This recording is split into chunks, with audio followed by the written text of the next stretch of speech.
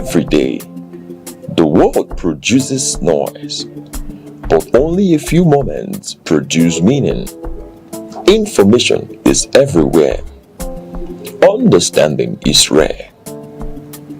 Because facts alone do not enlighten, context does, analysis does, perspective does. Welcome to Aneke TV, where news is not merely reported, it is examined. Where conversations are not merely held, they are elevated.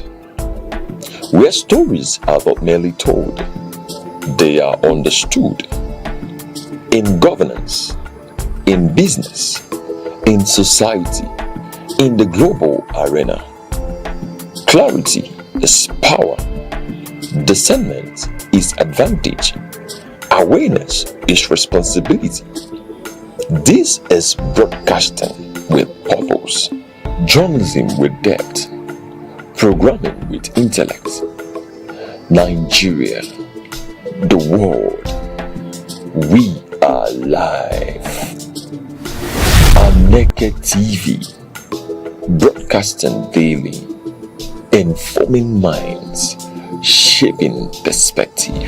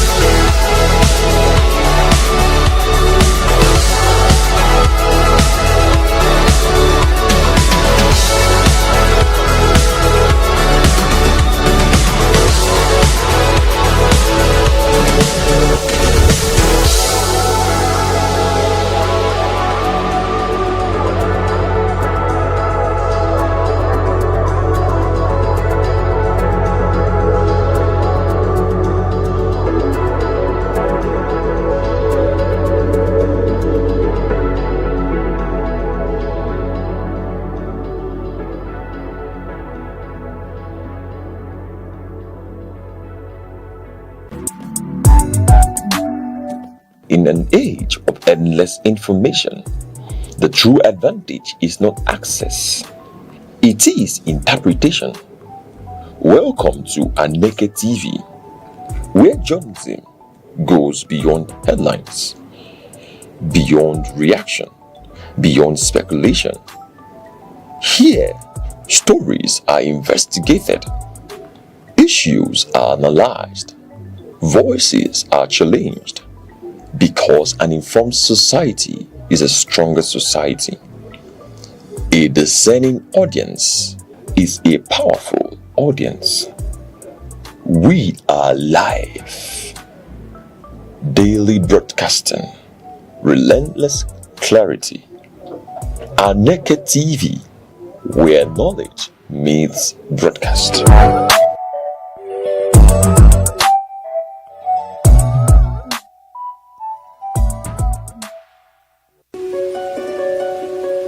In a world that never stands still, where stories break in seconds and moments shape history, one station keeps you connected to your nation, to the continent, to the world. From breaking news to powerful stories, from business and politics to culture, lifestyle and entertainment, we inform, we inspire, we keep you ahead. This is more than television. This is your window to everywhere that matters. Aneke TV. Move with the world.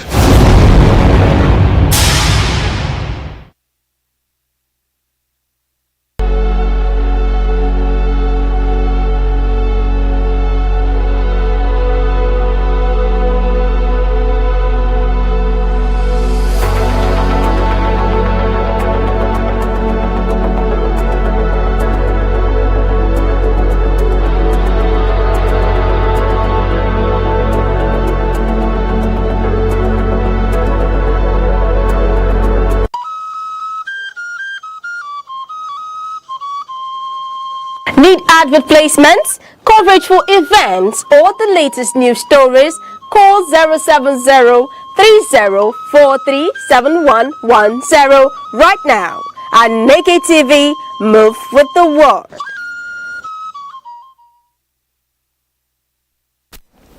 Many thanks for joining us. We begin the final week of March under a shadow of global market correction. Yes, as the Dow and the Nasdaq retreat into double-digit dips and the Strait of Hormuz remains a flashpoint for global energy, Brent crude is eyeing the $120 mark this morning. But for Nigeria, the story is a price-volume paradox. Yes, a price-volume paradox for Nigeria.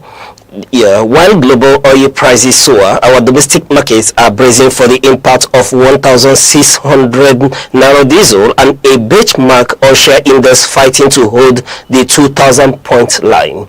In this, a temporary shock or a new dynamic baseline, we are tracking the numbers, the naira, the impact on your pocket. This is the business desk on Aneke TV. I'm Uche Osai.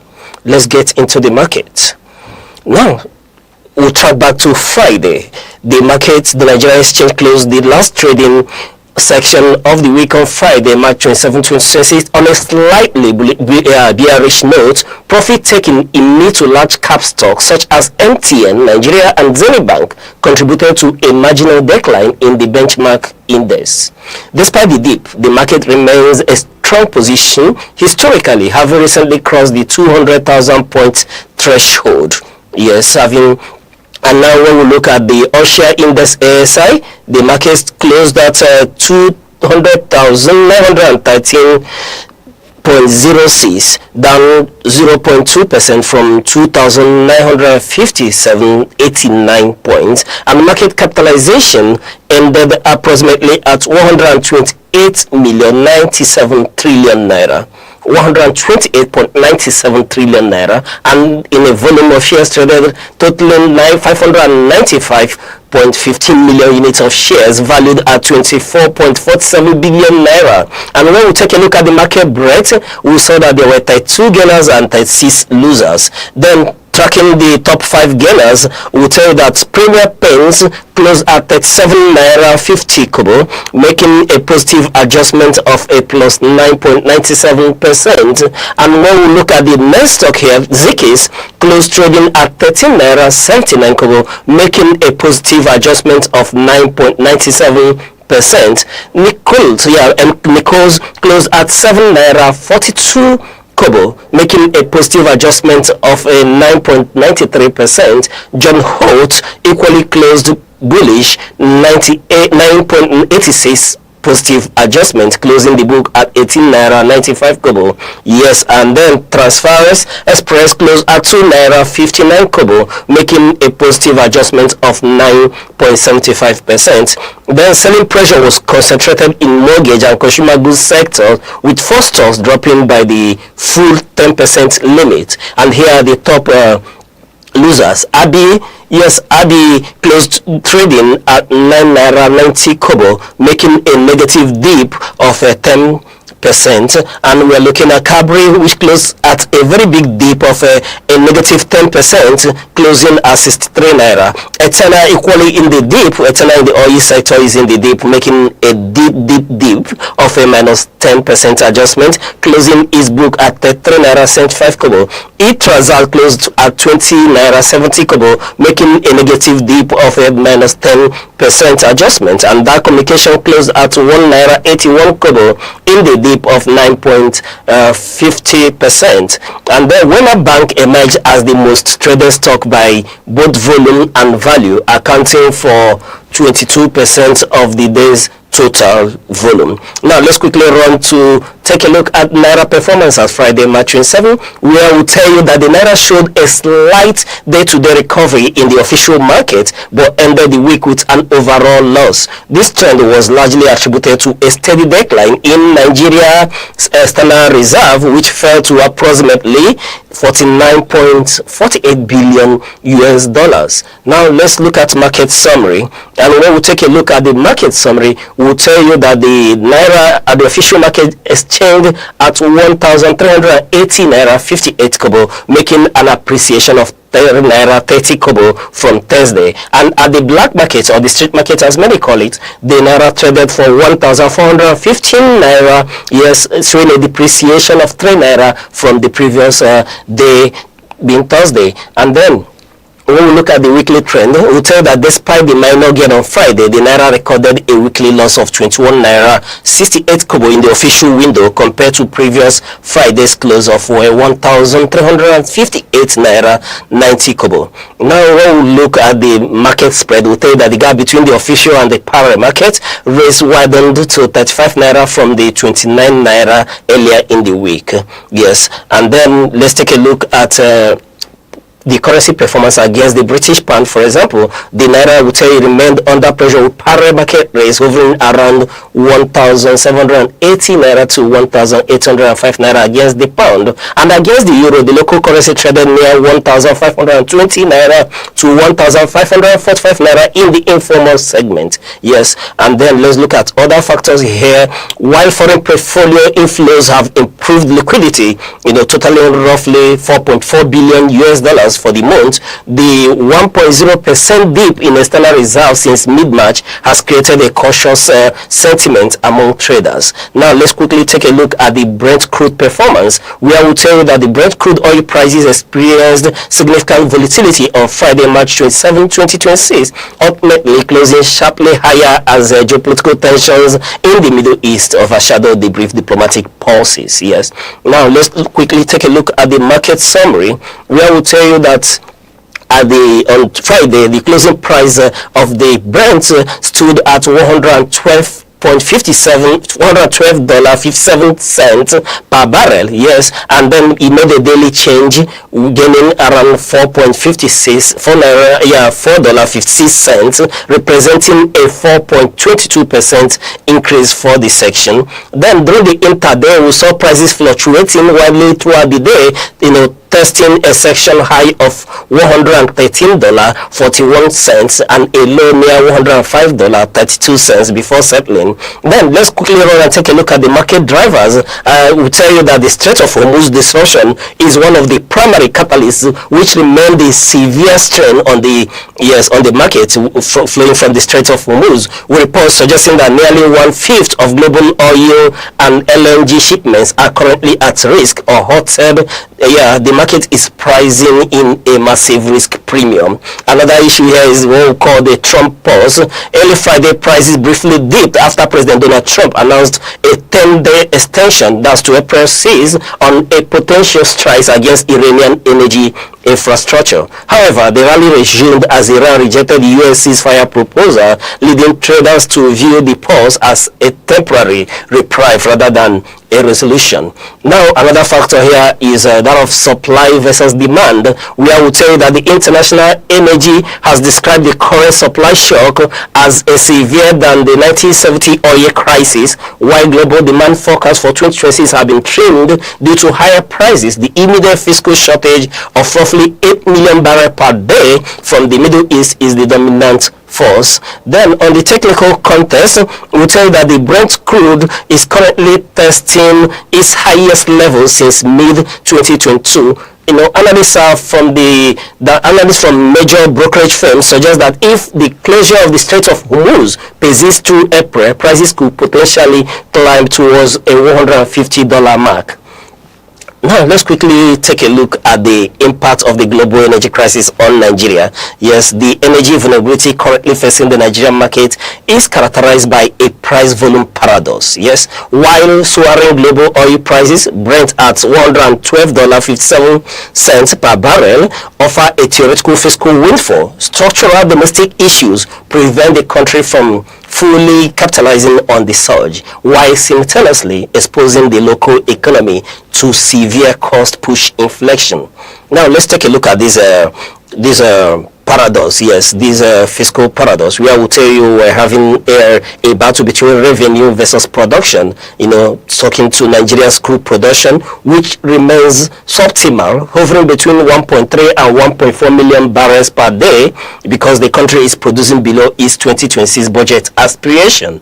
It is capturing the price premium but missing out on the massive volume gains that typically boost our foreign reserves and stabilize the naira. And then let's take a look at the budget surplus, where I will tell you that the Brent trading significantly above the $64.85 budget benchmark. The gross price premium is estimated at roughly $55.5 million US dollar per day. However, much of the refinery linked obligation and the high cost of importing refined petroleum products. Now, another impact on the real sector, that's manufacturing and small medium enterprises, where manufacturing sector is currently the hardest hit due to its heavy reliance on diesel, yes, automotive gas oil and gas for power. Now look at surging costs. We'll take a look at the surging operating cost. Following the closure of the Strait of Hormuz, diesel prices in Nigeria have jumped 65%, rising from 970 naira to approximately 1,600 naira per liter. And then we look at global shipping costs, and extended transit times have made raw material procurement prohibitively expensive. Yes, experts warn that these soaring costs would wipe out manufacturing margins, threatening the sector to 3.1% growth target for 2026. Then looking at business sustainability, the Center for the Promotion of Private Enterprise has noted that SMEs are increasingly vulnerable, with many forced to either scale down operation or pass costs to consumers, further weakening purchasing power. Now let's take a look at inflationary pressure. Yes, inflationary pressure and consumer impact. Yes, we tell Nigeria had seen 11 consecutive months of declining inflation, down to 15.0 6% in February 2026. Analysts now fear that this trend will reverse as higher energy, logistics, and transport costs transmit rapidly into prices of food and general commodities. And then taking a look at logistics. Yes, logistics and haulage, which is having another serious hit going to this impact on Nigerian sector. Yes, we'll tell you that the logistic and haulage expenses have grown in tandem with fuel prices, creating a ripple effect that directly increases the cost of living for the average Nigerian. Now, while at the stock market sentiment, we see sectorial divergence. Yes, the energy vulnerability has created a split in the Nigerian exchange, while oil and gas, yes, equities have seen renewed buying interest and bullish momentum due to higher global prices. Industrial goods and consumer goods sectors are under pressure due to the anticipated squeeze on corporate earnings. Then investors' caution is another factor here, where market participation saw a significant drop last week, down to 3.95 billion shares from 88.76 billion shares, as investors weigh the benefit of higher oil revenue against the systemic risk of energy energy-driven inflection. Yes, and then we'll quickly take a look at the international market as at Friday, where we'll tell you that the international market faced a sharp sell-off, marking the 5th consecutive losing week for major U.S. indices as geopolitical tension in the Middle East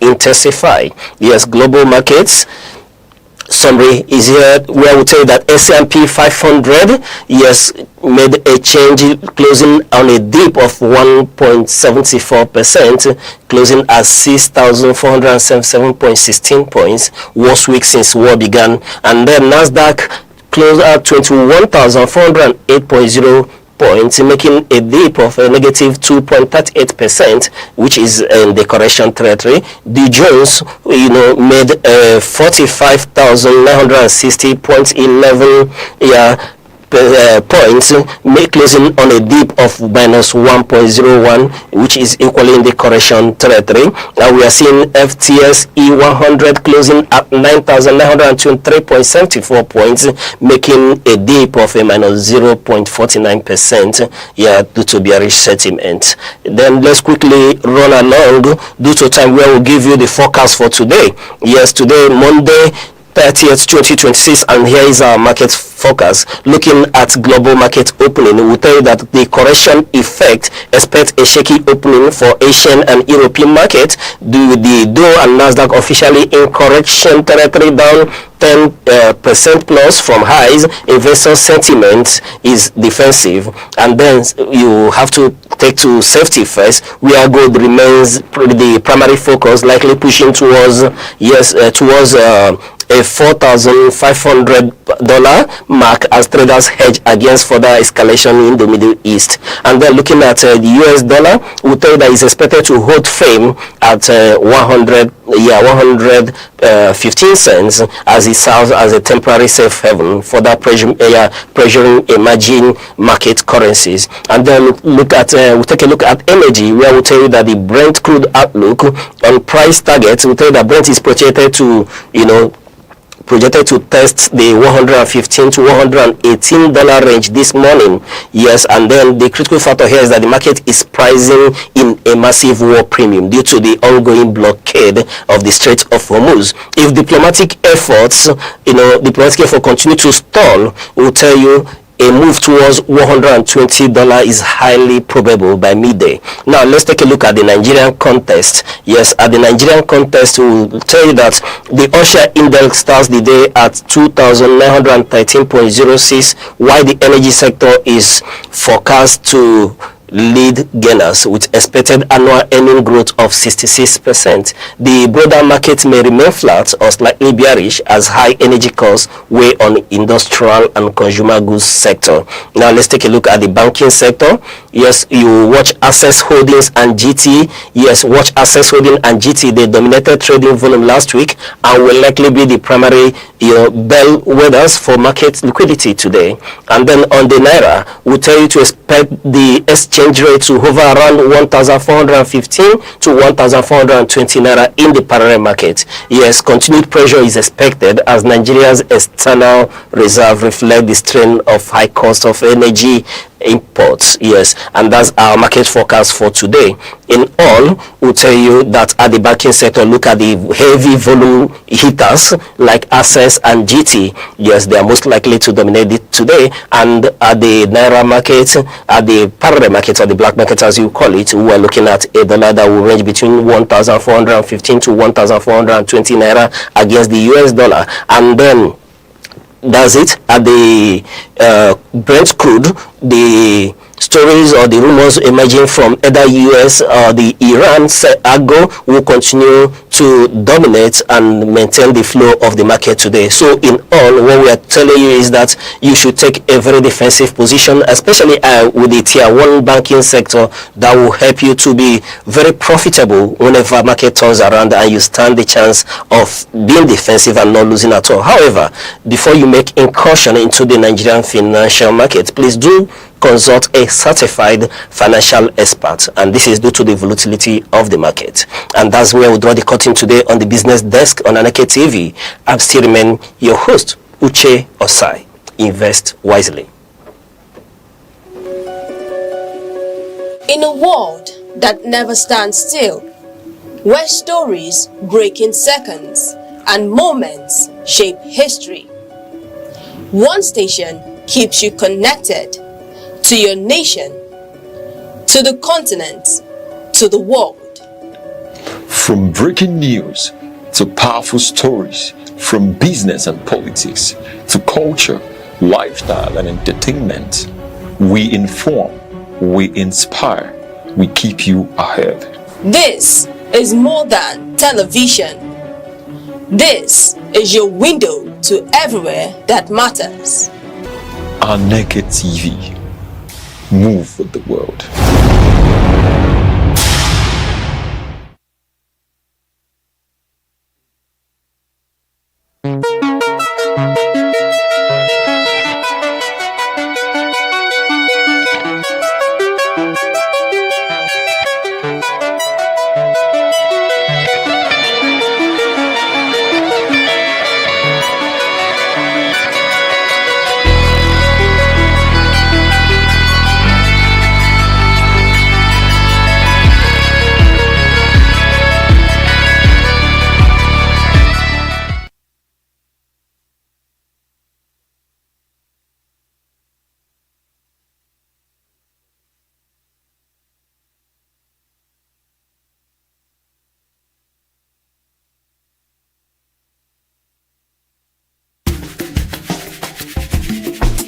Every day, the world produces noise, but only a few moments produce meaning. Information is everywhere. Understanding is rare. Because facts alone do not enlighten, context does. Analysis does. Perspective does. Welcome to Aneke TV, where news is not merely reported, it is examined. Where conversations are not merely held, they are elevated. Where stories are not merely told, they are understood. In governance, in business, in society, in the global arena, clarity is power. Discernment is advantage. Awareness is responsibility. This is broadcasting with purpose, journalism with depth, programming with intellect. Nigeria, the world, we are live. Aneke TV, broadcasting daily, informing minds, shaping perspective.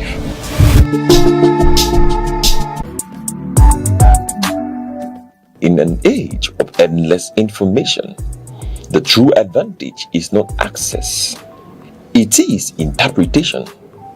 Welcome to Aneke TV, where journalism goes beyond headlines, beyond reaction, beyond speculation. Here, stories are investigated, issues are analyzed, voices are challenged, because an informed society is a stronger society. A discerning audience is a powerful audience. We are live, daily broadcasting, relentless clarity. Aneke TV, where knowledge meets broadcast.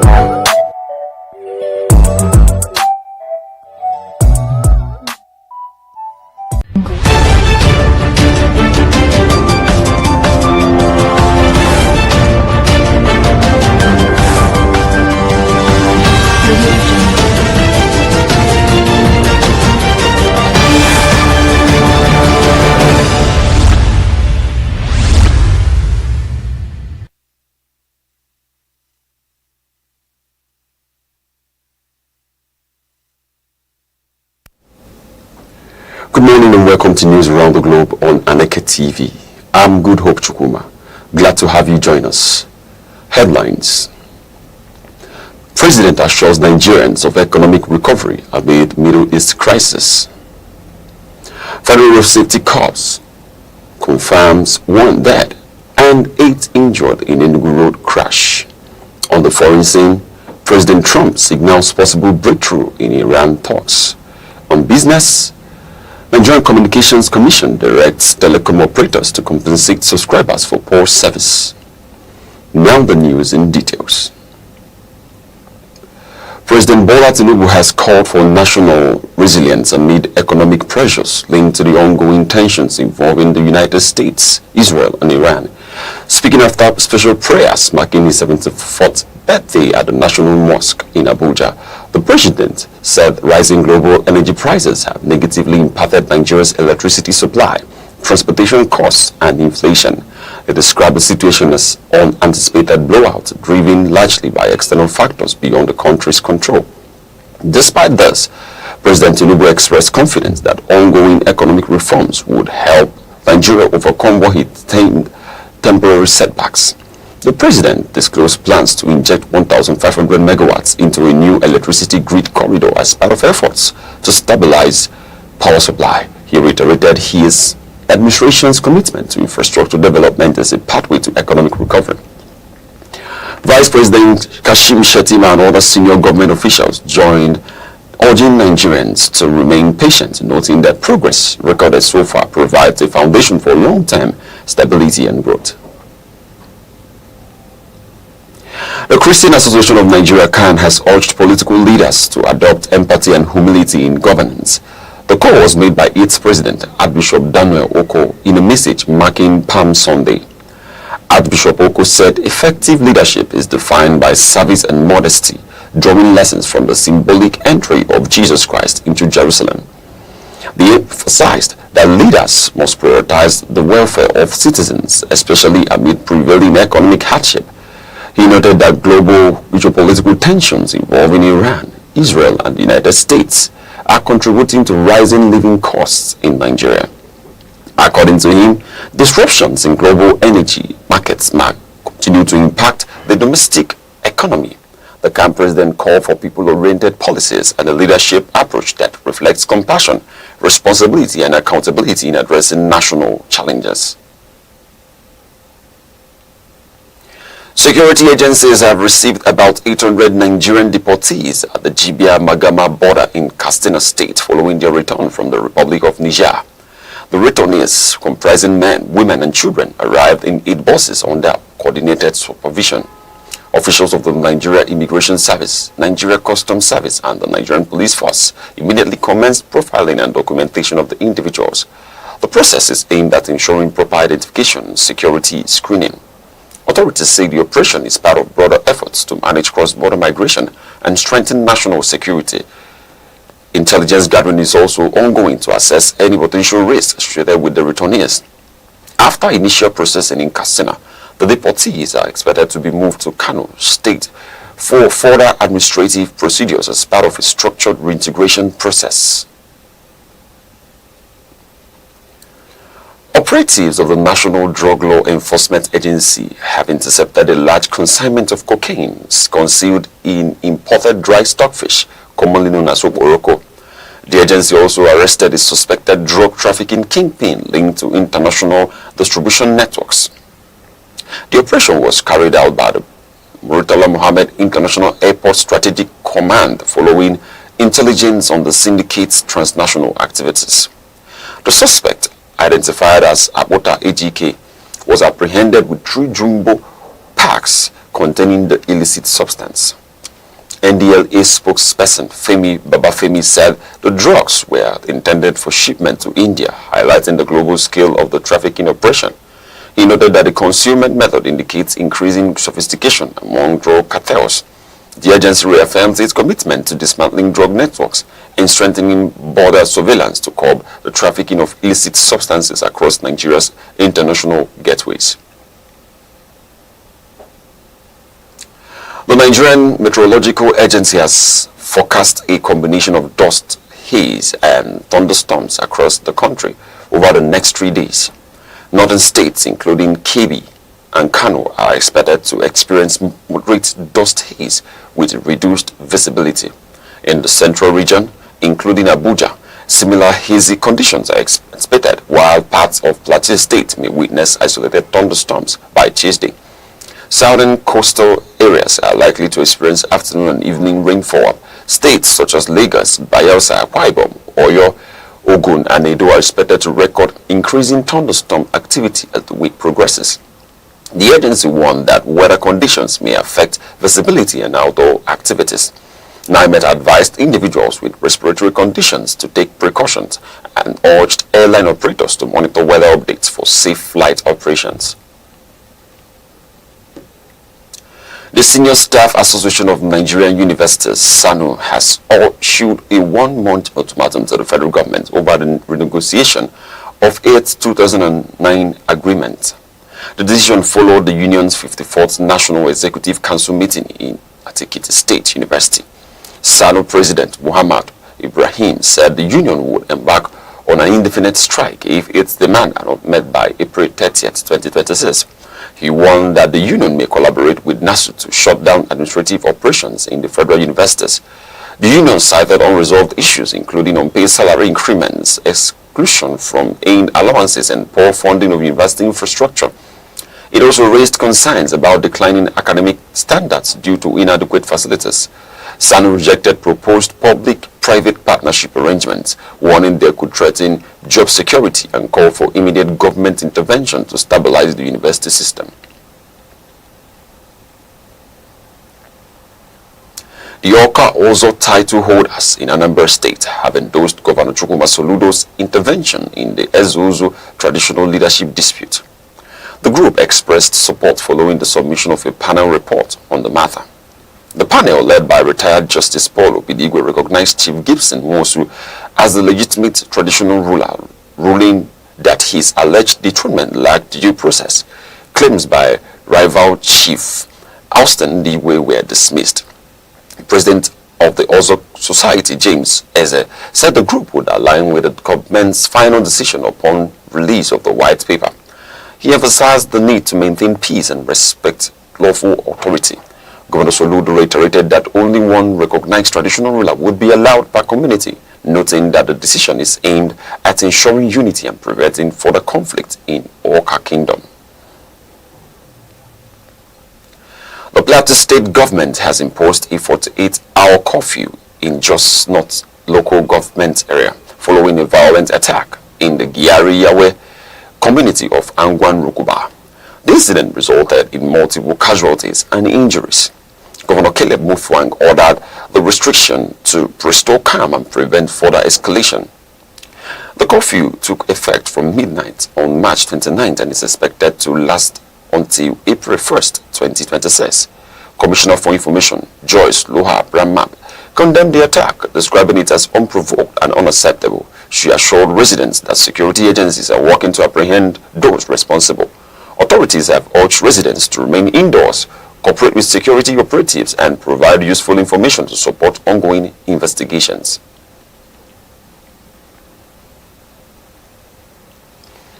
The federal government has directed the implementation of a one-stop joint interest screening system at Nigerian airports to enhance security operations. The directive was issued by the Office of the National Security Advisor. Acting Regional Manager, North Central, Federal Airports Authority of Nigeria, Amadu Danjuma, said the system would integrate multiple security checks into a single coordinated process. He explained that the approach would involve joint screening by immigration, customs, and other security agencies, thereby improving efficiency and eliminating duplication. The initiative is also aimed at preventing unauthorized access to airport facilities and strengthening surveillance against criminal activities. The Federal Road Safety Corps, FRSC, has confirmed 1 fatality and 8 injuries in a multiple vehicle crash along the Ugwu-Onyama axis of the Enugu-Onitsha Expressway.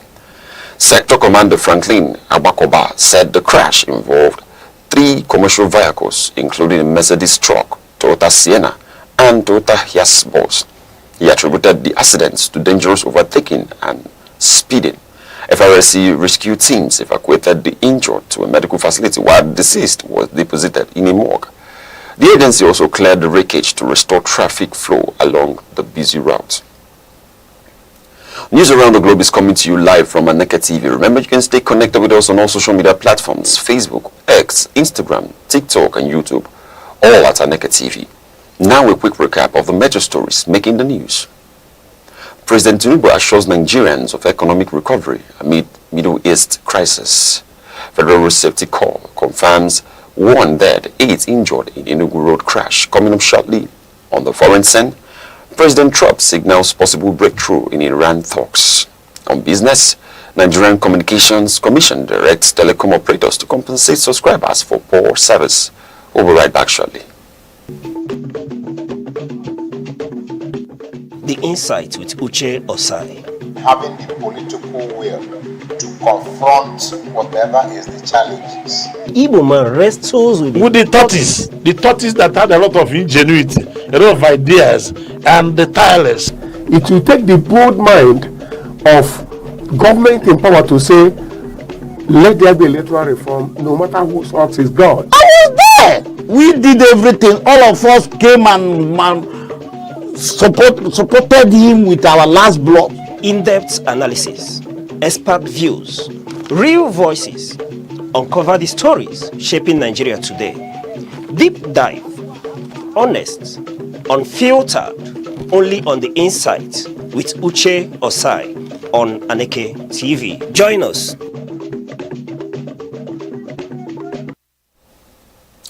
Welcome back. President Donald Trump has expressed optimism about a possible diplomatic breakthrough with Iran, describing the country's new leadership as very reasonable. He made the remarks about Air Force One following weeks of heightened tensions in the Middle East. President Donald Trump indicated that negotiations with Tehran remain a viable option, even as the United States continued to reinforce its military presence in the region. The Pentagon has reportedly deployed additional troops amid ongoing hostilities. The conflict has seen significant escalation, including targeted Israeli airstrikes on Iranian ballistic missile facilities and the reported assassination of Iran's former supreme leader. These developments have intensified global concerns over regional stability. Meanwhile, diplomatic efforts are underway, with Pakistan engaging regional stakeholders to facilitate dialogue. Iranian officials, however, maintain a firm stance against external pressure, warning against any attempt to undermine the country's sovereignty. A drone attack linked to Ukrainian forces has struck the Russian port city of Tangarog, leaving 1 person dead and 8 others injured. The incident caused extensive damage to residential buildings and key infrastructure. Authorities confirmed that falling debris from intercepted drones ignited multiple fires, prompting emergency services to respond to dozens of distress calls overnight. Several industrial and social facilities were also affected. Rostov Regional Governor Yuri Sluvia said residents in the worst-hit areas were evacuated as precaution. Air defense systems remain active as security forces continue to monitor the situation. Taganrog, located along the Sea of Azov near the Ukrainian border, has increasingly become a strategic target in the ongoing conflict. Officials say assessments are ongoing to determine the full scale of destruction. Chairwoman of Taiwan's Kuomintang Party, Cheng Li-wen, is set to visit mainland China following an invitation from President Xi Jinping. The trip is scheduled to take place from April 7th to April 12th. The visit will include stops in Beijing, Shanghai, and Jiangsu, and is expected to focus on promoting dialogue and strengthening cross-strait relations. The development comes amid heightened geopolitical tensions in the region. The Kuomintang Party said the visit aims to encourage peaceful engagement, contrasting with the current strained relations between Beijing and Taiwan's government under the President Lai Ching-te. Analysts say the trip could influence regional diplomacy, particularly as global tensions continue to reshape international alliances and security considerations in the Asia-Pacific. Israel's parliament, the Knesset, has approved the country's 2026 state budget, securing political stability for Prime Minister Benjamin Netanyahu's coalition government. The 799 billion shekel budget includes a significant increase in defense spending, with an additional allocation to support ongoing military operations involving Iran and Hezbollah. The approval adds an automatic trigger for early elections, which could have followed if the budget failed to pass within the constitutional time frame. Economic analysts warn that increased military expenditure may widen the fiscal deficit and place additional pressure on inflation, even as the government prioritizes national security. The Nigerian Communications Commission has directed telecommunications operators to compensate subscribers for poor service delivery. The directive mandates airtime credits for customers affected by network disruptions. Head of Public Affairs at the Commission, Nenu Koha, said the policy is designed to protect consumers and enforce service quality standards across the industry. The compensation framework will be based on individual subscriber usage, ensuring that affected customers receive professional value for service failures. The NCC stated that the measure will hold operators accountable and encourage improved network performance nationwide. The federal government has intensified efforts to expand electricity access, targeting 5.2 million additional connections by June 2026. The initiative is supported by a $750 million World Bank-backed program. The project, implemented under the Distribution Access Through Renewable Energy Scale-Up Framework, focuses on solar hybrid mini-grids and standalone systems. Officials report that over 3.6 million Nigerians have already been connected as of March 2026, exceeding initial projections. Despite the progress, stakeholders have highlighted potential risks, including macroeconomic challenges and governance concerns which may affect long-term sustainability. Governor Alex Soti of Abia State has inaugurated a new beverage manufacturing plant by Ultimum Limited in Aba, describing it as a sign of renewed investor confidence in the state.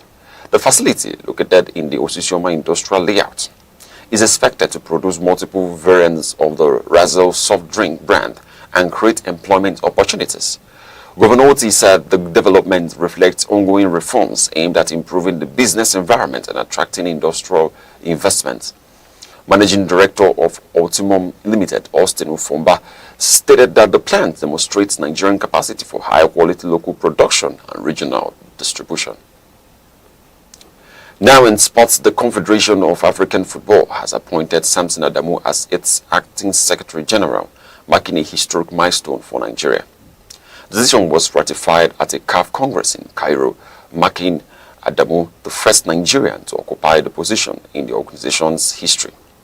He succeeds Veru Mosengo Omba, who stepped down from the role with CAF leadership, indicating a transition in administrative responsibilities. Adamu is expected to focus on strengthening governance structures and restoring confidence in the organization during a critical period for African football. President of the Confederation of African Football, Patrice Motsepe, has announced plans to expand the African Cup of Nations tournament from 24 to 28 teams. The expansion is aimed at increasing participation and showcasing more football talents across the continent. It follows a previous format change introduced in 2019. CAF also confirmed that the tournament will transition to a 4-year cycle after the 2028 edition, aligning it with global football schedules. In addition, a new Nations League competition is set to launch in 2029, featuring 16 teams and designed to enhance consistency in African football fixtures. Now in entertainment, Nollywood actress Toyin Adewale has dismissed reports of a fire incident involving her son, Mayokun, describing the claims as false and misleading. She clarified that no such incident occurred at the singer's Lagos residence and confirmed that all members of the family are safe. The actress expressed concern over the spread of unverified information, noting that the report caused unnecessary panic among fans and associates. She called on media platforms to uphold professional standards by verifying information before publication, emphasizing the importance of responsible journalism. And finally, before we go on news around the globe, a recap of our top stories. President Bola Tinubu has assured Nigerians of his administration's commitment to economic recovery despite mounting global pressures linked to ongoing tensions in the Middle East involving the United States, Israel, and Iran. The president, speaking after special prayers marking his 74th birthday at the National Mosque in Abuja, said the conflict has triggered a surge in the global energy prices with direct consequences on electricity supply, transportation costs, and inflation in Nigeria. The Federal Road Safety Corps, FRSC, has confirmed a fatal multiple vehicle crash along the Ugwuonyama axis of the Enugu-Onitsha Expressway, which claimed 1 life and left 8 others injured. According to the FRSC Sector Commander in Enugu State, Corps Commander Franklin Abakoba, the accident involved a Mercedes truck, a Toyota Sienna, and a Toyota Hiace bus. On the international scene, President Donald Trump of the United States has signaled the possibility of a diplomatic breakthrough with Iran, describing the country's new leadership as very reasonable, amid escalating tensions in the Middle East. Speaking aboard Air Force One, President Trump indicated that negotiations with Tehran remain possible despite continued military deployments by the United States in the region. In the business sector, the Nigerian Communications Commission, NCC, has directed telecommunications operators across the country to compensate subscribers for poor quality of service. The directive, announced by the Commission's Head of Public Affairs, Ms. Aneke Ukoha, requires mobile network providers to issue airtime credits to customers affected by persistent service disruptions in line with established quality standards. That's news around the globe on Aneke TV. For more news and live updates, follow us across all social media platforms: Facebook, X, Instagram, TikTok, and YouTube, all at Aneke TV. I'm Good Hope Chukuma, thanking you for watching. Enjoy the rest of your day.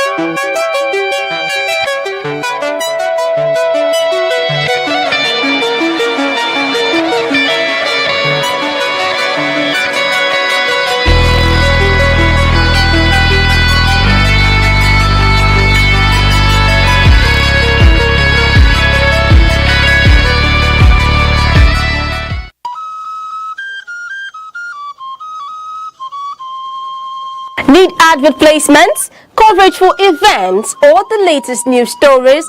Call 070-3043-7110 right now. Aneke TV, move with the world. My name is Dr. Emmanuel Ihechi Asonye. I am the CEO of Omenka App LLC. I created Omenka App for the preservation of Igbo language and culture. Omenka App was established in New Mexico, and it is headquartered in Albuquerque, but currently we are also being registered in Nigeria. We have a website. We are also on social media, because my app is primarily for the Igbo community. In 2006, something significant happened among the Igbo community. UNESCO predicted that Igbo language was going to go into extinction, and that was because Igbo people are one of the most traveled people in the whole world. So the more children are born outside of Igbo land, the more they get disconnected. The app is on iOS, it's also on Android. Access the website and download the app from there. And over 2,000 people are using the app right now. But there's an app that will teach you about Igbo culture, Igbo people. We have Igbo poems, we have riddles and jokes, we have Igbo proverbs, then we have the word section where you are going to search Igbo words. Whatever word that you can find in English, you want to make sure it is found in the app in Igbo language. And I encourage everybody from their communities, you can do what we're doing in Omenka app with your own language and with your own culture.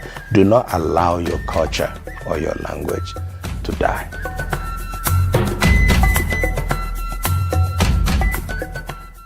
In a nation defined by diversity and potential, the question remains, what kind of leadership will guide Nigeria into the future? Across government, business, media and civil society, one principle has emerged as non-negotiable ethical leadership.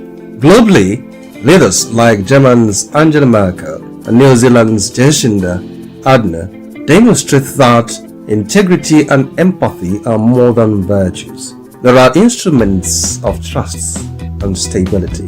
Merkel's pragmatic management of economic crisis and Ardern's compassionate yet decisive responses to national emergencies highlight the value of principled governance. Nigeria's lesson is clear. Citizens, fellow leaders who are consistent, transparent and accountable. In the private sector, ethical leadership drives success.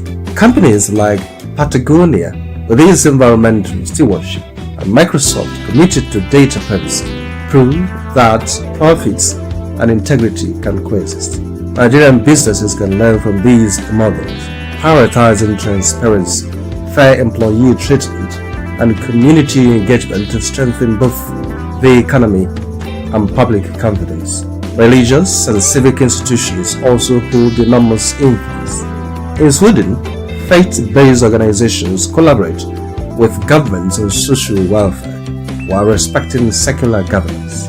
In Nigeria, religious leaders can guide communities through ethical engagement, promoting peace, civic responsibility, and financial transparency. The media serves as the nation's ethical compass.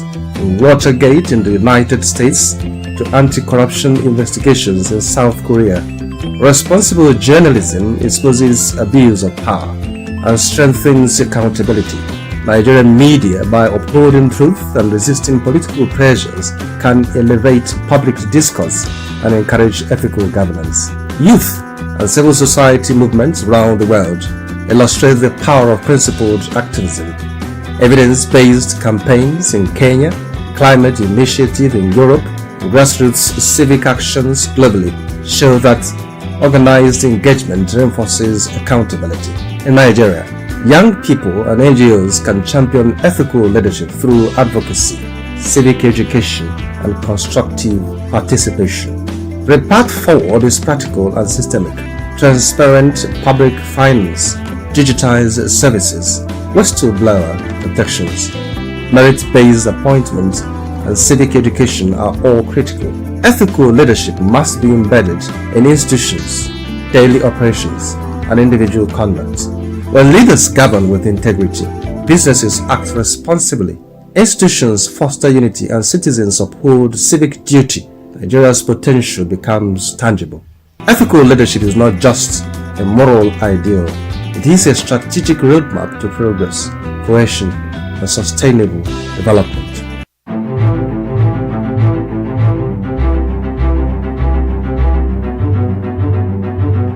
Morning headlines before you step out. Midday updates while you work. Evening analysis when the day winds down. Wherever life takes you, Aneke TV keeps you informed, connected, and ahead. Aneke TV. Move with the world. Nigeria finds itself at a pivotal moment. A nation of nearly 220 million people, rich in human potential, natural resources, and cultural diversity. Nigeria is simultaneously confronted with an array of security challenges that have deep historical roots and contemporary complexity. From the harsh insurgency that has persisted in the northeast for over a decade to the sprawling banditry networks across the northwest, from recurrent heather-farmer clashes in the Middle Belt to rampant kidnap for ransom syndicates and urban criminality, insecurity today manifests not as isolated events, but as an interlinked ecosystem of violence and instability.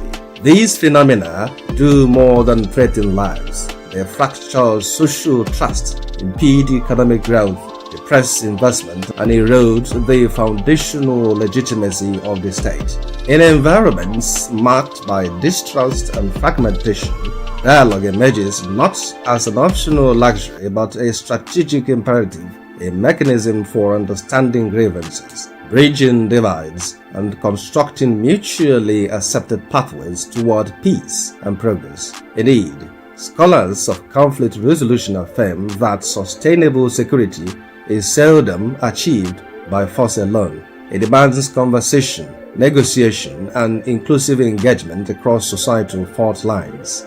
Nigeria's own post-conflict history offers instructive precedent. Following the devastating civil war of the late 1960s, the approach known as "no victor, no vanquished" was more than a slogan. It was a commitment to national reconciliation. Government leaders, community representatives, and civil society actors engaged in dialogue that helped diffuse lingering bitterness and chart a course toward reintegration and rebuilding. Similarly, global practice reinforces the centrality of dialogue.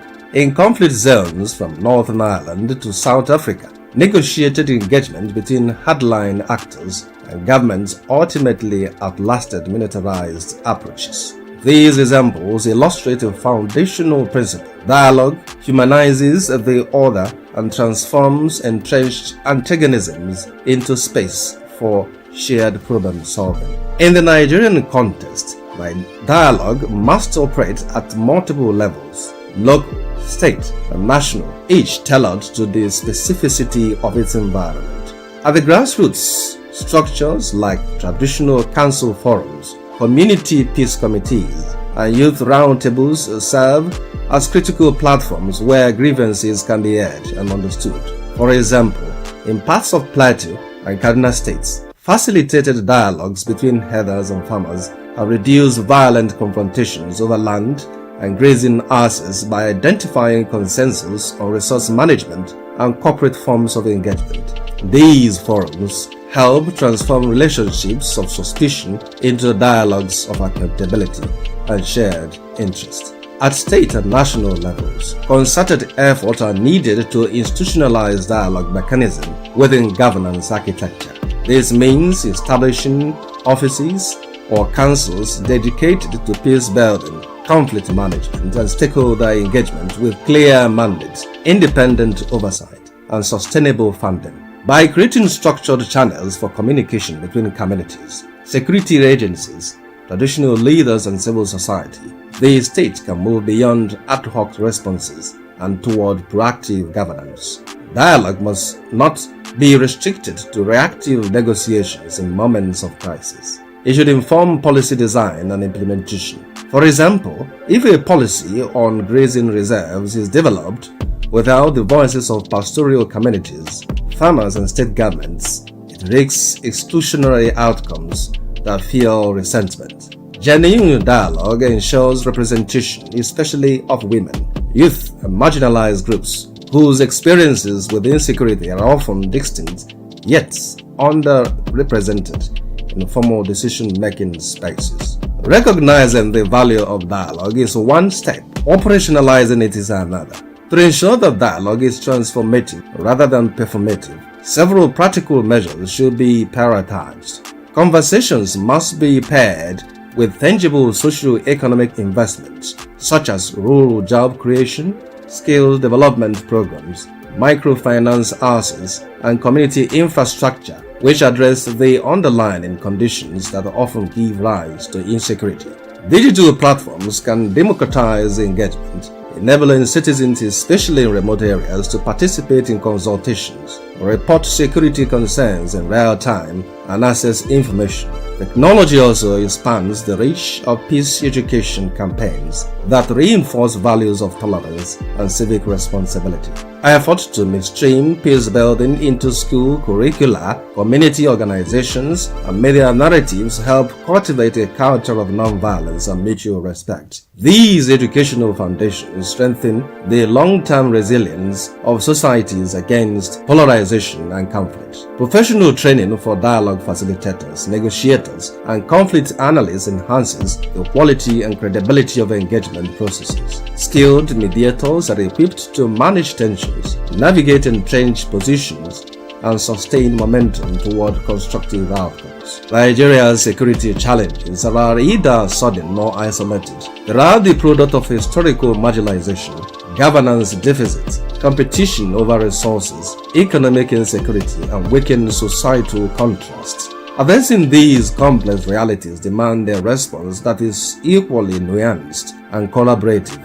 Dialogue offers a means of confronting not just the symptoms of insecurity, but these root causes. As the nation contends with these present trials, the urgency of inclusive conversation cannot be overstated. In bridging divides, building trust, and co-creating solutions, dialogue becomes not only a pathway from violence to peace, but a foundation for progress. A secure, peaceful, and prosperous Nigeria is not a distant aspiration. It is a collective project achieved through the persistent work of engagement, understanding, and shared purpose.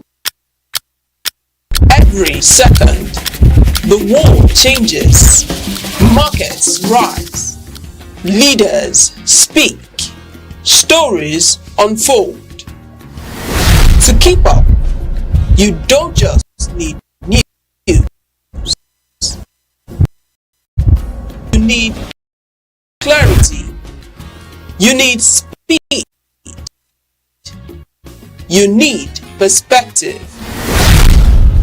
That's why Aneke TV brings you the global pulse. Accurate, reliable, right when it matters most. Aneke TV. Move with the world.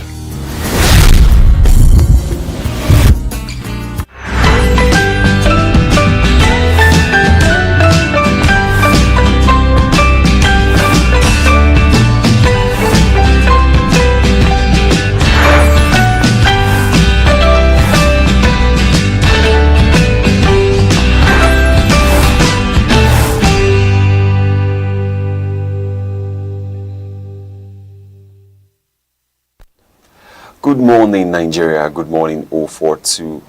Pleasant greetings to everyone watching. You are tuning to Sunrise on Aneke TV, where every sunrise begins with delightfulness, love, and purpose. Bringing you that daily dose of brightness and joy. I'm Good Hope Chukuma, coming to you live from our studio here in vibrant Enugu. And good morning to you, our global audience. I'm Uche Osai. They say that tomorrow belongs to those who prepare for it today. Well, the sun is up, the coffee is hot, and we're here to make sure you don't just witness this day, you own it. Thank you for letting us into your space. We're here to refresh, inform, and motivate. It's Monday, 30th day of March 2026, so it's another new and wonderful edition of Sunrise. It's a power-packed morning with the latest news, weather, business, stock update, hot topics, and that Sunrise Spark to help you own the day. So, relax. Grab that cup of coffee or tea. Enjoy the ride, because the sunrise is here. Coming up shortly, we kick things off with our quote of the day, something thoughtful to shift your perspective and help you stay well-driven or focused. Then, it's straight into the day's top headlines. All the key news updates that you need to remain informed will be shared, hot, thirsty, and of course, debated. We'll also give you a full weather forecast for cities across the southeast and beyond, so you know what to expect before stepping out. And let's wrap things up by bringing you the business update and sports wrap through the sports oracle himself, the man of many parts, the mental mechanic. All right, we go over to our inspiration segment for today, which says the price of apathy towards public affairs is to be ruled by evil men.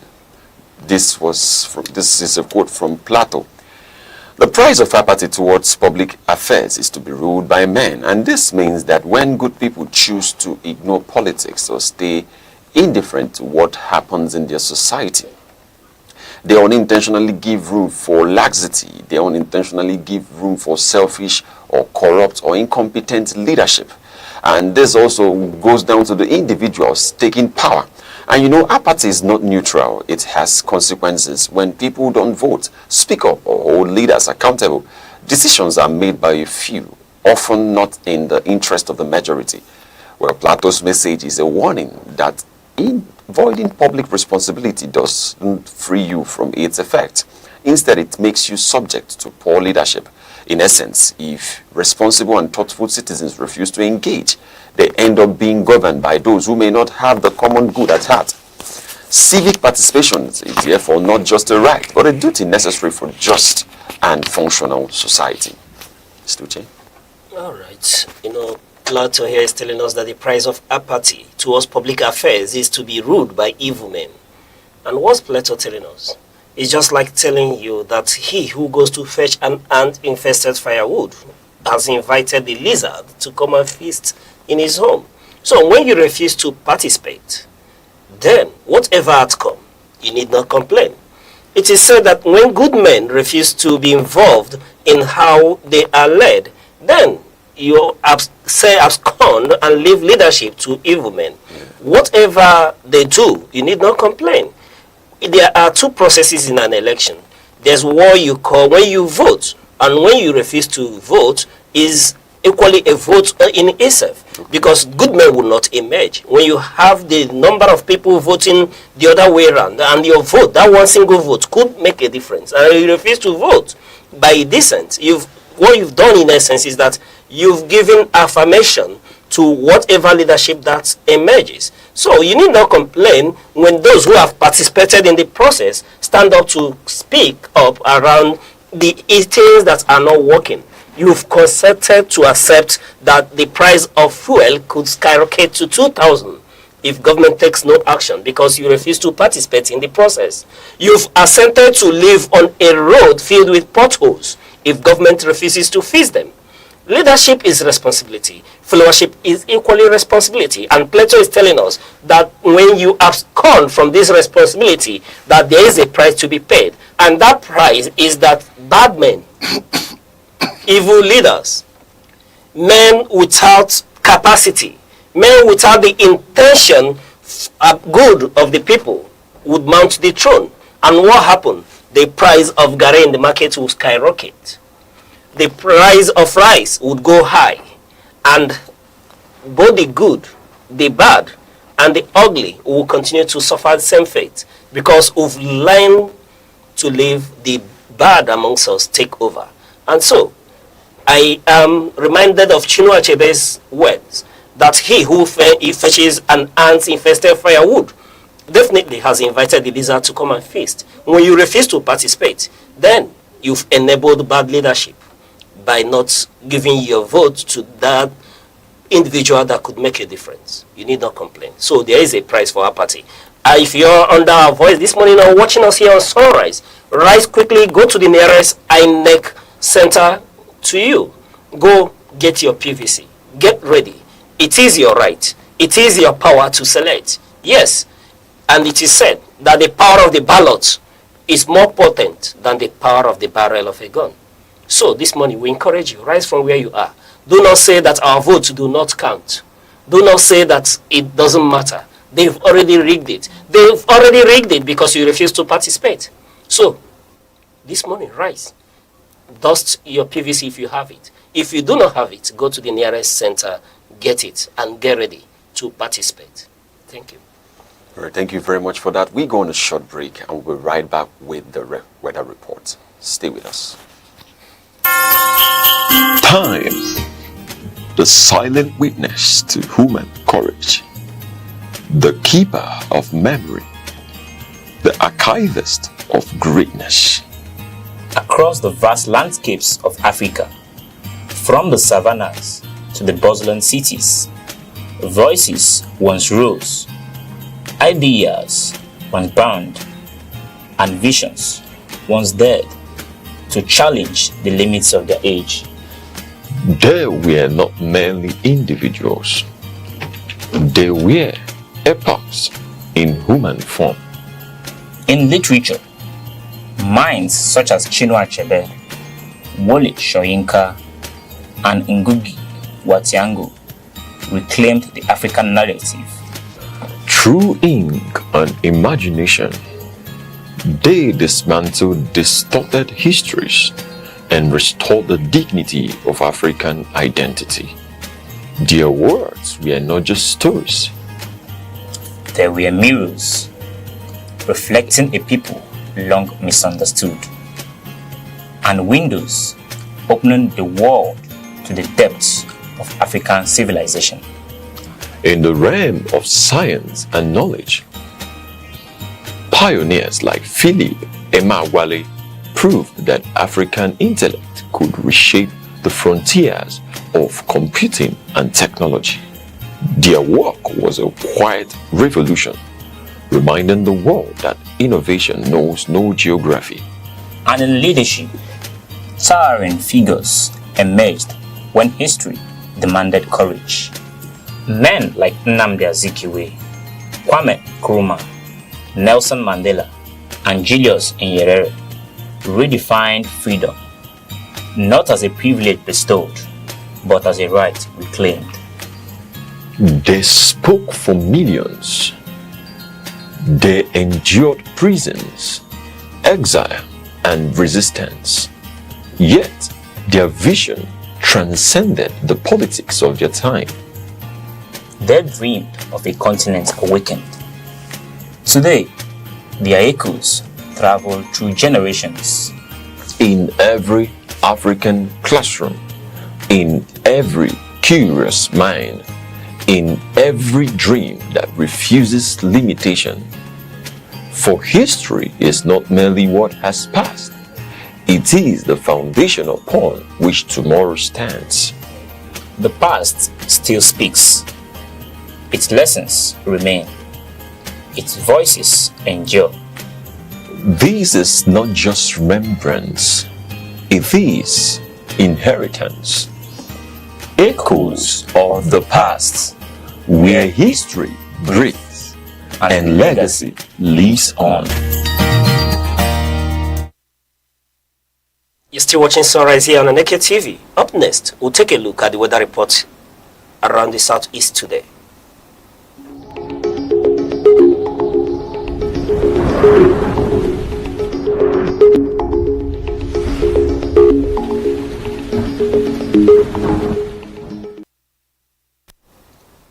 Good morning, Oka, Anambra State.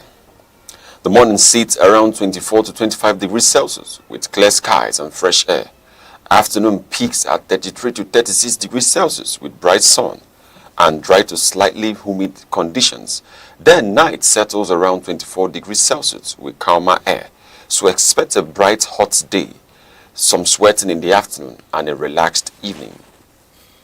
Welcome to the cold city and good morning, Enugu. Morning temperature stays around 24 to 25 degrees Celsius with a mild and pleasant feel. Afternoon rises to 34 to 35 degrees Celsius with a mix of sunshine and light clouds. Then night drops to about 23 to 24 degrees Celsius with a slightly cooler breeze. So expect a balanced day with peak heat midday and more comfortable evening. Good morning, Abakaliki, the capital of Ebonyi State. The morning begins around 25 to 27 degrees Celsius, feeling already warm. Afternoon shoots up to 35 to 37 degrees Celsius with dry heat and a very strong sun. Then night cools slightly to about 25 to 26 degrees Celsius, but still feels warm. So expect intense heat, dry air, and a slow cool down after sunset. Good morning, Imo State, and welcome to Owerri. Morning starts to about 24 to 25 degrees Celsius with noticeable humidity. Afternoon reaches 33 to 35 degrees Celsius, but may feel hotter due to moisture in the air. Then night stays around 24 to 25 degrees Celsius with a soft, humid feel. So expect a sticky afternoon and a warm, calm night. Good morning, Omar here. The morning starts around 24 to 26 degrees Celsius with a calm, slightly humid feel and light breeze. The afternoon climbs to 34 to 36 degrees Celsius with strong sunshine and rising humidity, making it feel hotter. Then night drops gently to about 24 to 25 degrees Celsius with a mild breeze. So expect a smooth start, intense midday heat, and a warm but manageable night. So, wherever you are in Southeast today, stay safe, stay cool, dress light, but do keep an umbrella handy. And remember that either rain or shine, we've got you covered. And this is your weather report here on Sunrise at Aneke TV. We'll take a short break and we'll return with more updates. Stay with us.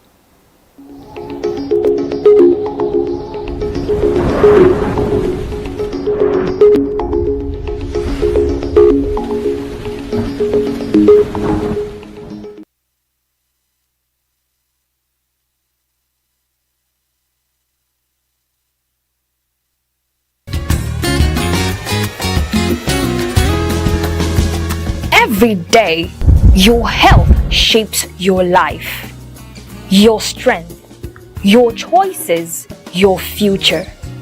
Because knowledge is the first step towards well-being. This is Health Matters, only on Aneke TV.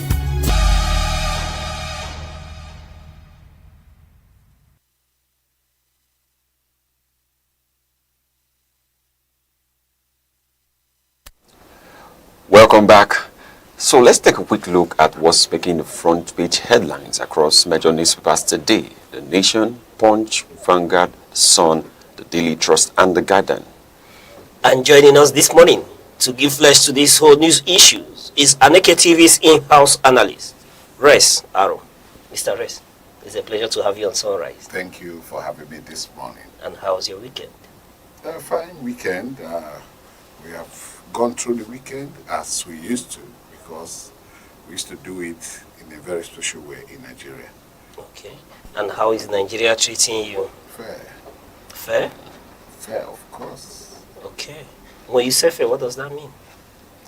Fair is fair. I do not know exactly how else I'm going to begin to define fair. Okay. But when you say fair, does it mean that the motherland is, let's say, from 0 to 50%? 50 well, to 100? I bought fuel at 1,400 naira to go for a burial during the weekend. That is fair. Okay. And of course... you slept with 24-hour non-interrupted power supply? No, that is exactly what I'm saying, that as we slept with a little power and the rest of the night was, filled with mosquitoes everywhere. So, and that was fair. All right. On that note, let me submit. Okay, so we go over to the newspapers and we have the Nation's headline which says, Tinubu, why my celebration is subdued. Then we go over to the Punch headline which says, PDP convention, Wike bloc installs new National Working Committee in Abuja. Now we go over to the Guardian headline which says, ADC settles for consensus as PDP scouts for presidential candidates. And we go over to the Vanguard headline which says, deadline tomorrow, 4.6 trillion naira banks recapitalization sparks sectoral battle for funds. Then we go over to the Daily Trust which says 2027, Kwankwaso Atiku Obi joins forces against Tinubu. And we go over to the Sun newspaper which says APC governors consolidate grip on party machinery. APC governor consolidate grip on party machinery. That's the Daily Sun. APC governors consolidate grip on party machinery. We're starting our analysis today with ADC, that's on The Guardian. ADC settles for consensus as PDP scout for presidential candidate. The Guardian headline, which says ADC settles for consensus as PDP scouts for presidential candidate. The African Democratic Congress is adopting a consensus approach to unify leadership ahead of elections, while the People's Democratic Party, PDP, is still searching for a presidential candidate. The construct shows different strategies as both parties prepare for the next political cycle. This is already what we saw last week, and just in time where a lot of parties are already, it's alleged that parties are already having consensus to pick their candidate, which weakens party democracy. Now, we are having ADC trying also to get into consensus, looking at the Obi and Kwankwasia movement. And looking at this, Peter Obi joined Rabiu Kwankwaso just in the other day at Kano to mark the Salah celebration. And that union already alerted Nigerians on possible coalition which can battle with the opposition party. Yes. All right. Mr. S, let me get you right into the fray. We are speaking to your ADC, the coalition party here, speaking to resulting to consensus. It is not out of place. It is not unconstitutional. It is not against the law. The electoral system provided that parties can take to any form of presentation of a candidate for the elections, especially that of election to option A4, direct primaries, or consensus. So if the party feels that it's going to be painstaking for them, because the new coalition is just a fresh party, kind of. What I'm saying is that a new vista has just been injected into the party. ADC has been there, but it is almost as good as not being there. But now that a vista has been injected, a new vista has been injected into the party, it's like it's coming up afresh. And coming up afresh, political party sponsorship in Nigeria has been a serious problem. Such, they are now thinking about how to begin to talk among themselves and have an agreement on consensus candidates. And it is not bad. We saw consensus even in PDP. PDP party primaries, they had consensus again, and so on and so forth. So we even saw consensus, part of consensus, even in APC during the convention they had just a few days back. So consensus is an integral part of democratic norms. So if they help themselves without having problems and say it should be this, I think that would be worthwhile. That would be worthwhile. But let's speak for democracy. How do you think this issue of consensus, though constitutionally now allowed through the Electoral Act 2026, what does that speak for democracy in Nigeria? Okay, when you talk about democracy, democracy is the government by the majority. Democracy is about more people agreeing on a particular condition. That is democracy. More people agreeing on a particular condition? Yes. This very condition they speak about. That's democracy. All right. And if the party agrees that a candidate will represent them, it is still democratic, provided there are no problems. It's only when you have disagreement that you now talk about going to the polls. So if there's an agreement by the majority of the people that this is exactly what they want to do, and the generality of the people or more number of the people agrees to that, and that is consensus. So it is not different from, it does not have anything against democracy. It does not impede on democracy. It does not have, in fact, it's an integral part of democracy since the greater number. And what is democracy? Government by the greatest number. That's the number of people agreeing that this is the way to go. That's all. And that is democracy for you. All right. Sometimes they will begin to, by long sentences, you say government of the people, by the people, and for the people. So then that's a long sentence. But it means a greater number.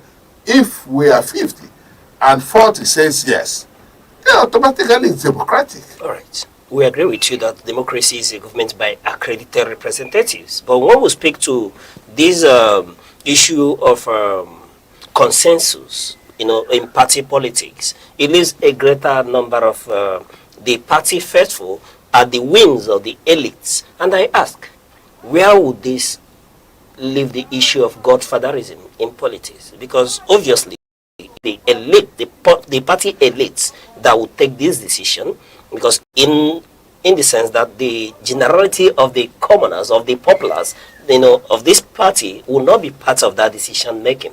It has to be a consensus amongst the elite, amongst the people who have the capacity to vie for position or speak on behalf of the party. When you say the people, you see, you talk about leadership. You talk about leadership, and you talk about followership. You see, all the members of a political party has leadership. And this leadership is what they follow. This is what they align themselves with. This is what they want to agree with. You see, for them to become members of the party in the first interest, they share the same interest as every other person in that party. What I'm talking about, the collective interest and aspiration of the members. And when you say followership, it means you have ceded your franchise. Followership, you have ceded your franchise to the leader. And if you are talking about the top echelon, members of the party, top echelon members of the party coming to have consensus, sometimes it does not even go that way. It begins to go from the wards. The consensus begins to go from the ward to the local government, from local government to the state, and finally to the national, depending on the level or whatever position that person is seeking for. So it's not about, in the world, the consensus for who will go for ward councillor, for instance, is done within the ward, at the ward level. The consensus for local government is done at the local government level, and that of the state is done within the state. It's only when you get to the national, and of course, when you get to the national, you would have had, agreements on where to go. And that agreement is, people are not isolated. States are not isolated. So states are carried, local governments and states, and of course even the wards, are carried along in the purpose of deciding where to go and who to go for them. All right. But before I get back to the issue of ADC in this matter, this issue of consensus, does it in any way, help to check monetization of delegates, the kind of money politics that dominate primaries? That is one of the best things about consensus. You see, I earlier said, sponsorship of political parties has a big problem. It has been a big problem in Nigeria. You find out that when you begin to have some, what they call those bourgeoisies, who will begin to fund party politics, then you stand to lose,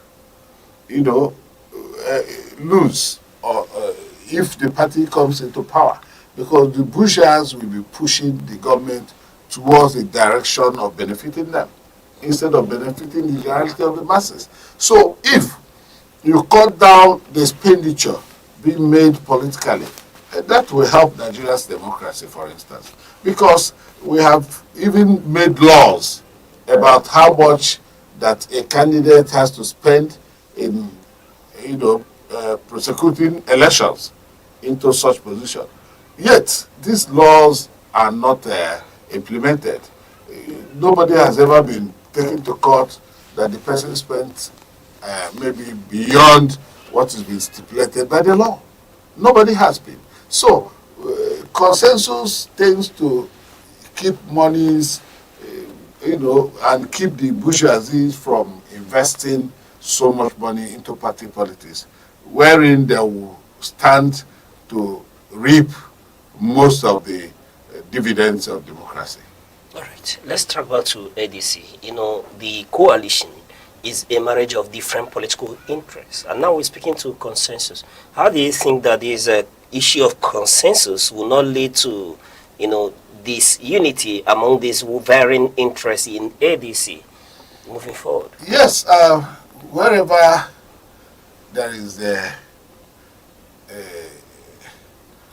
block of human persons with some collective interest, sometimes there must certainly be fractions amongst them. Sometimes you can never have a place where you have absolute. We are not in heaven. You don't have absolute peace. They are bound to be. But I want to tell you that what puts them together is their collective interest and aspiration. That is what brought them together. Of course, the individual interests of every member of a political party is still there. But that individual interest is subsumed by the collective aspiration of all the interests. So that is why they are together.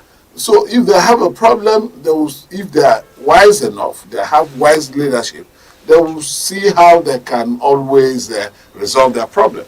That has always been the problem of most of these political parties in Nigeria. They've always had problems.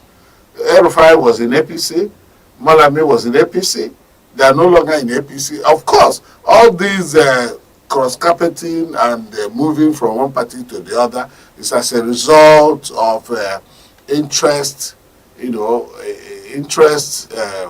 going away. Yes. That's the interest of persons not served.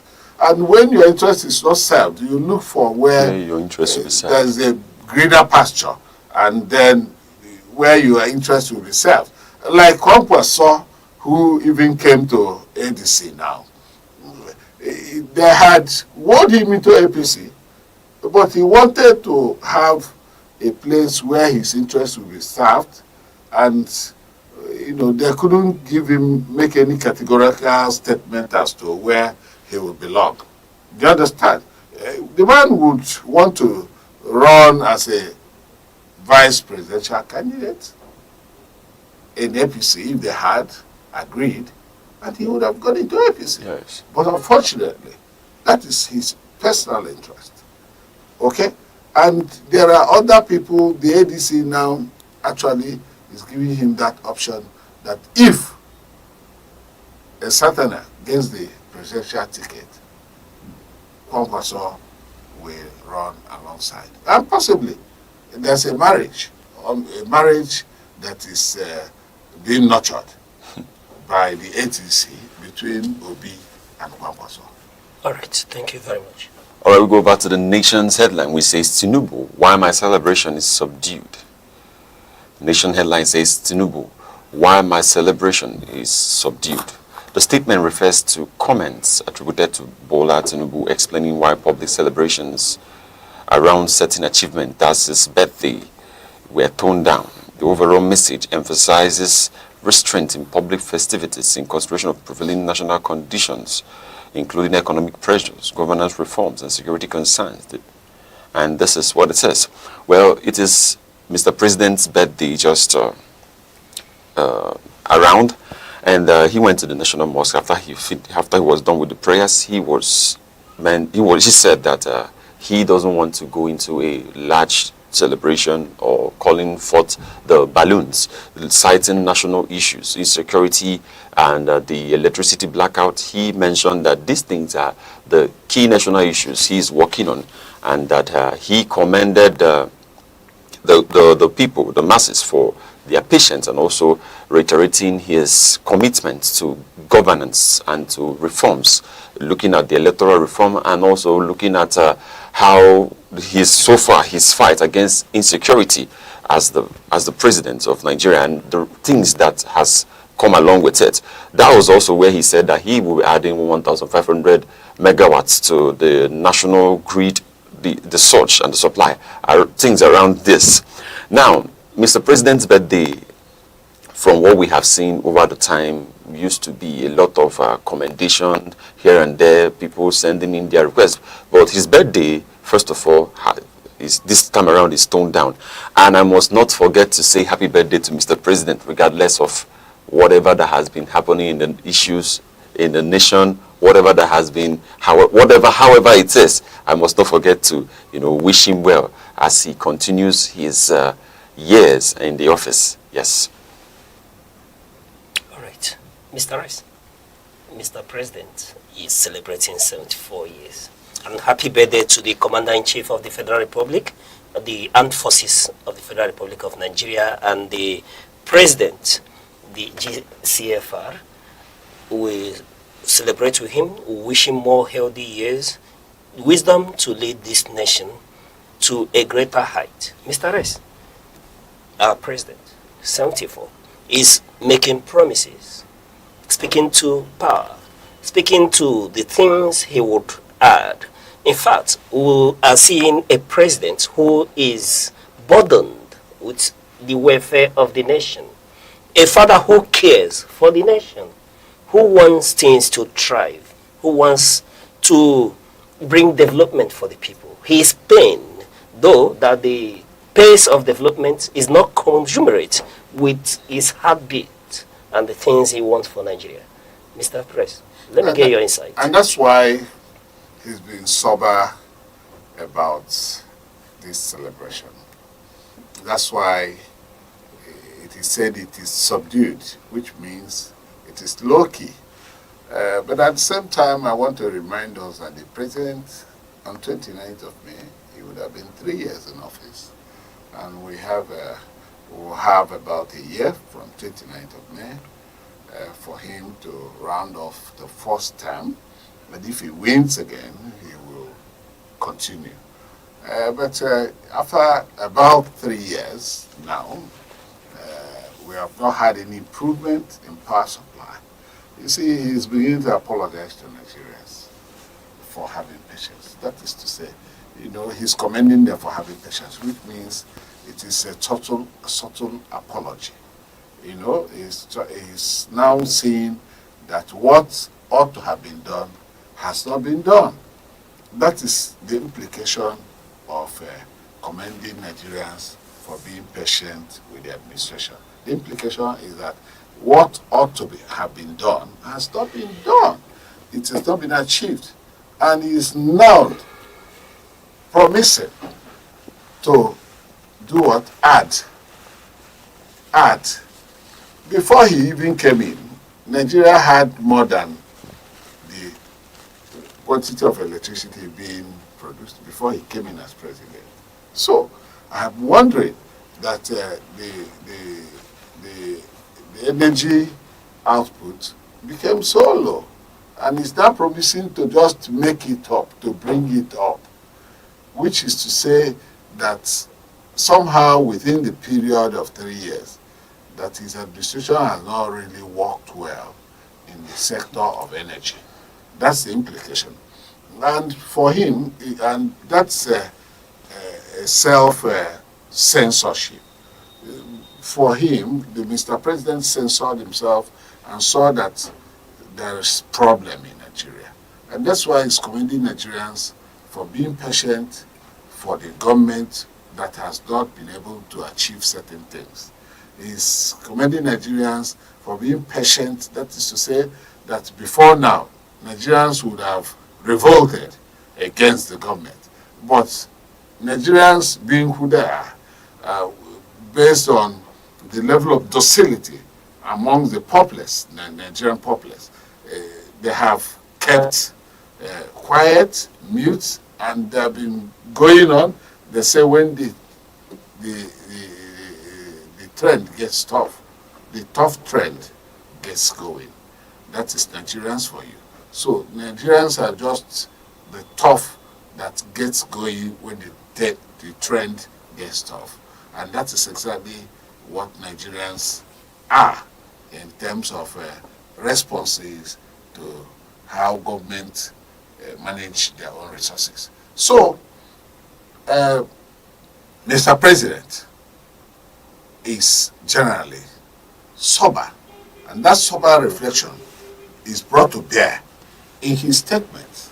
In his statements during the marking of his day, he only marked. I don't think he celebrated his birthday. He marked his birthday. Because if you talk about celebration, there would have been fanfare and all that. You know, people, there have been crowd and all that. But that is not to say that we did not have him going to London for well-packaged reception and dinners and all that.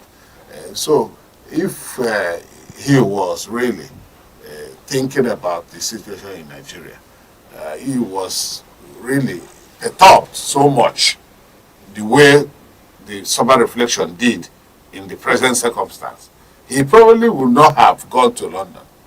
But because of the fact that they were going to London to take a $746 billion loan, they do not want that thing to wait. And of course, his friend, who owns the company that got the job, eventually, they were all just ready to just go there and get that deal done. Otherwise, they say a stitch in time saves nine.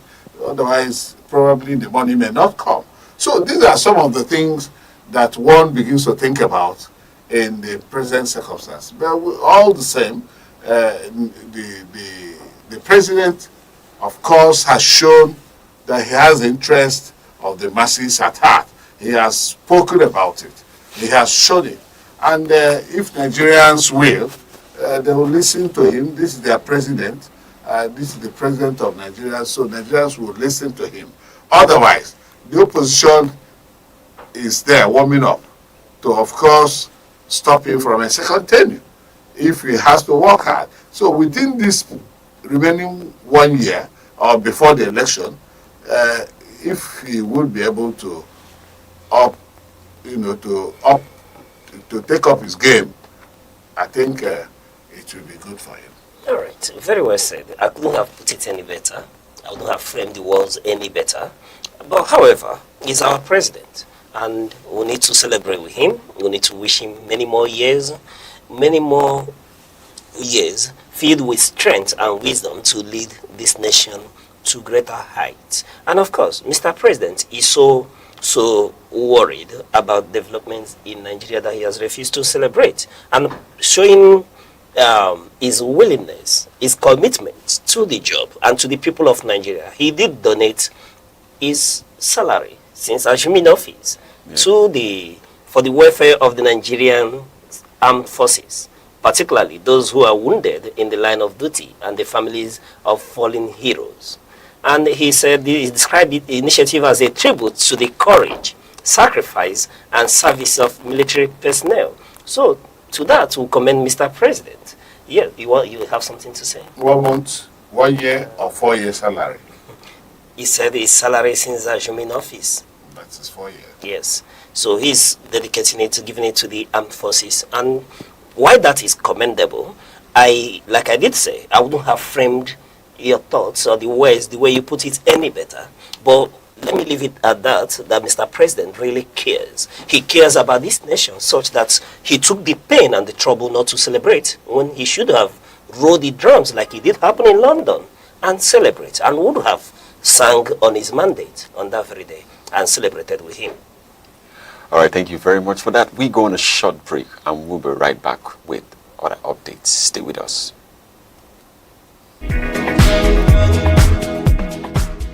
In every generation, there exists a defining force. A force shaped by curiosity, driven by ambition, fueled by possibility. Where ideas evolve into innovation, skills transform into enterprise, and vision becomes impact. Because empowerment is more than progress. It is transformation. The voices shaping tomorrow. The idea redefining possibilities. The generation building the future.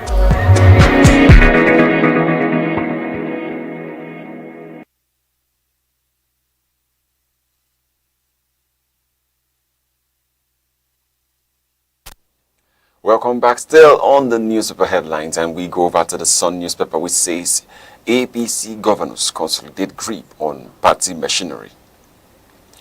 APC governors consolidate grip on party machinery. Governors under the banner of the All Progressives Congress are reportedly strengthening their control over the party's internal structures and decision-making processes. The development reflects increasing influence of sitting governors in shaping party leadership, strategy, and future electoral direction as political positioning intensifies ahead of the upcoming election. It is good to say that basically it's a consensus of parties, especially in the of parties. But APC has been on the news since last week, where they are coming together. The 32 governors are coming together to make their choice of who to represent them, who will go and sit on that seat. Looking at Lagos, citing the Ondo State, where we have the Minister of Power, Adebayo Adelabu, who has promised that he will fix power in 2 weeks' time. And also talking about that, we are talking about Tunji Alausa, the Minister of Education, who is meant to also have that seat as Lagos State Governor. And then also talking about that, we have the Lagos State Deputy Governor, who is said to be the one to replace Sanwo-Olu. And it is, of course, the first time, or we could say the umpteenth time such a thing is happening, where we are having a vice replacing the current sitting governor in the next election. So this is what is happening, where parties, these people are making the decision now, not just the parties, but they are selecting their candidates and ensuring that these people they have selected fits into the roles. That could be a problem, or that could be something else. But yes. Anyway, one thing that is very clear to us is that the governors are taking over party machinery in their state, as that is exemplified at the convention in Abuja, as we witnessed it, that the governors are in charge. In fact, if you listen to the Senate president, he was saying that he could exceed 32 states. And when we speak to this issue, if you see the way the APC operates, APC is a machine that operates, that is oiled from the subnational. They always want total control from the subnational, and more power is being given to the governors to, harmonize the front.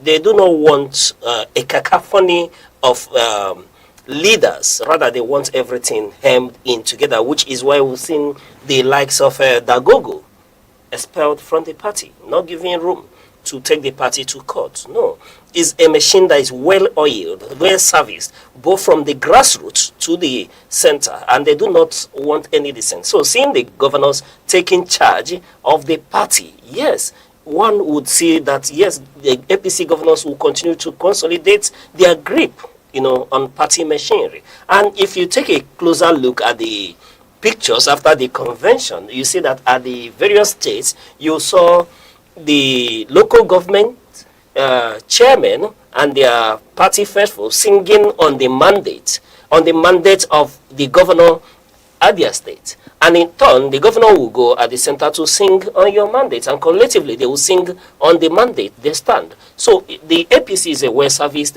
machinery controlled at this moment at the very firm grip of the governors. However, Mr. Reyes, we are speaking to APC, where the governors are consolidating powers, taking control for the party at the subnational. There's no doubt about that. The governors are actually taking control, but there's a question I want to ask. Okay.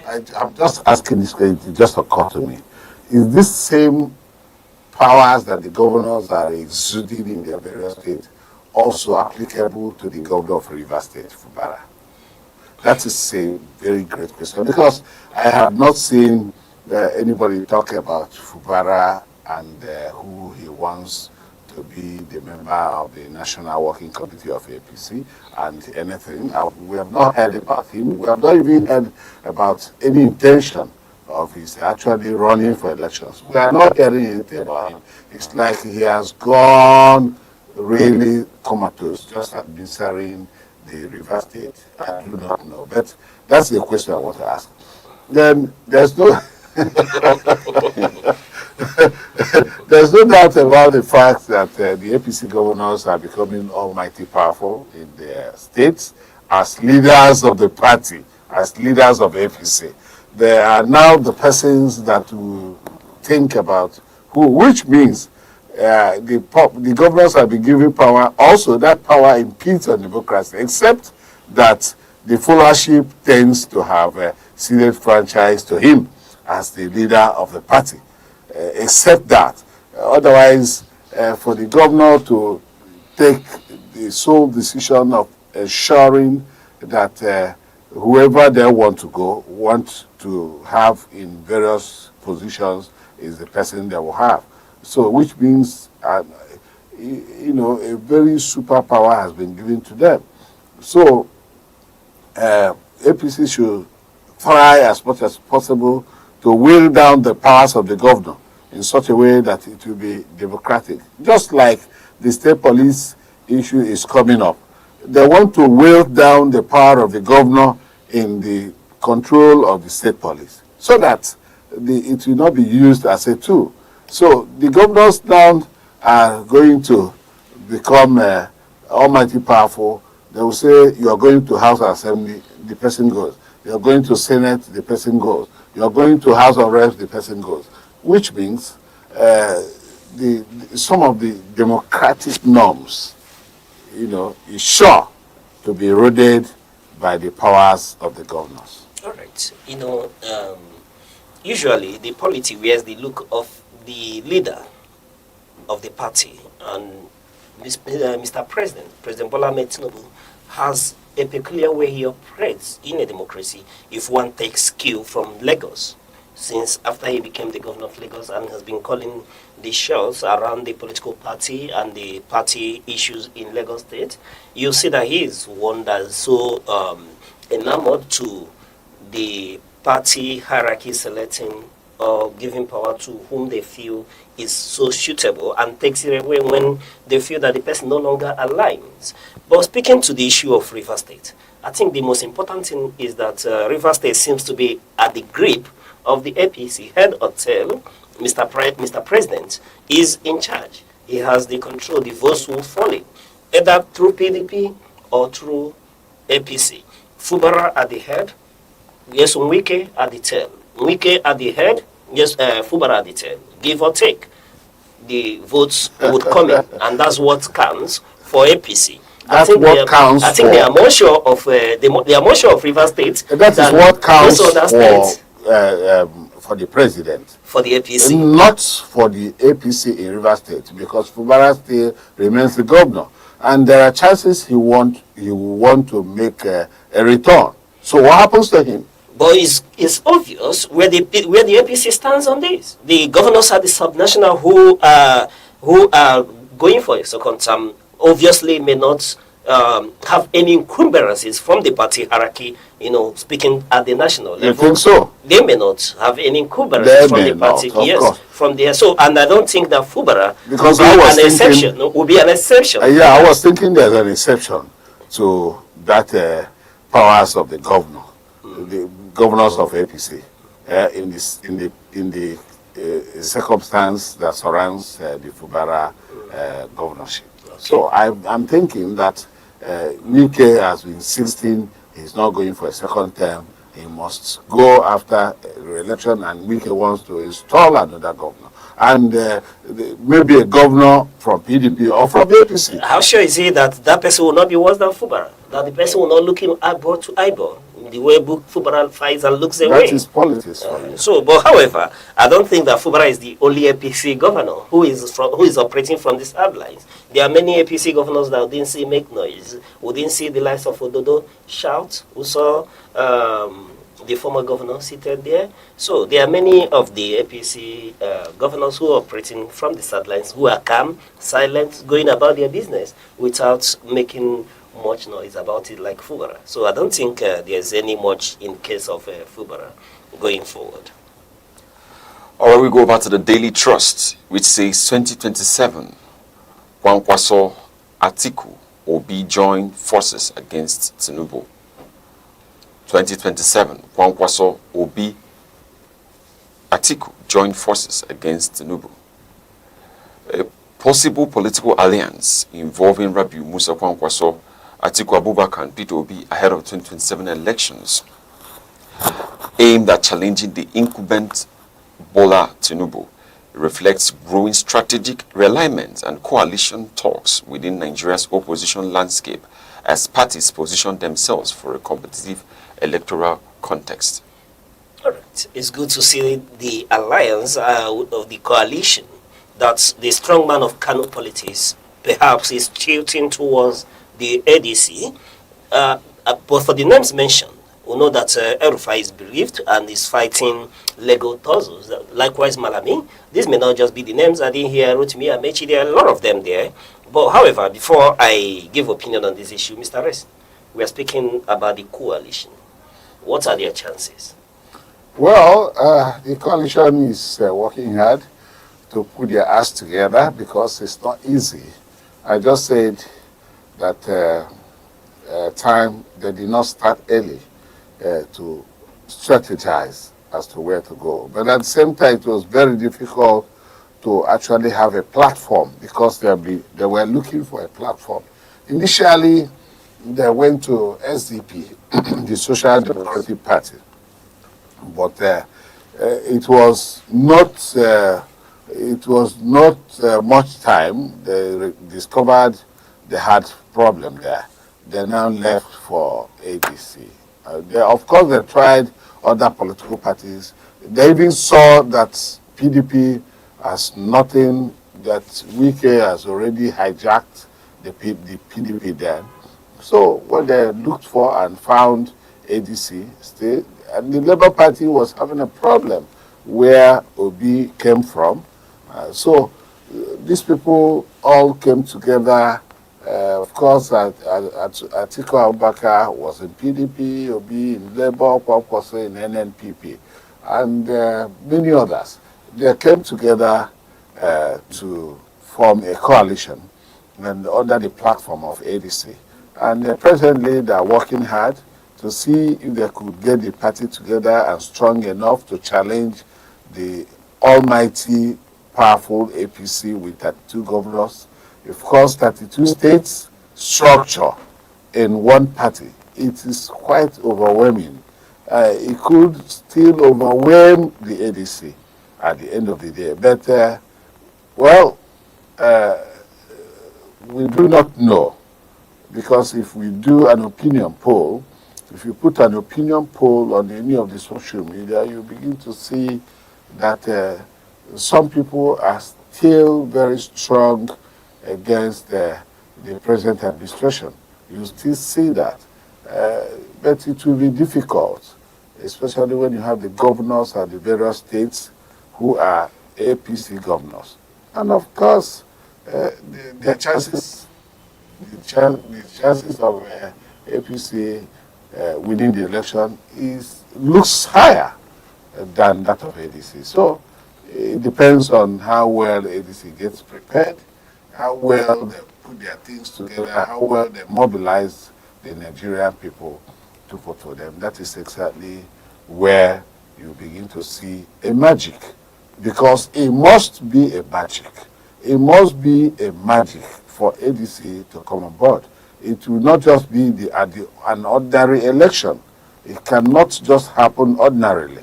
It must have some magical undertone for them to come on board. All right. Before we continue that conversation, here is a letter from Senator Rabi Musa Kwankwaso, PhD, FNSE, his press statement on his resignation from the New Nigerian People's Party. And he says, I wish to formally announce my resignation from the New Nigerian People's Party, NNPP, with immediate effect. I seize this opportunity to express my profound gratitude for the honor and privilege of serving as the party's national leader and its presidential candidate in the 2023 general election. As a committed and bona fide member of the party, this was not an easy decision to make. However, considering the current trajectory of the nation's political landscape, which calls for strategic realignment, I have found it necessary to identify with another political platform that offers the best opportunity to effectively change the nation. I extend my deepest appreciation to the national chairman, Ajuji Ahmed, and the entire National Working Committee for their steadfast support throughout my time. I also thank the Board of Trustees, the National Executive Committee, and all levels of leadership across the party, from the ward to the state levels, as well as legacy members of the party and all followers of the Kwankwasia movement for their dedication and commitment to our shared mission. We shall continue to collaborate and work together towards charting a better and more prosperous future for our dear nation. Signed, Senator Rabi Musa Kwankwaso, PhD, FNSE, former Kano State Governor, 2023 presidential candidate, New Nigeria People's Party, NNPP. And that's from Senator Rabi Musa Kwankwaso. And let's take a few replies or responses to that. And one team at Val Team 001 did respond. He said, well, this should have happened in 2022. I don't see any genuine intention with all of this sudden alignment. Another person responded, a bold and calculated move by Senator Rabi Musa Kwankwaso. This resignation signals pragmatic realignment rather than retreat. Kwankwasia's structured grassroots influence remains a potent force in the north, and shifting the ADC could strengthen opposition coalition ahead, crying, another person taking on in the comments says, welcome to ADC, Madugu. Another one says, welcome to ADC. Then we're seeing King saying, the alignment of the Kwankwasoya and obedience movement will unseat Tinubu in 2027. Another person, Brian, reads, he says, the game has really just begun. Depends on if they are sensible enough not to alienate the South. With this political machinery, the North already has a solid opposition. Unfortunately, Obi only is the opposition of the South. And that's the much we can take on these responses to Senator Rabi Musa Kwankwaso's resignation from NNPP. And obviously, with the fillers in, it said that the movement is solidly with that of the coalition. But Mr. Rice, let me bring into the conversation. We are seeing Kwankwaso here, who pulled over 1 million votes in the 2023 election. We are having Peter Obi, who pulled about 6 million votes. And then Atiku is there as well. What are we really seeing the possibility of these men challenging the APC machinery that is well-oiled, well-controlled at the subnational? Well, it's not just about the three of them. They now have dispersed fragments of their fellowship. They have fragments of their fellowship dispersed already, which means it's not as if maybe they will pull exactly what they pulled during the 2023. They might even pull more than they have pulled.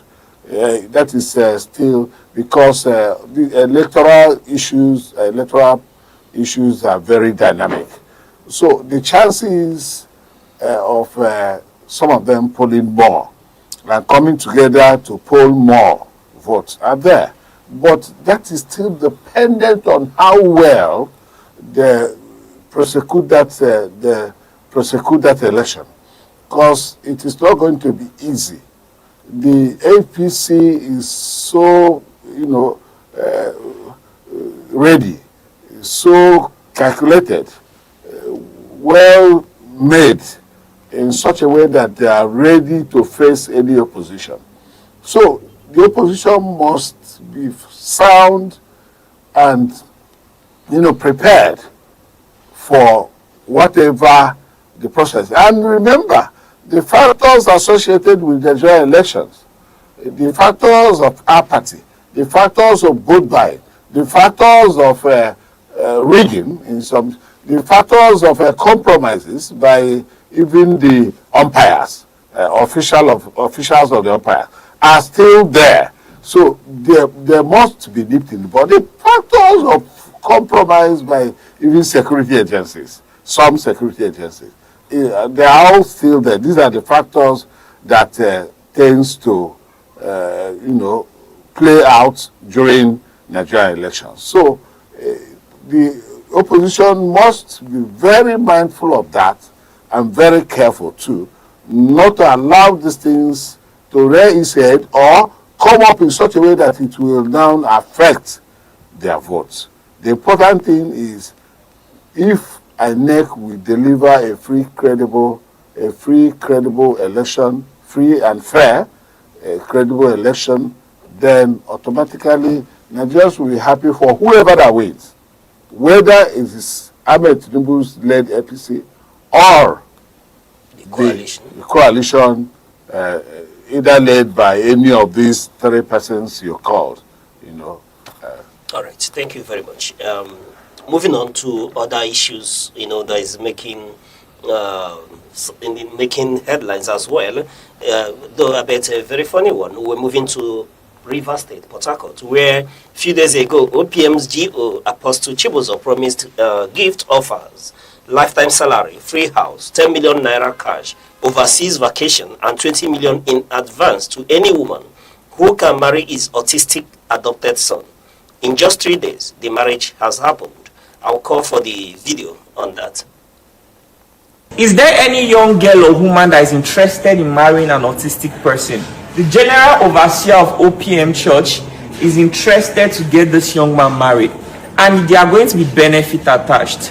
If you are a lady that think you can get married to him, you'll be put on a lifetime monthly salary, and you also get a lifetime accommodation. And let me bring the camera close, so let us hear from Daddy Gio himself. Come close. So sir, you said you want to get this young man married, and he has a condition, a health condition that doesn't even allow him to talk. So why do you want to get him married? Why I decided to get him married is because of the sympathy and pity I have on him. Because right now he doesn't even know what is going on with him.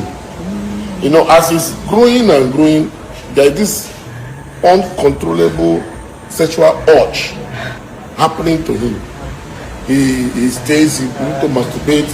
My fear is let him not, let him not go to a state that he will just maybe hijack a child and forcefully, do something. So it is out of that sympathy. Okay, let me marry him out. I'll pay the bride price. For the person. Yeah. Then the person will receive accommodation in an estate.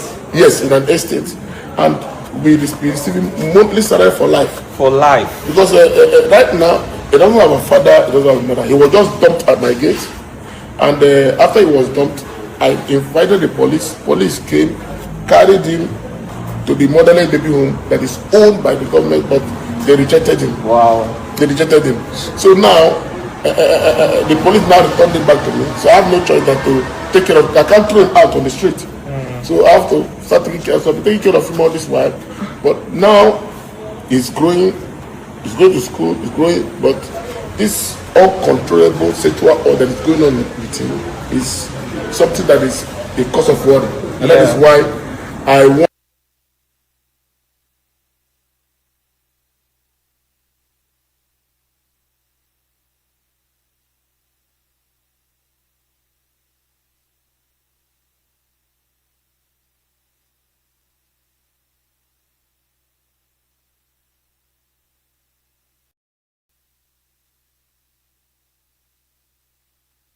This, the marriage has happened. Somebody has come forward. I learned there were a number of persons that offered themselves. In fact, the GO, in his wisdom, has to select an older person, and we've seen the marriage has taken place. Mr. Rez. what are we looking at here? Is it the traction for the lifetime salary, the house in an estate, 10 million naira, overseas vacation, 20 million naira in advance to any of these women? That is the attraction here. Because like I did see on the, the clothes the guy is wearing, I saw 99 problems. So in lieu of all this, the women are so willing to take over the 99 problems in this instance. Let's get your opinion. Well, getting him married because of the, sexual urge, high sexual urge in him is very, very important. Otherwise, he might not stay in an environment with even children. He might begin to harass children and get them spoiled and all that. And he has grown almost into a man. Therefore, it was a good idea for Apostle Chibuzo to have done that. Then what made it worthwhile and attractive? Because how are you going to, he's not going to work for life. Remember, he's an autist, he has autistic syndrome, and he's living with it. He cannot work, he cannot be productive, and as such, he provided everything for whoever that will take. It's about taking care of him. It's about taking somebody who will take care of him for life. He has done well, brought him up. Of course, he hired people that were looking after him while in the house because he was just going about doing his church ministry.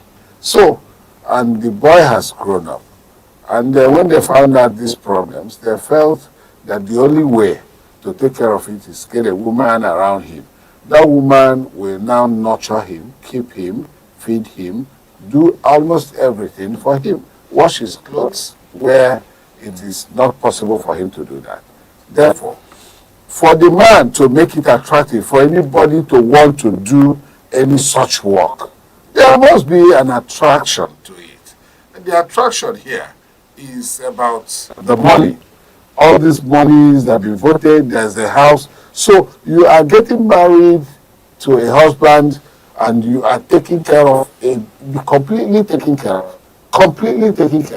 You have a salary life, you have, 20 million, you have 10 million and all that. So all this money coming to a woman who is worth her onion, it means she will start some very serious investment.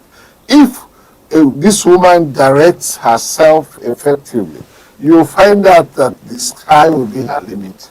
It's not about her. And of course, if she's still within childbearing age, there are chances that they could begin to bring forth children, and who are not even, autism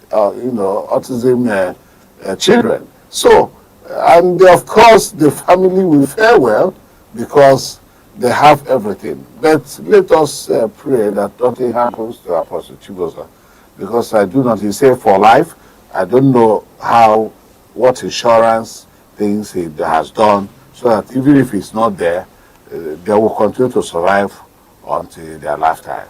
All right. I will bring you into, let's get your opinion on this, but what I'm asking here is, what's the attraction? Is it a marriage bliss for the woman or the lure of money that is the attraction here?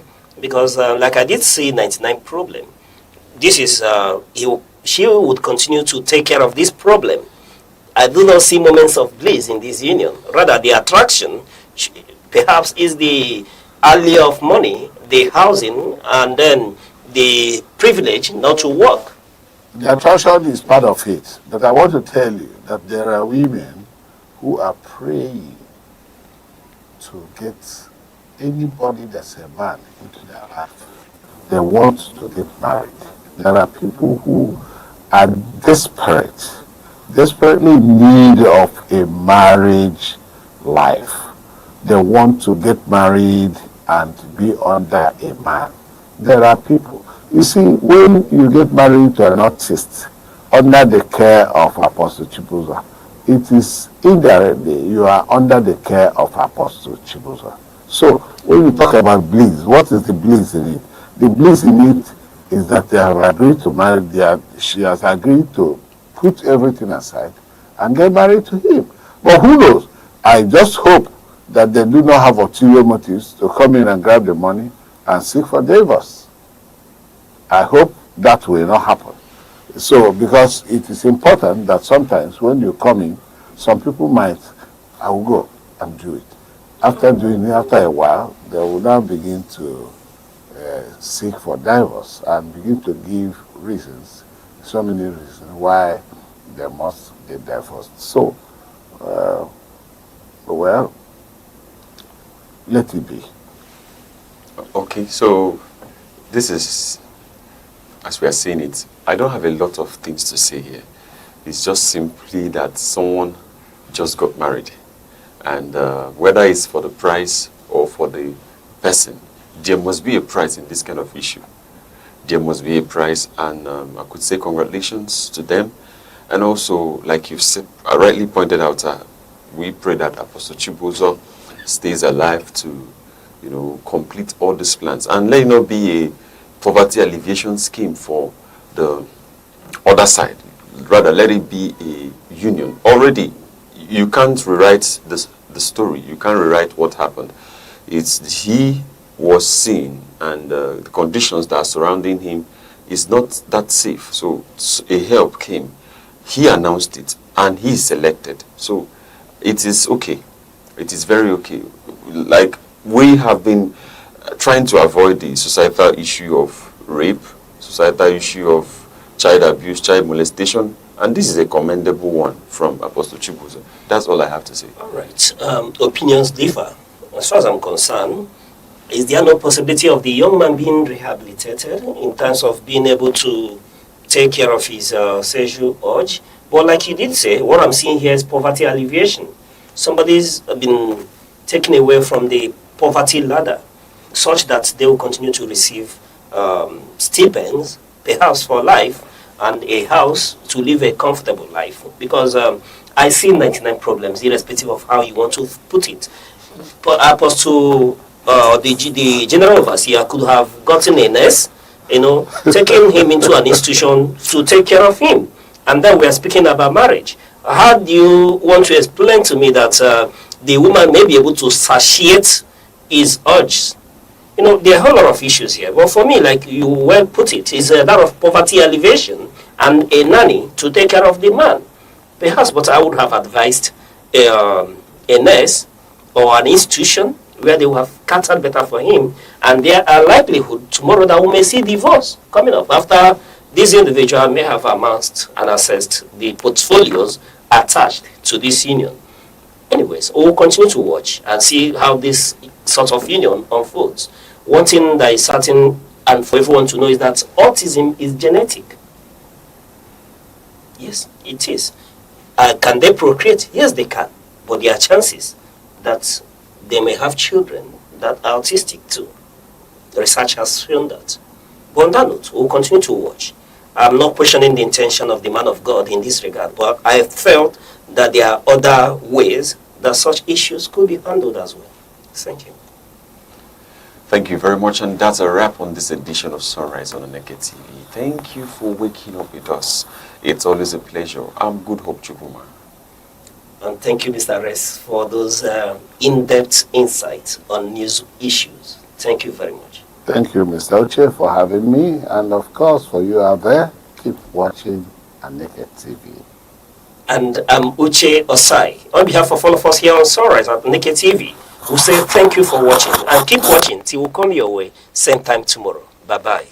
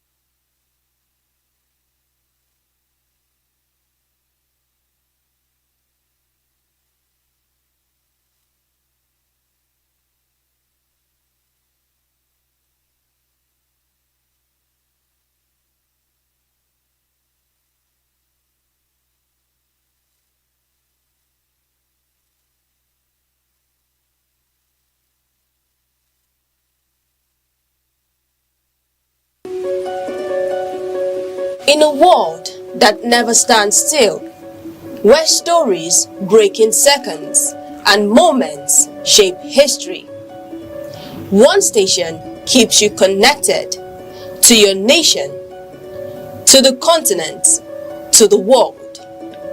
From breaking news to powerful stories, from business and politics to culture, lifestyle and entertainment, we inform, we inspire, we keep you ahead. This is more than television. This is your window to everywhere that matters. Aneke TV. Move with the world. Across Nigeria, a powerful migration wave is reshaping the nation's economic and social landscape, popularly known as Japa. The term captures the growing number of young professionals and skilled workers living in search of stability, opportunity, and systems that function. But beyond the emotional stories lies a deeper economic reality, one that demands urgent and practical solutions. We love you. Bye-bye. One of the most visible impacts is the loss of skilled labor. Nigeria invests heavily in training doctors, nurses, lecturers, engineers, and technology professionals. Yet, many of them are building their careers abroad, drawn by better pay, safer working environments, and clearer professional pathways. Hospitals become overstretched. Universities lose experienced lecturers. Industries struggle to find qualified hands. Productivity declines, and long-term development slows as the country loses both talent and the economic value they would have created. Migration also places pressure on the broader economy. Relocation expenses from tuition and visa fees to travel costs increase demand for foreign exchange, adding strain to the naira. A weaker currency raises the cost of imports, fuels inflation, and worsens the cost of living crisis. More Nigerians begin to consider leaving, creating a difficult cycle. Yet, the story is not one-sided. The Nigerian diaspora provides a vital economic cushion. Billions of dollars in remittances flow into the country each year, helping families pay for school fees, healthcare, housing, and daily needs. These inflows support household survival and contribute to foreign exchange earnings. But remittances cannot replace strong institutions, public infrastructure, or large-scale job creation. They help families cope, but they do not solve the structural challenges driving migration. The drivers of Japa are rooted in everyday realities. High unemployment and underemployment limit opportunities for young people to use their skills. Wages often fail to keep pace with rising costs of living. Infrastructural gaps, especially unreliable electricity, increase the cost of doing business and discourage investment. Insecurity and policy inconsistency further weaken confidence in building long-term futures at home. Reversing the trend begins with practical reforms that make staying in Nigeria a viable and attractive choice. Improving power supply, transport networks, and digital infrastructure can reduce business costs and unlock growth. When businesses thrive, they create jobs, expand industries, and provide opportunities for skilled professionals. Strategic investment in high-impact sectors is equally critical. Strengthening healthcare, modernizing education, supporting technology innovation, and boosting manufacturing can create meaningful career pathways. These sectors not only absorb skilled labor, but also drive productivity and economic diversification. Retention strategies in essential services must also improve. Competitive pay, safer work environments, Modern equipment and clear professional development pathways can help reduce the outflow of healthcare workers and academics. Support for research, training, and career progression strengthens institutions and gives professionals reasons to stay. Entrepreneurship offers another path forward, better access to finance, fewer regulatory bottlenecks, and stronger support for small businesses can empower young Nigerians to build at home. A vibrant startup ecosystem turns job seekers into job creators and keeps innovation within the country. The diaspora can also become a strategic partner in development. Beyond remittances, Nigerians abroad bring skills, networks, and investment capital. Structured programs that encourage mentorship, knowledge transfer, and diaspora investment can transform brain drain into brain circulation when talent flows out and backing, strengthening both sides. At the center of all solution is trust, transparent governance, consistent policies, and visible improvements in public services rebuild confidence in national institutions. When people see progress in infrastructure, security, and economic management, the incentive to build a future at home grows stronger. Migration will always be part of a globalized world. The goal is not to stop movement, but to ensure it becomes a matter of choice, not necessity. By creating opportunities at home, valuing talent, and engaging citizens abroad as partners, Nigeria can turn the challenge of Japa into a pathway for renewal, resilience, and inclusive growth.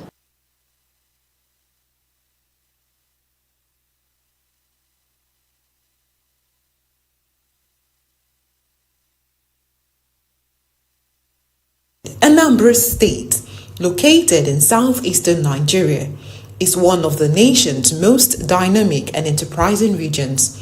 Created in 1976, it takes its name from the Anambra River, a tributary of the Niger. Its land is steeped in history from the ancient Nri Kingdom, the cradle of Igbo civilization and spiritual authority, to the bustling commercial rise of Onitsha, one of West Africa's busiest trading cities. Every inch of its soil seems to breathe heritage, resilience, and the quiet power of innovation that defines the Igbo spirit. Anambra's people are known for their industrious drive, intellectual prowess, and unyielding creativity. Across Nigeria and beyond, they stand tall as business leaders, scholars, inventors, and professionals whose influence reaches every corner of society.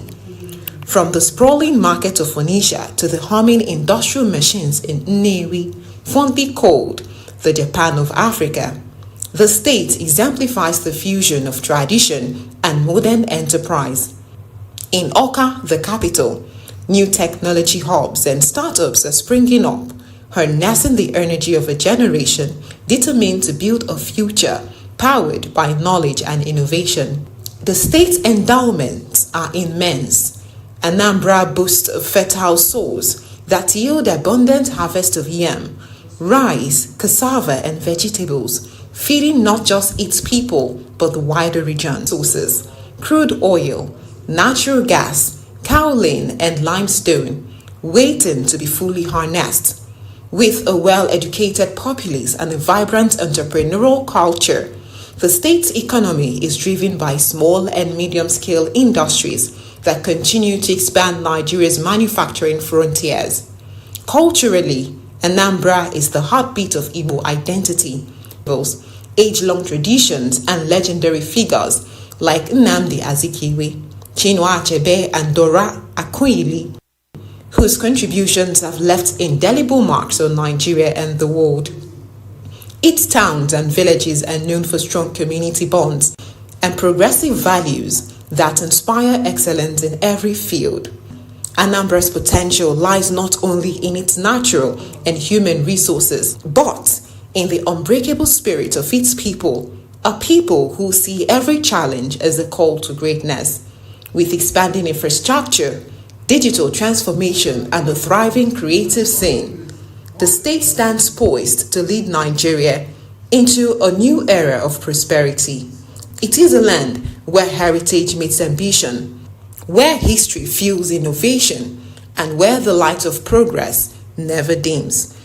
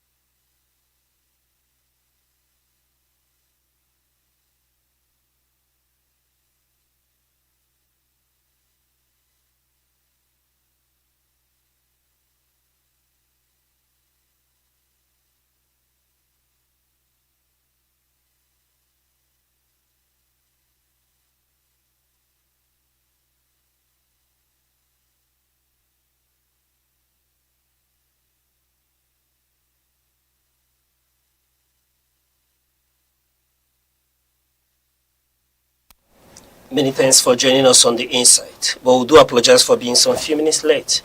Remember, The Insight is the program where we'll bring to you heartbeat of issues, politics, policies, personalities shaping our nation.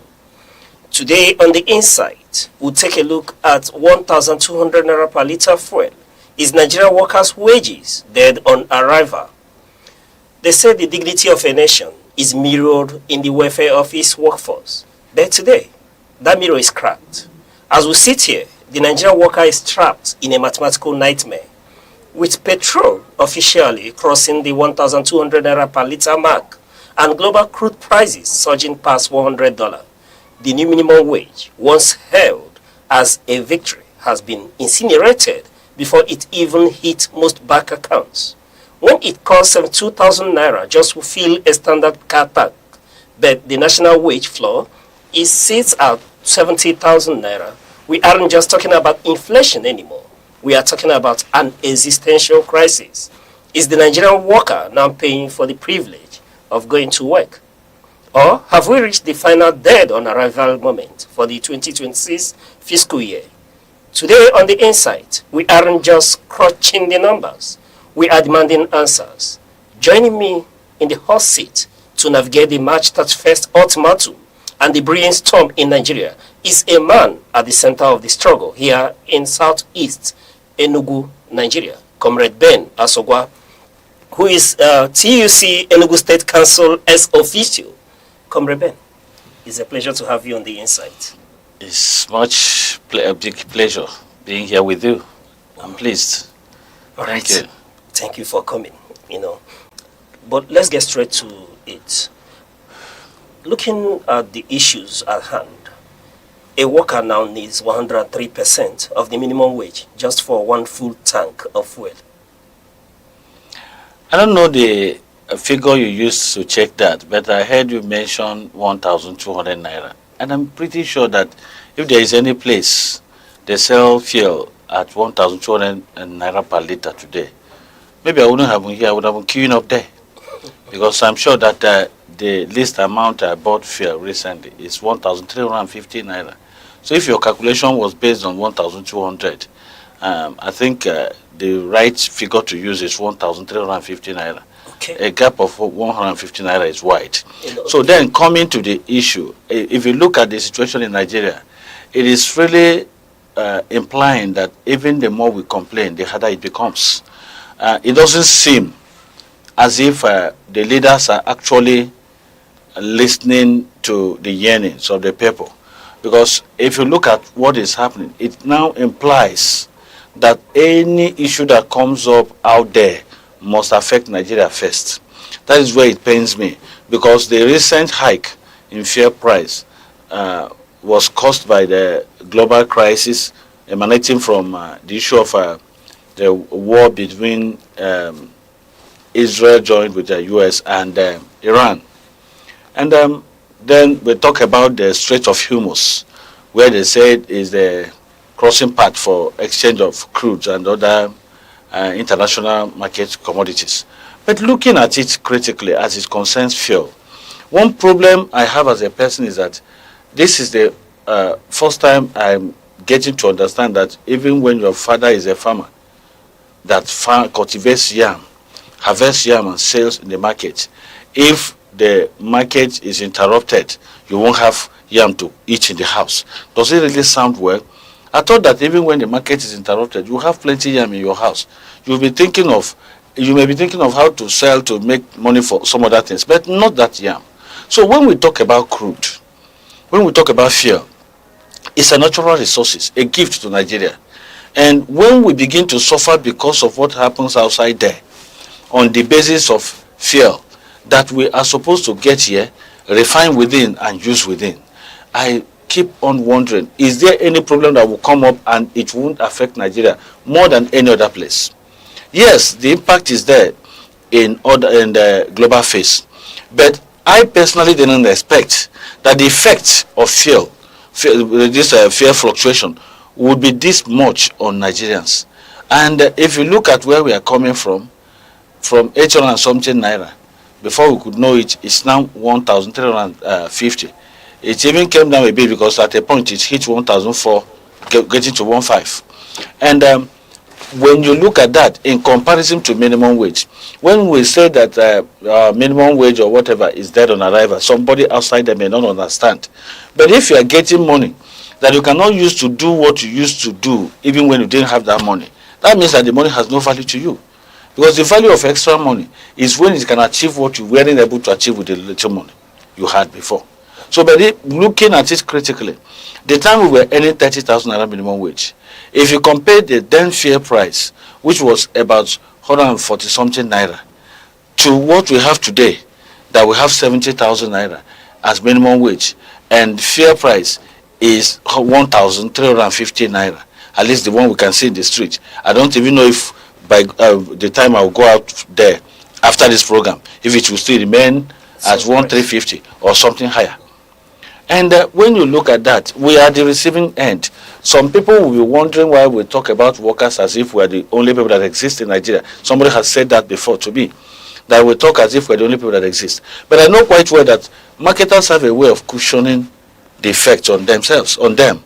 Even as business people, once there is a hike in fuel price, before you know it, it will expand to every commodity in the market. It will expand to even transport fare and every other thing. That is why when you go into the market today, you see a hike in prices of goods and commodities, even services.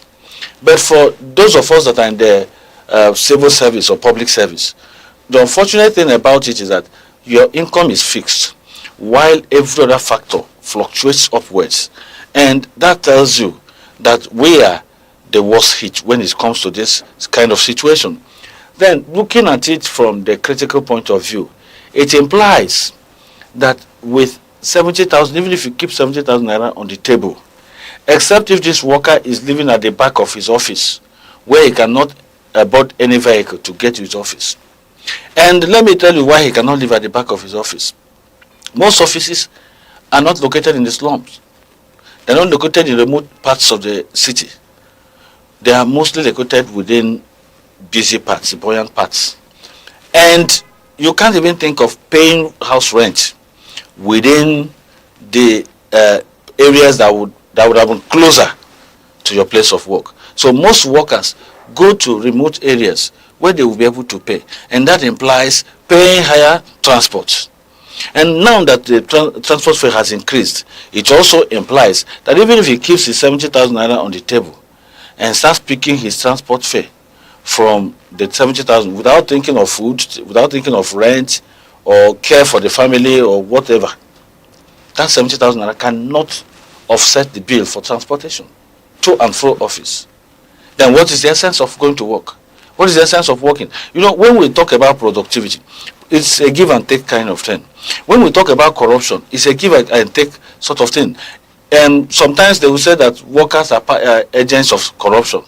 But when you starve a person, I don't know, I've said this in somewhere, that if you keep a plate of rice in a room and put a cane on the table and tell me that if I eat the food, you will flog me, and I stay for the first one day, at that point, hunger is becoming severe.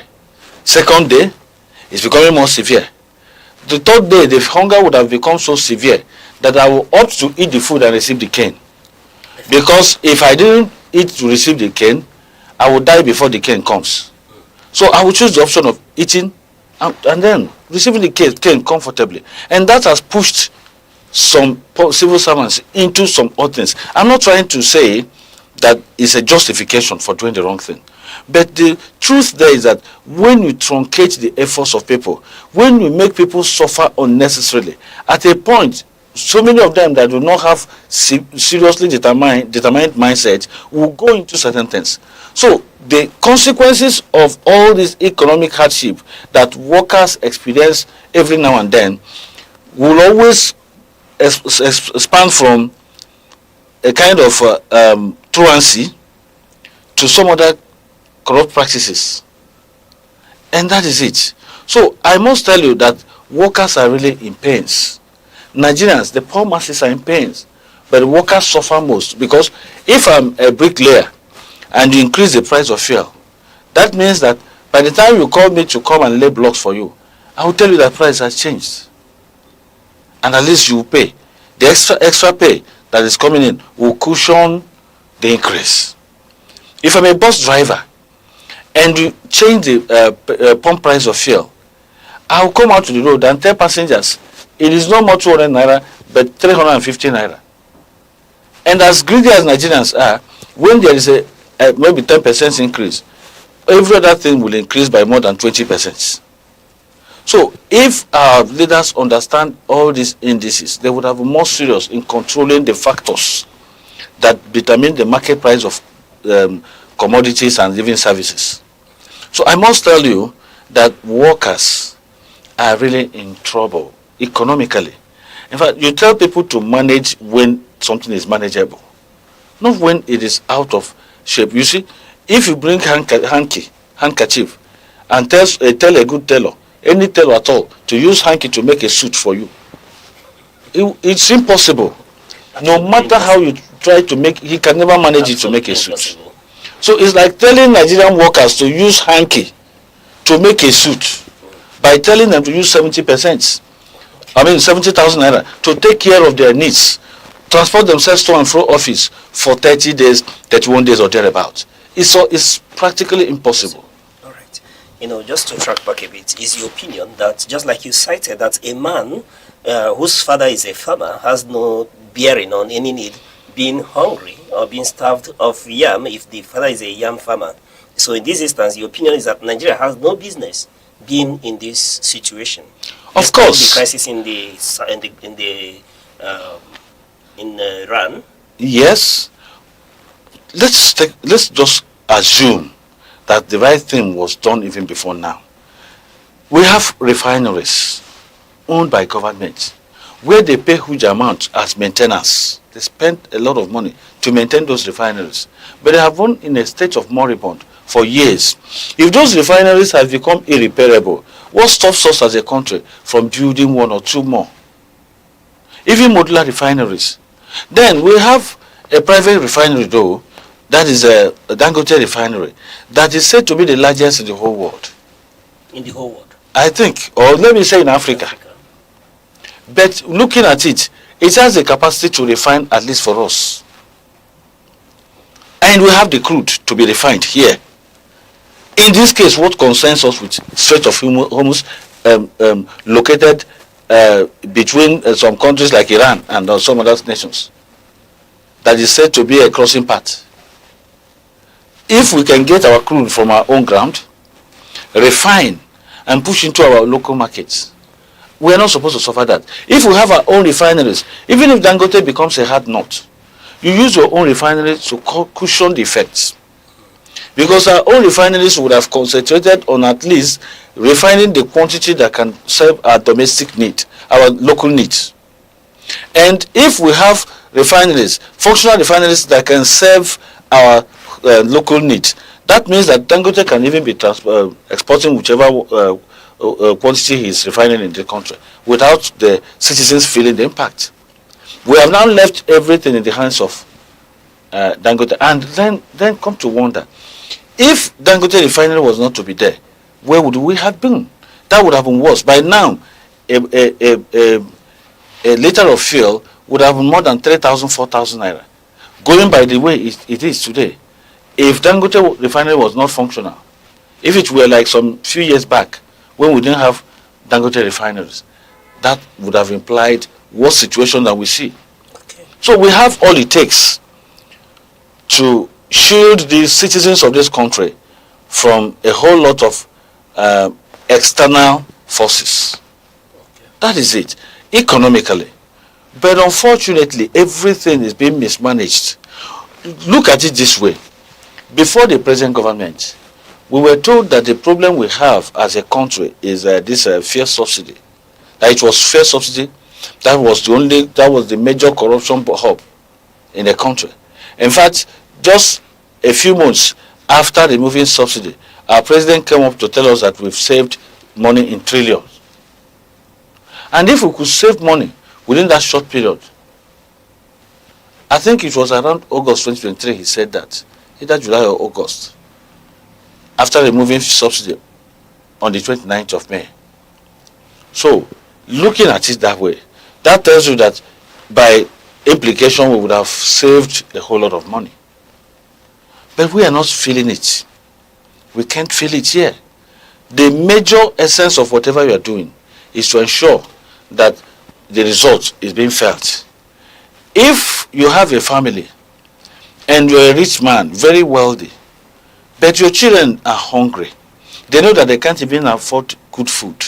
They know that they drink margarine in the morning, in the night, and the much that can happen is that they have granola to put in their garri. And somebody there is telling them that their father is a rich man. They won't see the richness, they won't understand the richness. The first way to show your affluence is at least to take care of the basic needs of your family. So Nigeria is our own family. And if you call yourself a leader, but you cannot provide the basic needs of this family called Nigeria, that means you've not started being a good leader. It must start from within. So, and looking at it from that perspective, I can tell you that we actually shouldn't be in a situation where if there is any international crisis like the one happening now, we feel it first. Even agriculturally, we are blessed. We have fertile land. But because of insecurity, even those that were determined before to go into the bush and farm have run back to the city. So a whole lot of things are working against the country. And I believe that even while we blame the leaders, we as citizens must also change our mindset. You know why I said that? Because they already know how we think. Even in this boiling situation, our leaders are busy. Everybody is now interested in 2027 election. This is still 2026. I'm not saying that they should not prepare for elections, but they should give priority to the way we feel. They should give priority to the way we feel. Yes. Our feelings should count first before any other thing. You don't come to tell us that you're a good man. We have to see you do the good things you are doing. We have to see the good work and call you a good man. Right. No. Looking at with Tuesday, March 31st deadline for 40% peculiar allowance looming and fuel at above 1,200 naira, already paralyzing commutes. If no secular draws by Wednesday afternoon, is TUC shutting down the economy or shutting down or just scheduling another meeting with the government? Anyway, I wouldn't want to speak outrightly for TUC because being the ex officio, I try to speak from the back by advising my successor and other leaders. But being that I'm still part of the leadership, I must tell you, number one, the ultimatum given was from, it came from Joint Public Service Negotiating Council, trade union side. That is the negotiating part, labor side of the negotiating team, because we have government side and the trade union side. And in the first place, one will ask, is the ultimatum justified based on the economic situation? The answer to me is yes. So now what will happen if the circular did not drop will now be determined by the way and manner the outcome of joint meeting of the labor unions. Because normally we don't just jump up and say we are going on strike. We normally have a kind of organized labor meetings where we agree on what to do and the directive will come. So now ultimatum has been given. If they go back, if the leaders go back to their drawing table and feel okay, maybe there is a process going on, they may decide to exhaust the process before taking up strike or protest. But if nothing is going on, protest may start. So I wouldn't want to be straight as saying that this is what is going to happen. But I know that we've kept quiet enough. Yes, even when we know that the lifespan of the present minimum wage is still there, but there are so many economic indices that have changed to the extent that a reasonable leader shouldn't even wait to be pushed before doing something. At this point in time, government should be thinking of some palliative measures to cushion certain things. But let me tell you one thing that frightens me. Since we removed fuel subsidy, I was trying to see any form of crash in our debt profile as a country. We're rather borrowing and borrowing more and more.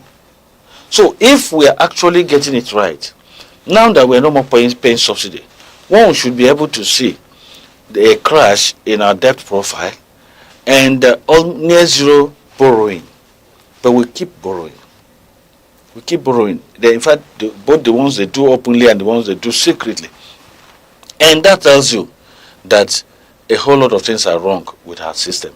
So I must tell you that by the time 31st has come and gone, we'll now see what next to do. But what you must know is that we've kept quiet enough and we are at the choking point. You know, when you get to choking point, you do anything you can to save yourself. Right. You know why I asked that question? You know, critics are always of the opinion that whenever unions give ultimatum, that is usually empty. Nothing comes out of it. It's always meeting after meeting. That's why I was asking that question. But they don't understand how trade unionism is carried. It's a system that runs on law. Yes, that is what we call labor law. That is why there are trade union acts. There are laws that guide trade unionism. You don't just come up and begin to act. One, when you give ultimatum, a lot of factors come in. Your employer may decide to initiate a discussion, what we call negotiation. And when you are negotiating, even ILO prescription believes that you should give room for that negotiation to be concluded. So sometimes you give ultimatum and government will initiate negotiation. You may not even have to say, okay, because you failed in the initial negotiation, we can no more negotiate. Okay. It doesn't happen that way. You still give room for a kind of discussion because they believe that if any form of crisis can be settled on the table of negotiation, that is where you come with different views and analyze issues to agree. Then when you fail to agree, you proceed in your actions. So sometimes those things may cut off the line of steady action, and people will not understand. In most cases, they will always think that it's a matter of bribe. It's a matter of bribe. At least I've stayed in labor movement for years, and I'm pretty sure that I'm talking on air. I'm pretty sure that I've not seen a situation where the subsequent governors I've met in this state, both the present and the past, I've not seen a situation where they said, hey, come, take this, leave that action. It has never happened. You see, to my own side, I'm talking about myself as a leader. And for the years I've led labor movement, I have not seen a situation where the government said, come, take this one. Maybe directly or indirectly implying that I should now give up whatever struggle. No. In fact, it's more frequent to use intimidation than bribery. It's more frequent. They rather use intimidation on you than bribery. But people see it from outside that anytime you mellow down on any form of action, you would have been bribed. So it's not that way. So, and people have to also understand us. We must give ultimatum, and it's not every ultimatum that results in further actions like strike or protest. All right, moving forward, your union to TUC now, though you say you're not the spokesperson for TUC at the moment, but I'm asking, part of the demand is 154,000 naira minimum wage. That's a 120% jump, if my math is right, but with 30% inflation and imported food, rent, all coming up.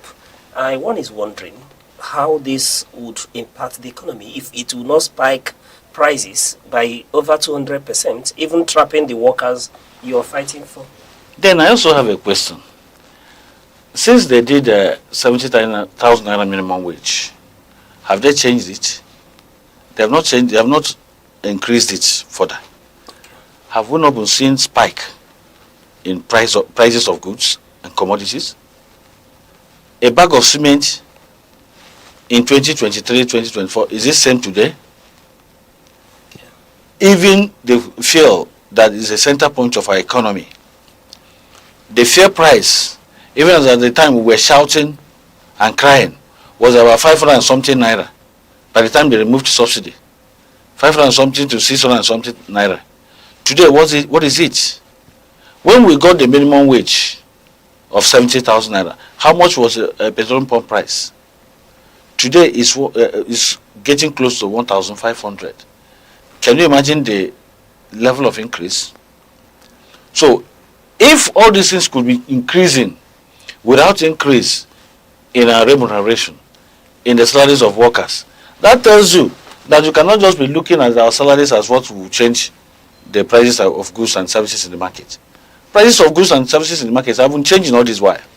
So it cannot come to our own now and then. People will just presume that by the time money is added for us, then every other thing will skyrocket. Things in the market have been skyrocketing, including the ones within the profits of government, like petroleum pump price.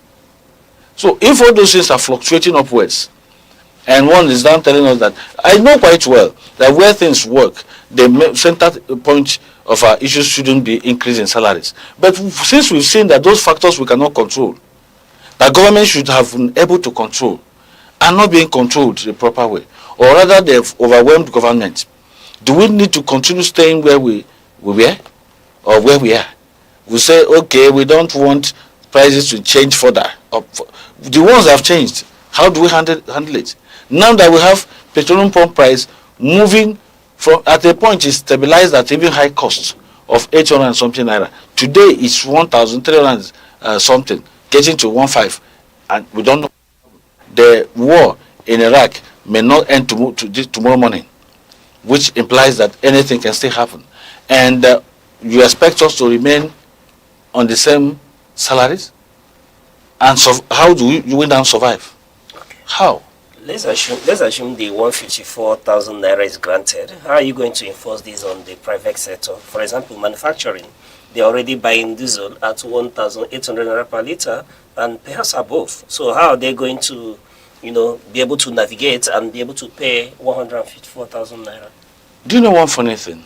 All the while we've negotiated for minimum wage and other forms of salary increase, it will surprise you to hear, it may surprise you to hear that private sector organizations respond far better than government. Respond far better than Yes. Even this 70,000 naira minimum wage, I don't want to mention institutions, but some organizations increased before government. Some organizations, even banks, increased their minimum wage before government began to act. Even the NECA as a body does not always pose a very difficult stuff for workers or for labor leaders during negotiations. It's always government. Always government. Yeah, so if we are talking about private organizations coping, let's start from one point. When we get to the bridge, we cross. But I know that they won't even be the problem, because even most of those organizations also know how to cushion the effects on their facilities. If you look at their goods and services, since this recent increase, they have almost all adjusted. They have almost all adjusted the cost of their goods and services. So I believe they will cope.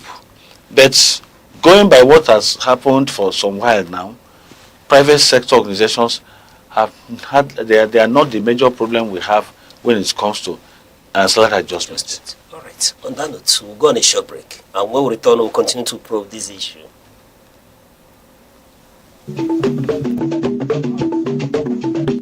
The Insight with Uche Osai.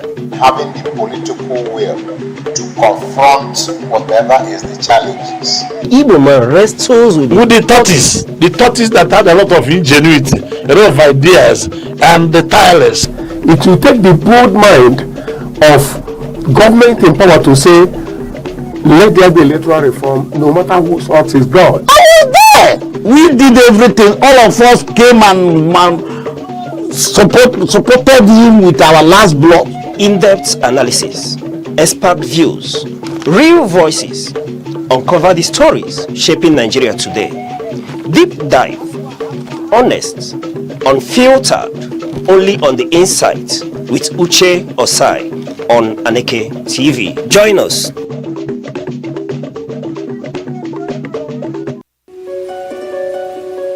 In a world that never stands still, where stories break in seconds and moments shape history, one station keeps you connected to your nation, to the continent, to the world.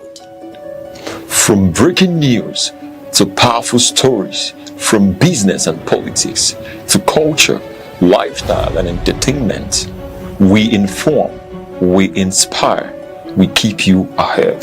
This is more than television. This is your window to everywhere that matters. Aneke TV. Move with the world.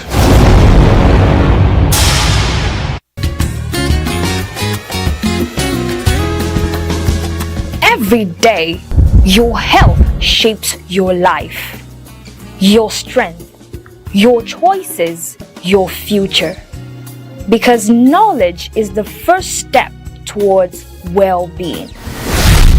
This is Health Matters, only on Aneke TV.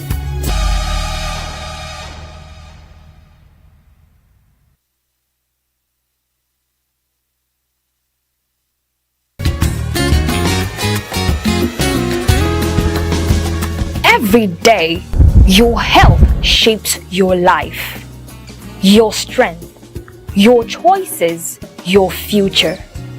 Because knowledge is the first step towards well-being. This is Health Matters, only on Aneke TV.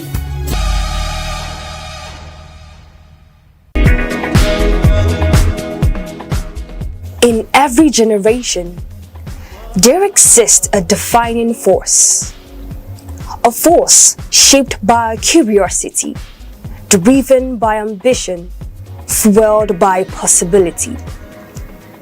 Where ideas evolve into innovation, skills transform into enterprise, and vision becomes impact. Because empowerment is more than progress. It is transformation. The voices shaping tomorrow. The idea redefining possibilities. The generation building the future.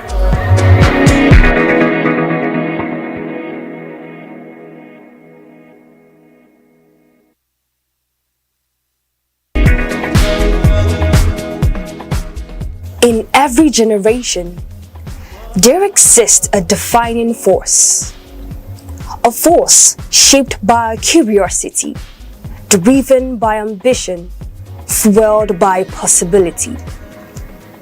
Where ideas evolve into innovation, skills transform into enterprise, and vision becomes impact.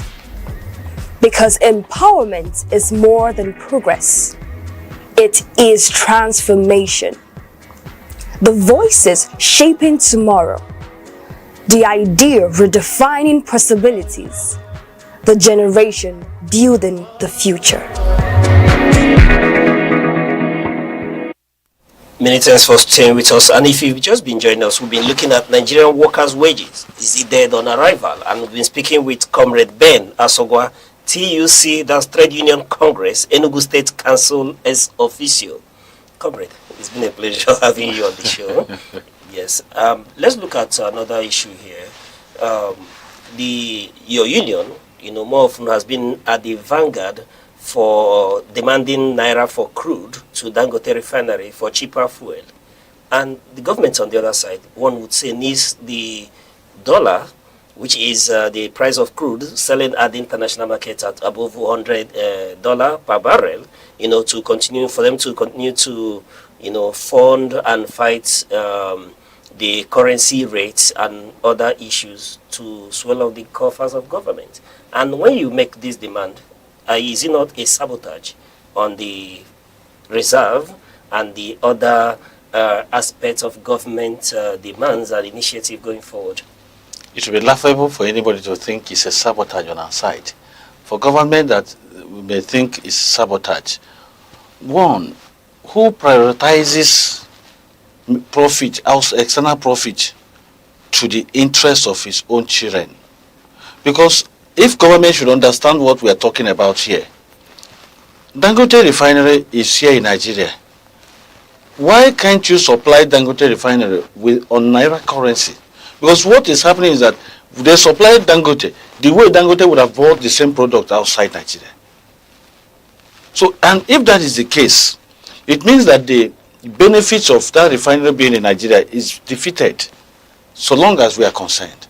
As long as we are concerned. And if you are telling us that you prefer or you prioritize the profit you will make over the common interests of Nigerian citizens, then that is dangerous, especially at this critical period. We are not even saying that government should not sell the quantity they sell in the market. But if you first of all consider the interests of the people you are leading, there can only be Nigeria if Nigerians exist. If we are all wiped off, then there will be trouble. If we are wiped off, because if you look at Nigeria as we talk, the level of poverty, hunger is growing by the day. And one of the ways of even solving insecurity issues is to ensure that minimum number of people are hungry. Because a hungry man is an angry man. And an angry man can do anything. Some of the youths you see outside there committing one crime or the other are doing it out of frustration. Some, I'm not saying that it's all of them. And that tells you that if you did not solve some critical problems, you may just be wasting time by saying you are fighting insecurity. Comrade, in essence, what you're saying is that government's argument that they need this for these prices at international price to be able to hold forests is not tenable. See, let me tell you, even as you are holding forests, you should also think inwards. Yes, it is critical that government tries to at least hold our naira at certain value. But even looking at that, have they been able to achieve it? Can we say they've achieved it? We've not even hit the demand. For instance, our quotas. We've not hit our quotas. If it comes to a critical period like this, a responsive system will adjust at one end. You may adjust by increasing productivity, by producing more, bringing out more of crude. If you were bringing out 10 per day, 10 barrels per day, for instance, you can increase it to 12 or 13, pending when the war will end. As you are increasing it to 13, maybe the extra 3 barrels will be used to increase the quantity you are supplying to refineries like Dangote. That is, by implication, you are increasing supply to them. And when you increase the supply, you reach an agreement, an MOU with Dangote, that while we are giving you this extra, is for you to be able to push this extra to the local market. In that case, the extra you are pushing in is not for him to increase exportation, but for him to give back more. If he has been giving you maybe 1 million barrels per day or so, or let me say 100 barrels per day, and you have now increased your supply to him, you tell him, increase it to this quantity, and we will supply you this quantity at this particular amount. This can be achieved by increasing productivity at this particular critical period. By that, you've cushioned the effect. You'll be able to solve or to block both ends from failing. Let me play a bit of devil's advocate here. You know, the argument has been that the market is deregulated, removal of subsidy. That means we are buying at the international price. You don't see that argument internally. And if we are buying at international price, even if you look at the price, the increase we've had before, it's only this recent one that it was Dangote that said it's increasing because of the cost of all the stuffs. All the while, it has also been NNPCL, a government agency, that would increase first. If you have deregulated, then deregulate completely. It's just like what they normally tell us, that they have privatized the power sector. Permit me to go into that area a bit. Even having privatized the power sector, from 2013, I think, that privatization happened, you know the amount of trillions of money that government has pumped into the so-called privatized system. Even as we talk, there is a proposal for about 6 billion or dollars or thereabouts to be pumped into the same system, that you've privatized. And now the question is, if you've privatized that power sector, why do you still push our Commonwealth into the private sector? We've seen a country where people come as investors with nothing. You say you are an investor in the power sector, and when we look at you, you've not invested in ensuring that every consumer is metered. You've not invested by expanding supply. You've not invested in nothing. If you're an investor, even if you're in the distribution, and you're an investor, and you know that the effectiveness of your business depends on generation, you should be able to even invest in generation, knowing that if there is more generation, you will have more to distribute. But none of the investors they use that aspect to settle their cronies. So even in the power sector, in the oil sector today, when they talk about all those things, that you are trying to hold the forest, you are trying to do this, you have deregulated, we are just running a hydra-headed system. So even if you say that the oil sector has been deregularized, to what extent? Okay. What is the effect of it? Right. Have you seen government remove their hands from the business of the oil business? Even the president of the country is the minister of petroleum. And you can understand why he's the minister, as if other ministers are not accountable to him.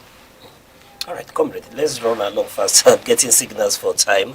But I want to get your opinion on the issue of the 35,000 naira wage award arrears, which the government is saying the delays are due to glitches. Do you buy into that? Which glitches? The kind of corruption. The president told us that corruption was domiciled in the subsidy. I remember then that we told Nigerians that even if they are not able to checkmate corruption in the subsidy system, they won't be able to change corruption that will occur in other systems by the time they remove subsidy. Because those corrupt elements do not sit at one place. If you chase them away from here, they will run to another side. So now you removed subsidy, and there was economic consequence on Nigerians. You brought 35,000 naira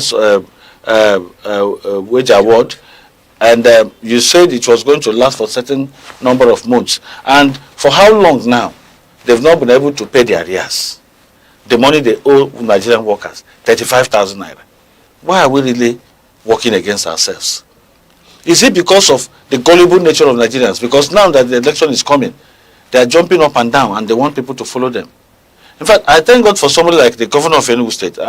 I feel comfortable with his own style in terms of some of these things, because he seems to be looking for solution. Even if you didn't succeed, it's good to see that you are making efforts. For instance, in the power sector, where he says that he wants that Enugu will be switching over to using coal to generate electricity. That's when we know that somebody has, his mind is thinking fast on possible solutions to certain things. And I can tell you for sure that looking at the way they are running the whole system, it is really too bad. Ordinarily, you are owing us, glitches are there. But when you have party conventions, there will be no glitches. When you have whatever you want to do that has to do with you staying back in your sitting tight, there will be no glitches. Everything will be sorted out quickly. But when it comes to the welfare of Nigerians, to the welfare of workers, to the welfare of the poor masses, there will be glitches everywhere. Who brought the glitches? Who are the people causing the glitch? Is it not the same elements? So they should tell us. If you talk about glitches, that is grammar that is meaningless, so long as you've not really explained. If there are glitches, tell us the kind of, is it hold up? Is it traffic? Well, tell us. Is it that you sent the money and it didn't go because of the network? Or what? Even as we talk, the president travels from country to country and he spends money in billions. So many other things that concern them are running. All right. Now that you mentioned the Enugu State, I want to ask, what about the state level hardship allowance negotiation for Enugu civil servants? The state level hardship allowance negotiation for Enugu hardship allowance? Yes, for Enugu State civil servants. Which civil servants hardship allowance? There's a negotiation, I understand, with unions, labor, with the government of Enugu State. Called hardship allowance? Yes. I can only remember that when there was this issue of subsidy removal, the governor approved 25,000 naira wage award to state workers and 10,000 naira for local governments per month. And when the federal government said they approved their own for 5 months, the state government, the state governor Peter approved his own and said it was going to run continuously until we switch over to no minimum wage. And it's continued until when we now switched over to 80,000 minimum wage in Enugu. So then when you talk about hardship, maybe you are using a wrong term, and that could be the confusion. I know that when we talk about allowances, there are some other allowances. For instance, the health sector where I come from, we have what we call hazard allowance. That we are saying when he approved 100% conhealth for the clinical staff of the health sector, he didn't add the hardship allowance. Then there are some other workers in the health sector that have not received the 100% consolidated health salary structure. Then in the state, when you talk about minimum wage, the major issue we are having concerning the minimum wage, 80,000 minimum wage, because it's short our own 10,000 above national minimum wage, making it 80,000. But the problem we have is on the consequential adjustment. Consequential adjustment of the minimum wage, which he has imperatively approved when we had an interactive session with him some weeks ago. He approved that the consequential adjustment be done. So I believe the process is ongoing.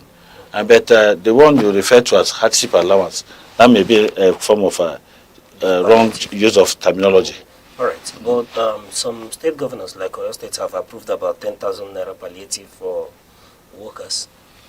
Okay, recently. Yes. Now see, what we even need now is not that they are kind of palliatives. For instance, you have increased fuel price, and I'm sure that it will no more return to 800 and something naira, even if it starts going down tomorrow. Maybe if Iran, US, Israel end their war, even if it's going down, it may not go back to 800 and something naira, and you give 10,000 naira wage award and say pay for 1 month, 2 months, 3 months, and what happens later? So what we need is salary adjustment that will now be there permanently until maybe when new minimum wage comes. Not that form of I'm award. sorry to cut you short. That's the much we can take for today on the Insights. It's all right. We hope to have you some other time so we could clarify these issues. All right, and you've been you. joining us. We'll be speaking to Comrade Ben Asogwa, who is Trade Union Congress Enugu State Council ex officio, speaking with us on issues around the economy and the wages of Nigerian worker. Comrade, it's been a pleasure speaking to you. And quite a pleasure being with you. You're welcome. Thank and you. to you, our wonderful viewers, let us know what you think about this conversation. Reach us with the hashtag The Insight, all at Aneke on YouTube and Facebook. Till we come your way same time tomorrow. I still remain your host, Uche Osai. Bye-bye.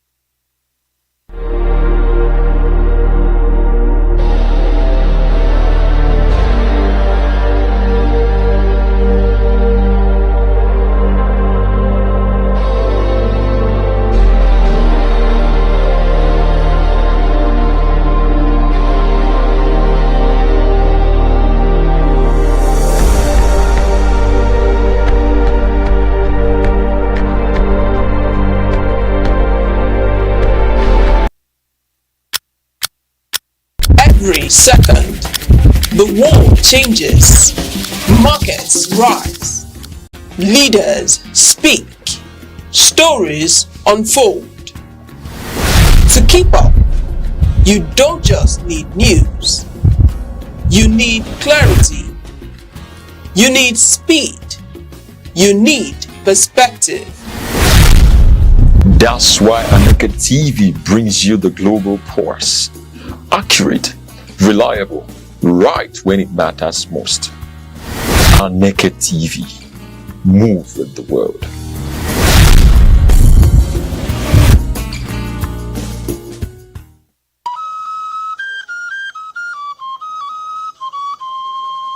Need advert placements, coverage for events, or the latest news stories? Call 070-3043-7110 right now. Aneke TV, move with the world. My name is Dr. Emmanuel Ihechi Asonye.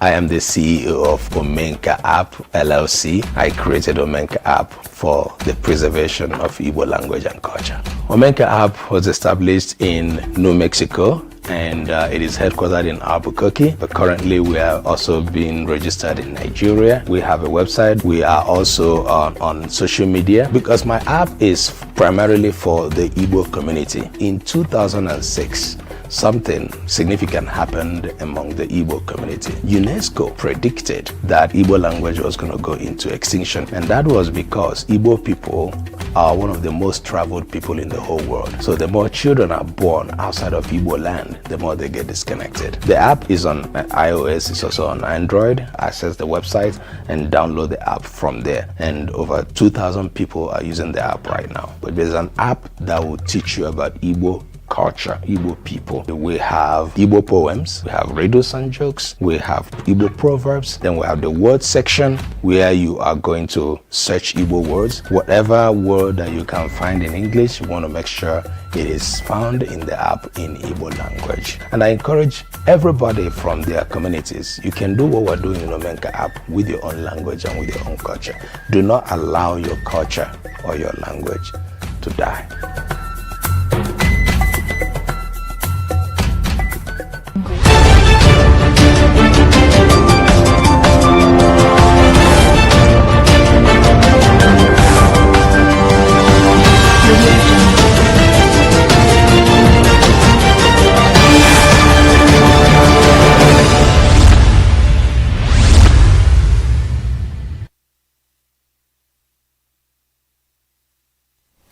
Good afternoon and welcome to news across the country on Aneke TV. I'm Good Hope Chukuma. Headlines. Governor Zulum dissolves Borno State Executive Council. Foundation moves to tackle healthcare inequality with insurance scheme for vulnerable Nigerians. Lagos State government equips 67 primary healthcare centers to prevent infection prevention and control. Details of the news.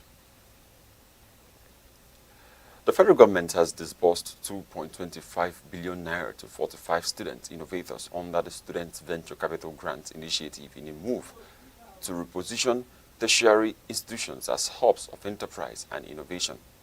The Minister of Education, Dr. Tunji Alausa, presented checks of up to 50 million naira each at the UNDP Innovation Hub in Lagos, marking the program's first funding cycle. Dr. Alausa stated that the initiative is designed to transition universities from purely academic centers to platforms for innovation, commercialization, and job creation. He urged governing councils to appoint forward-thinking leaders capable of driving enterprise-based education and practical problem-solving.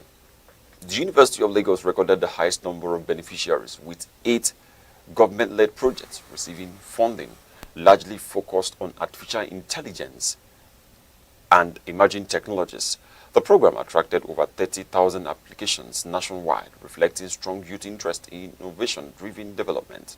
Minister of Communications, Innovation and Digital Economy, Bosun Tijani, encouraged beneficiaries to remain resilient, noting that failure is part of the innovation process. The federal government indicated that future funding may be expanded if measurable impact is achieved. A legal action has been instituted against the Independent National Electoral Commission over its failure to conduct a by-election for the Enugu North Senatorial District. Human rights lawyer Barrister Gideon Okeabo announced this during a press conference in Enugu. Abo said that the suit followed the death of Senator Okeezia, which created a vacancy he said must be filled without delay to ensure continued representation. He argued that the prolonged absence of a senator has negatively impacted legislative participation and development in the district.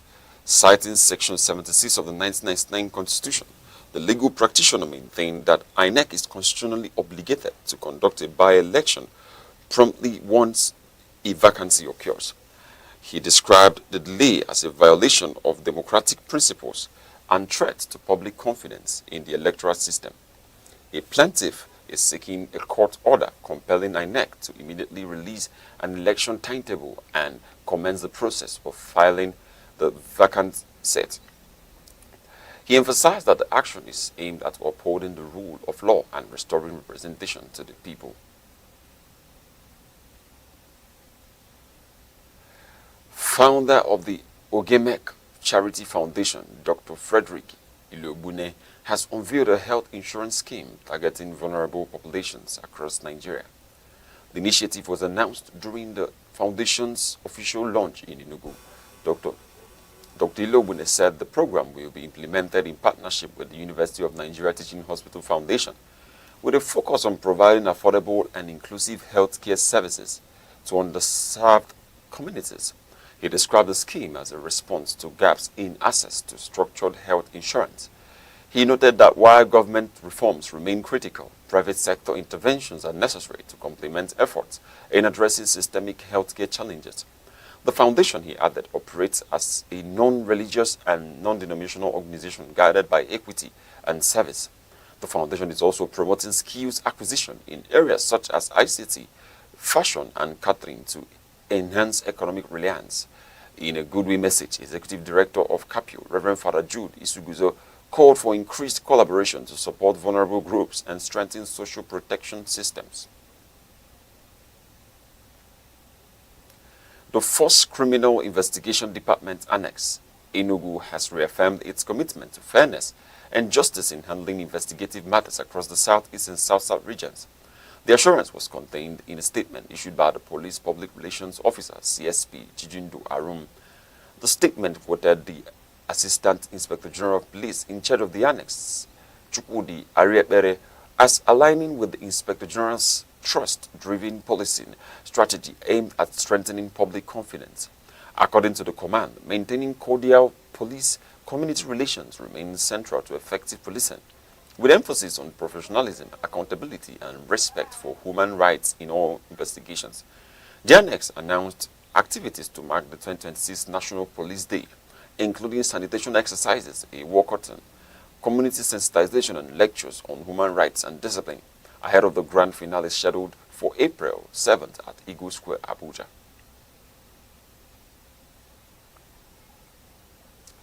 The People's Democratic Party (PDP) has ratified its nationwide congresses during its 2026 National Convention in Abuja, in a move to strengthen internal stability and legal legitimacy. The motion was moved by Senator Natasha Akpoti-Uduaghan and received unanimous support from delegates. The ratification covers ward, local government, state and zonal structures and is aimed at resolving internal disputes while aligning party processes with court rulings and constitutional provisions. Party leaders described the move as critical to rebuilding trust among members. The convention validated congresses conducted in nearly 20 states and the Federal Capital Territory while approving repeat exercises in areas with unresolved leadership issues. This, according to the party, ensures inclusiveness and compliance with due process. With a reconstituted National Working Committee, the PDP says it will now focus on repositioning ahead of the 2027 general elections, urging members to prioritize unity and collective goals over personal interests.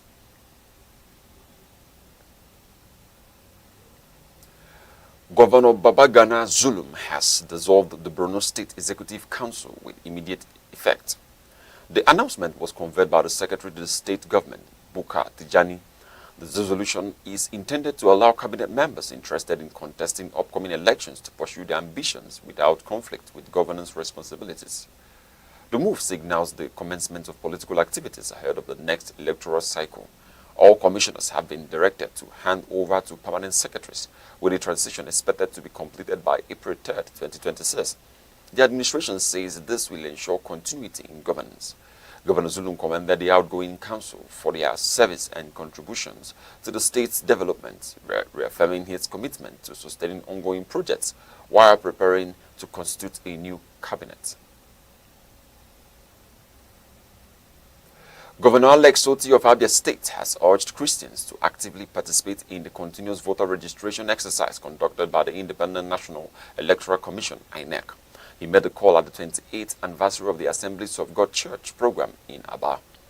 The governor emphasized that civic participation is essential for sustaining development, noting that disengagement from politics limits the influence of responsible citizens in governance. He encouraged church leaders to mobilize members to register and update their voter details. Governor Oti stated that while spiritual engagement remains important, the electoral process provides a practical means for shaping leadership and public policy. He stressed the need for increased voter turnout ahead of future elections. The event featured support from church leadership, including Senior Pastor Reverend Dr. Oboso Ejindo, who commended the governor's development efforts and called for continued collaboration between government and faith-based institutions. Governor Chukwuma Soludo of Anambra State has reaffirmed his administration's commitment to building a prosperous and livable state. He spoke during a Palm Sunday service at the Lighthouse Chaplaincy, Government House, Oka. The governor described the observance as a reflection of leadership through humility and service, noting that these principles guide his administration's policies and development agenda. In a homily, Chaplain Reverend Father Raphael Onyekwelu urged leaders and citizens to uphold integrity and prioritize collective welfare as a pathway to sustainable progress. Governor Soludo called on residents to embrace unity and shared responsibility, expressing confidence that adherence to these values will strengthen stability and growth across the state.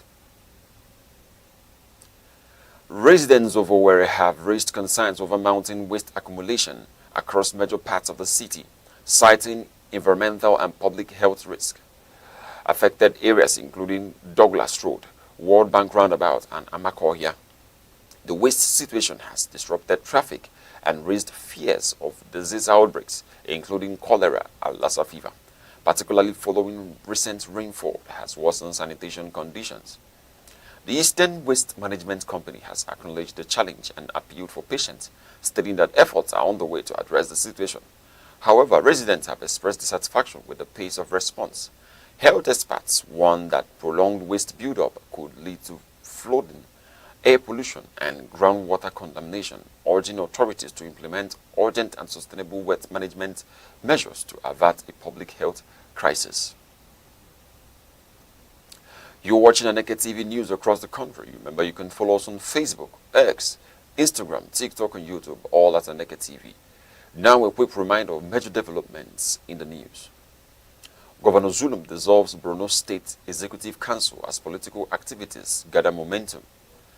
Foundation introduces health insurance initiative to improve access for vulnerable Nigerians. Coming up shortly, Lagos State government distributes infection control materials to 67 primary healthcare centers to enhance service delivery. We'll be right back shortly.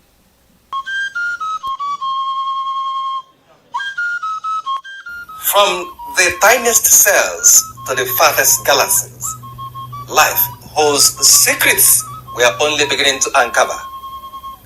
Why are we here? What connects us all? What unseen forces shape our destiny?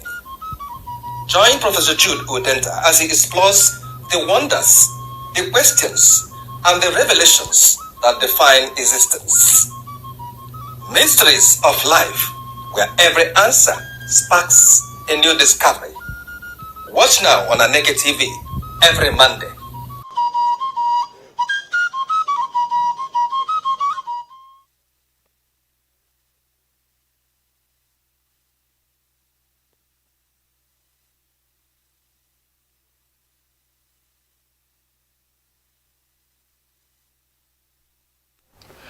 Welcome back.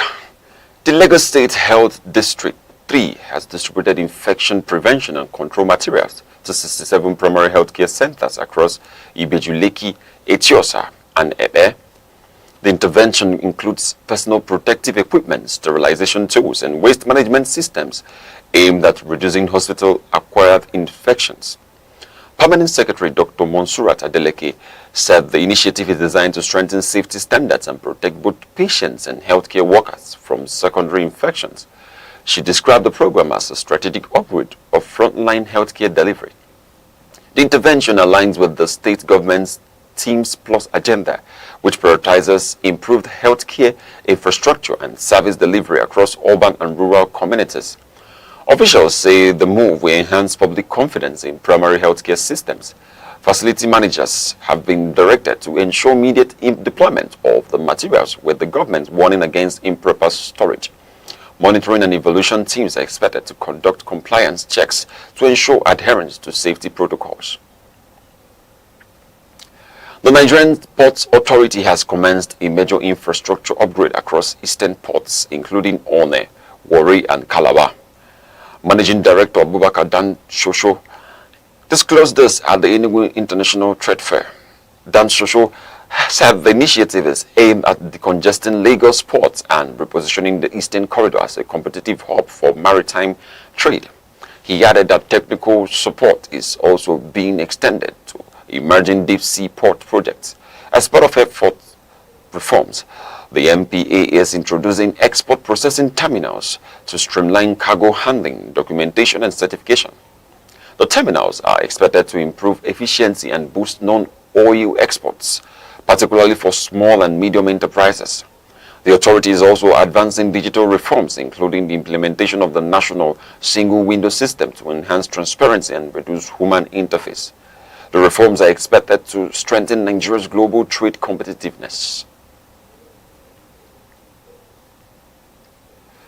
The Nigerian National Petroleum Company Limited, NNPCL, has reduced petrol pump prices at its retail outlets following a downward review of gantry prices by the Dangote refinery. Market checks indicate that NNPCL stations in Abuja adjusted pump prices to 1,295 per litre from 1,361 naira, representing a 71 naira reduction. The price adjustment follows Dangote's refinery's cut of 85 naira, bringing its gantry price to 1,200 naira per litre. Other marketers, including MRS, have yet to implement similar reductions, with pump prices still around 1,367 naira per litre. Independent operators such as Renoir, Empire Energy and Total are dispensing between 1,370 naira and 1,395 naira per litre. Industry observers say this staggered response reflects supply chain dynamics and pricing structures within the downstream sector. Consumers are complaining of broader compliance as market forces adjust to the new pricing benchmark. Economic collaboration. The initiative is part of efforts to position Lagos as a hub for global cultural diplomacy. Registration for the one-day event is ongoing, with the government describing it as an opportunity to expand international partnerships. The summit is expected to drive investment and innovation across multiple sectors. Now in sports, Galatasaray forward Victor Osimhen has remained under medical supervision following surgery on his arm. Reports indicate the striker delayed discharge to ensure a closely monitored recovery process. The injury was sustained during a UEFA Champions League fixture involving Liverpool FC. Medical personnel reportedly restricted access to the player to maintain a controlled recovery environment. Osimhen was discharged after completing an intensive rehabilitation phase under the hospital's supervision. The decision reflects a cautious approach aimed at ensuring full fitness before returning to action. Still in sports, Nigeria international Joy Omewa scored her third goal of the season to secure a 2-1 victory for Nottingham Forest women against Durham Women FC.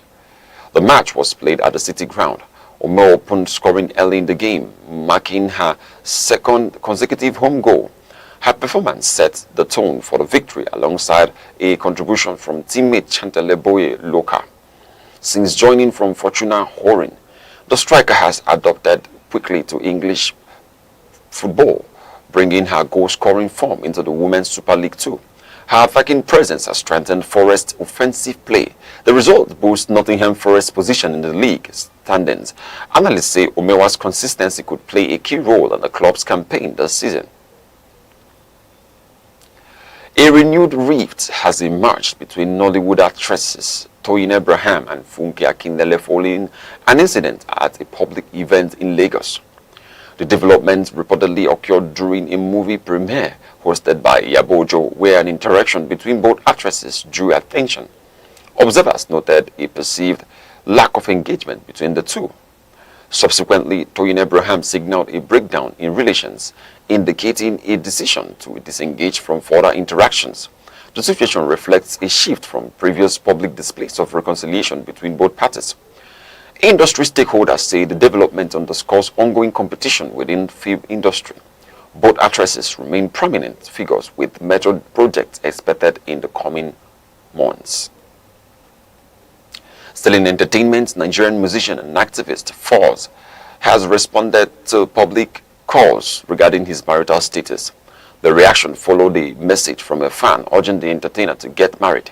Foz acknowledged the public interest in his personal life, noting that celebrities often face scrutiny over private decisions. He maintained a measured response, emphasizing the importance of personal choice. The artist reiterated his preference for privacy, stating that not all aspects of life should be subjected to public discussion. He added that such expectations are common for industry in the entertainment industry. Fahd continues to focus on his music and advocacy work. Observers note that his stance reflects a broader conversation about boundaries between public image and private life. And now to end the news across the country, here are the main points again. Professor Babagana Umara Zulum has approved the immediate dissolution of the Borno State Executive Council with a directive conveyed by the Secretary to the State Government, Mr. Boka Tijani, as part of preparations for the forthcoming electoral cycle. The founder of Ogemek Charity Foundation, Dr. Frederick Ilobune, has announced the introduction of a health insurance scheme in partnership with the University of Nigeria Teaching Hospital Foundation to expand access to quality health care for vulnerable populations. The Permanent Secretary, Lagos State Health District 3, Dr. Monsurat Adeleke, has supervised the distribution of infection prevention and control materials to 7 primary health care centers across Ibejuleki, Etiosa, and Ebe to strengthen healthcare delivery, and safety standards. That's news across the country at noon. For breaking news and eyewitness reports, call 070-3043-7110 or follow us on Facebook, X, Instagram, TikTok, and YouTube, all at Aneke TV. On behalf of the producer Chidi Masowa and the entire news team, I'm Good Hope Chukuma, thanking you for watching. Enjoy the rest of your day.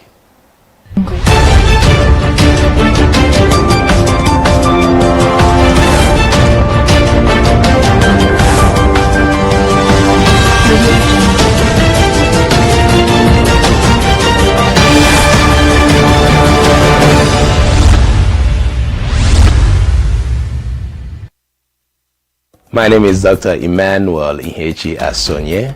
I am the CEO of Omenka App LLC. I created Omenka App for the preservation of Igbo language and culture. Omenka App was established in New Mexico and it is headquartered in Albuquerque. But currently we are also being registered in Nigeria. We have a website. We are also on social media because my app is primarily for the Igbo community. In 2006, something significant happened among the Igbo community. UNESCO predicted that Igbo language was going to go into extinction, and that was because Igbo people are one of the most traveled people in the whole world. So the more children are born outside of Igbo land, the more they get disconnected. The app is on iOS, it's also on Android. Access the website and download the app from there. And over 2,000 people are using the app right now. But there's an app that will teach you about Igbo culture, Igbo people. We have Igbo poems, we have riddles and jokes, we have Igbo proverbs, then we have the word section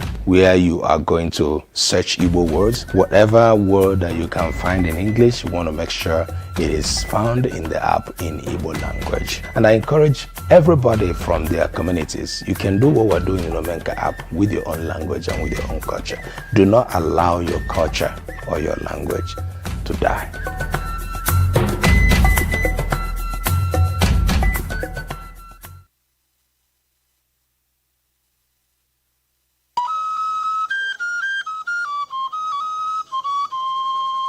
Need advert placements, coverage for events, or the latest news stories? Call 070-3043-7110 right now. Aneke TV, move with the world.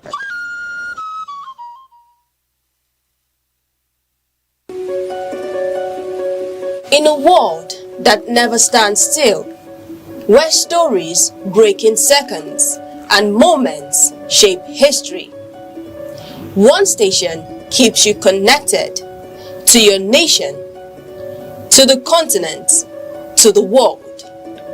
From breaking news to powerful stories, from business and politics to culture, lifestyle and entertainment, we inform, we inspire, we keep you ahead. This is more than television. This is your window to everywhere that matters. Aneke TV. Move with the world.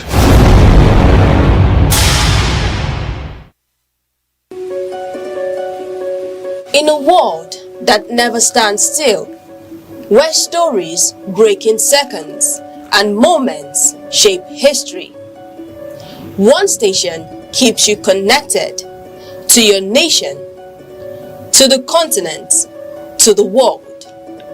From breaking news to powerful stories, from business and politics to culture, lifestyle and entertainment, we inform, we inspire, we keep you ahead. This is more than television. This is your window to everywhere that matters. Aneke TV. Move with the world.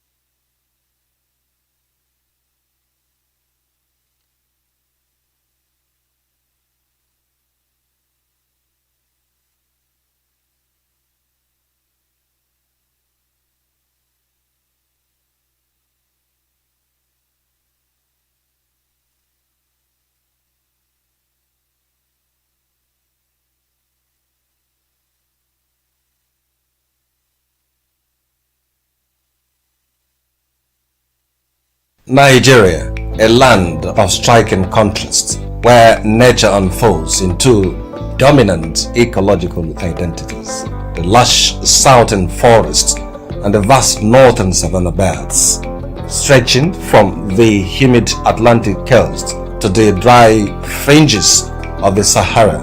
Nigeria's vegetation is shaped by climate, rainfall and human activity. Broadly, it is divided into the southern forest zones and the northern savanna belts. In the south, abundant rainfall gives rise to tropical rainforest, thick, multi-layered ecosystems, rich in biodiversity, towering trees from a continuous canopy, sheltering countless plants and animal species. These forests are not only ecological treasures, but also economic lifelines, supporting agriculture and livelihoods. Closer to the coast, fresh water and mangrove swamps dominate. Here, water and land intertwine, creating unique habitats adapted to flooding and salinity. The mangrove forests of the Niger Delta are among the largest in Africa, vital for coastal protection and marine life. Moving northward, forests gradually give way to the Guinea savanna, a mix of tall grasses and scattered trees. This region supports farming and livestock, forming Nigeria's agricultural heartland. Further north lies the Sudan savanna, where rainfall decreases and vegetation becomes sparser. Life here adapts to longer dry seasons and harsher conditions. At the northern edge, the Sahel savanna marks the transition to the desert. Vegetation is sparse, and survival depends on resilience of both people and nature. However, Nigeria's vegetation faces growing threats. Deforestation in the south and desertification in the north are reshaping the landscape. Population growth, agriculture, and climate change continue to exert pressure on these fragile ecosystems. Yet, hope remains. Across the country, conservation efforts are taking root, from reforestation projects to sustainable land management practices, from the dense forests of the south to the open savannas of the north. Nigeria's vegetation tells a story of diversity, resilience, and responsibility. A story that calls on all of us to protect the natural heritage we share.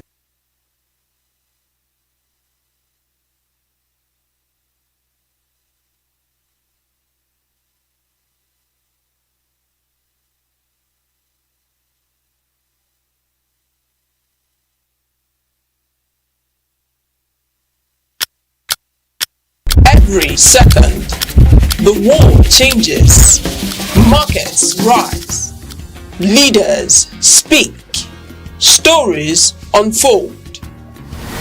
To keep up, you don't just need news, you need clarity, you need speed, you need perspective. That's why Aneke TV brings you the global pulse. Accurate, reliable, right when it matters most. Aneke TV. Move with the world.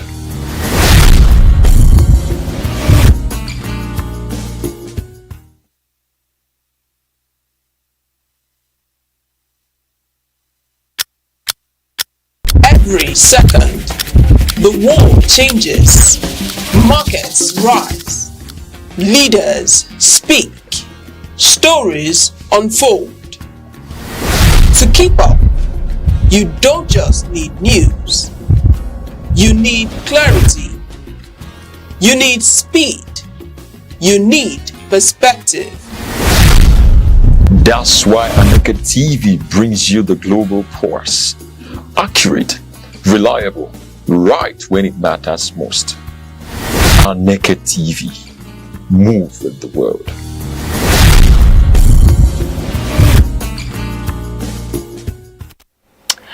What's up, Nigeria? What's up, Enugu? Good afternoon. It is the money making Monday edition of the entertainment show. Today, I go by the name Gift Obodo, popularly called Shushu Lawyer. Ken maybe no. Today I came with a swag. Today is swagalicious for me. I came in with a dope look for you guys because today it's Monday and we had a lot of fun during the weekend, a lot of groovies, groove in and groove out. I hope you are safe wherever you are after your enjoyment because it's Monday. We have to go out there and make money, cash. You have to make money wherever you are. And from the weekend enjoyment, some, hot spice gist came out. A lot of dope, grooves, came out. And today we're going to booze and dive into it. Wherever you are, it is me and you watching me out there. And today it's going to be hot, full of gist. I have a lot of gist to spill, a lot of gossip to spill today because it's Monday. You got to have a very hot gist, spicy gist that what happened on the weekend, during the weekend. And one of it is by 18 Solar Official. She, the popular actress, she made a recommendation and also a dissatisfactory comment online. And when she said to have her viewers out there, she said, "Dear feminists, if you are still awake, please, there's one strong issue you are yet to tackle. It's the fact that women are restricted from going into the club lounge without the presence of a man. And meanwhile, men can utterly go out there and have their own fun. It's something that we have to look into. We have to deeply look into where a situation where men are allowed to have their own time in the club." So I think I have a very pretty much experience based on this because there was a certain time where I had to, I wanted to go out. I had to be stopped. I just wanted to chill out, watch out, and yeah, I was stopped, and I was like, okay. Sometimes when you go out to drink, most as the waitress will be like, she will look at you, say, "Get me something like this." She will look at you and be like, "Oh, are you sure this girl is gonna afford that?" So the actress out there is trying to say, yeah, we need to look into it. I think she wanted to have fun during the weekend. I don't know where you went to have fun, but I know you had a legalized fun out there. You don't get into trouble. You just have to enjoy yourself. You don't need to get into any trouble. But she's just trying to let it out that women should also be treated with much respect and treated same. She's trying to promote gender equality. There should be gender equality. I might be a feminist, but I might not be a feminist. So I don't know where I stand, but all I can say is there should be gender equality based on the fact that women should also be allowed to do some certain things as far as it's not illegal. Yeah, women should be allowed, give them their space because they are humans too. They are not animals, they are humans. So they should be given some space, time to enjoy themselves. The weekend is not only for the men, it's for the ladies out there. Ladies in the house, ladies out there. And I'm giving you guys a very big shout out, and I know you guys, with this, letting you know to the public that soon enough you guys will be allowed to go and enjoy yourself. Okay, moving into my next second gist. It's going to be hot. Coming out from the last weekend where a lot of trending issue, buzzwords, a lot of, war on the social media space. The dark man, his fight with so many people are now we're diving into another, big fight. It is in the Nollywood sect. But this big fight is out. It's about Funke and Toye Abraham. This fight just went out when they went out, and I think Tony was about to greet Auntie Funke, and she didn't respond. It has just been buzzing. A lot of buzzwords. I think we're gonna start into the new month with this kind of buzzwords, and do you know what is gonna happen? The internet is gonna be set on. This has gone so far that Both of them has unfollowed each other. These are two big shot in the movie industry, in Nigeria movie industry. The two big shot about two movie producer and actress. When there's big war like this, a lot of people, you're gonna take side. Either you take Antifuke's side or Tony's side. So you have to take just one side. And me myself, I love the both, so I'm not taking any side. I'm not going to take anybody's side. But and following each other means a lot. I can show you the script where both of them have allegedly unfollowed each other and promise never to greet each other when they see themselves. Whoo, a lot of malice going on in the industry. A lot, especially among the actors, where they have to give each other the buzzwords. And I think what the internet needs, like, just keep the internet talking. Yes, this is another form of entertainment, because after all, it's fun. It's not like we enjoy watching these people, quarrel, but I think they are doing the thing, and we, the audience, we, the viewers, we are enjoying it, because if the two big elephant fights, definitely there's something we're anticipating at the end. And if nothing is going to come for us, we just have to let this quarter go, because we're not feeding from it. According to some people tweeting on X, they are not actually feeding from the fight, but it's entertaining to watch. And to Fuke and to Tony, fight in the industry. So, okay, let's just leave the hot new gossip. I'm taking you straight to an experience. Someone on X, Asanwa, tweeted and said, the last wedding I attended crashed after 14 days. I feel so weird about posting my pictures. And Astra says, another ex-tweeter who tweeted and said, if I die or I should be and booked flight, hotel, spreading money on your wedding, even bought drinks, and it ends in 14 days, you will actually refund me. Jesus. I think a couple of years, like 2022, I have a very terrible experience with this. Like when I mean very terrible, they are very terrible. And it is about a friend, a couple friend, told me I'm gonna be one of her Ashebis, I was so happy they liked the idea. Gift is gonna, go on the hot trend, and give the asobi, or the outlook. Everything is gonna be outstanding. I've already imagined the look, the outfit. She showed me some pictures. I was like, yeah, this is something I would like to recreate. So she sold the Ashobi clothes to us. We bought. And at that point, I was just contemplating, should I buy these clothes? It's very, very, very expensive. Very, very expensive. Coupled with the fact that she resides in Jos, I am in Enugu, and yeah. I decided to, okay, since we are very close and I've already envisioned me wearing that clothes, and the kind of thing she said about the wedding, how, spiced up it's going to be, I just envisioned myself in that should be. So I went home, I told my mom, I have a friend who wants me to do Ashobi, but she actually is selling the Ashobi very, very costly. Mom said, why then disturb yourself? Just tell her, just give her an excuse. I just told my mom, I just want to, this is my close friend, she did one thing for me, so I just want to reciprocate the actions. And she said, okay, you are old enough to make your choice, so, but I just told you something as your mom, so if you have something reasonable to do with your money, just keep it. But if you want to be part of the ceremony, just, okay, you can buy it, but why can't the lady give you some samples so you could get to the market and buy it, and maybe it might be cheaper?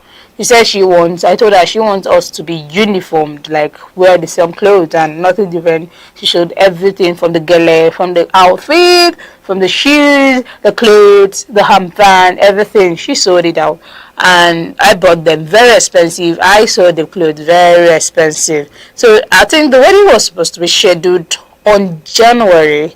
And yeah, around December, some things, the wedding, arrangement should be going on. And I was asking her how far, how is it gonna be for us, the Ashebis.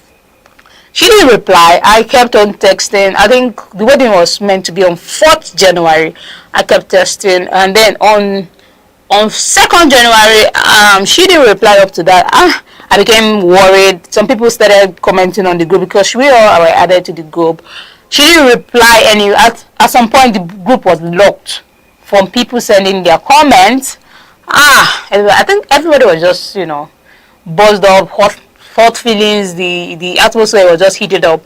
At some point, after I think 5 days after the wedding scheduled date, no reply. I was just, angry how much I spent on this Ashebi and everything. But I think she chatted me out and said sorry for the disappointment. She couldn't tell me that the wedding couldn't go ahead again. A lot of things happened.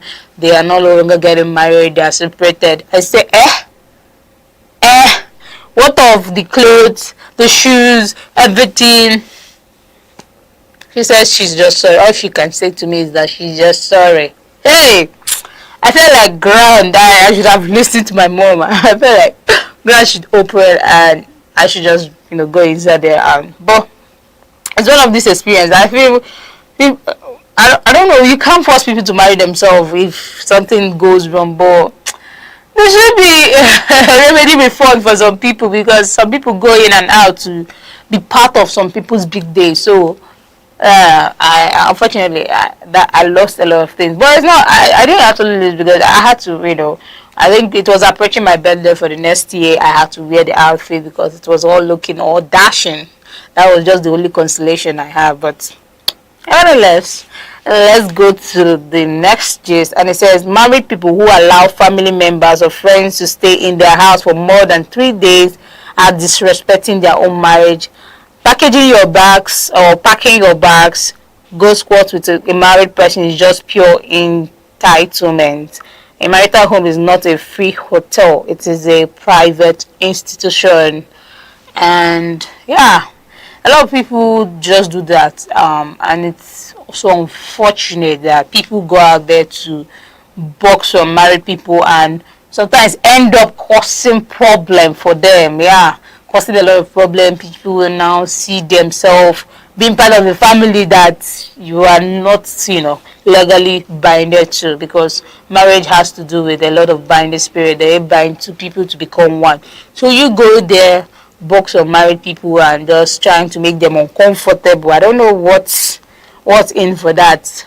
And there has just been one thing that I've just been waiting to say. It has just been trending, and this is a hot spill gossip. What I mean by hot spill gossip things. And it's funny, people are just making fun, people are just X is just boozing. What I mean, boozing. And this is about the OPM founder, Apostle Chibuzo. He's Chinyere's his autistic son, a boy, marries day before or to a renowned woman, a single woman. And there has been trending thing, like the lady is very matured, elderly, and this marriage comes after the reward for anybody who agrees to marry his autistic son with a reward of 10 million naira, a house, an overseas vacation, and so many other things. People granting them money and a lot of grants to anybody who agrees to marry his son, who is not actually properly, I won't say functionally well, but he's not really okay. But real, my gender, fear. There's this popular saying, fear who no fear my gender.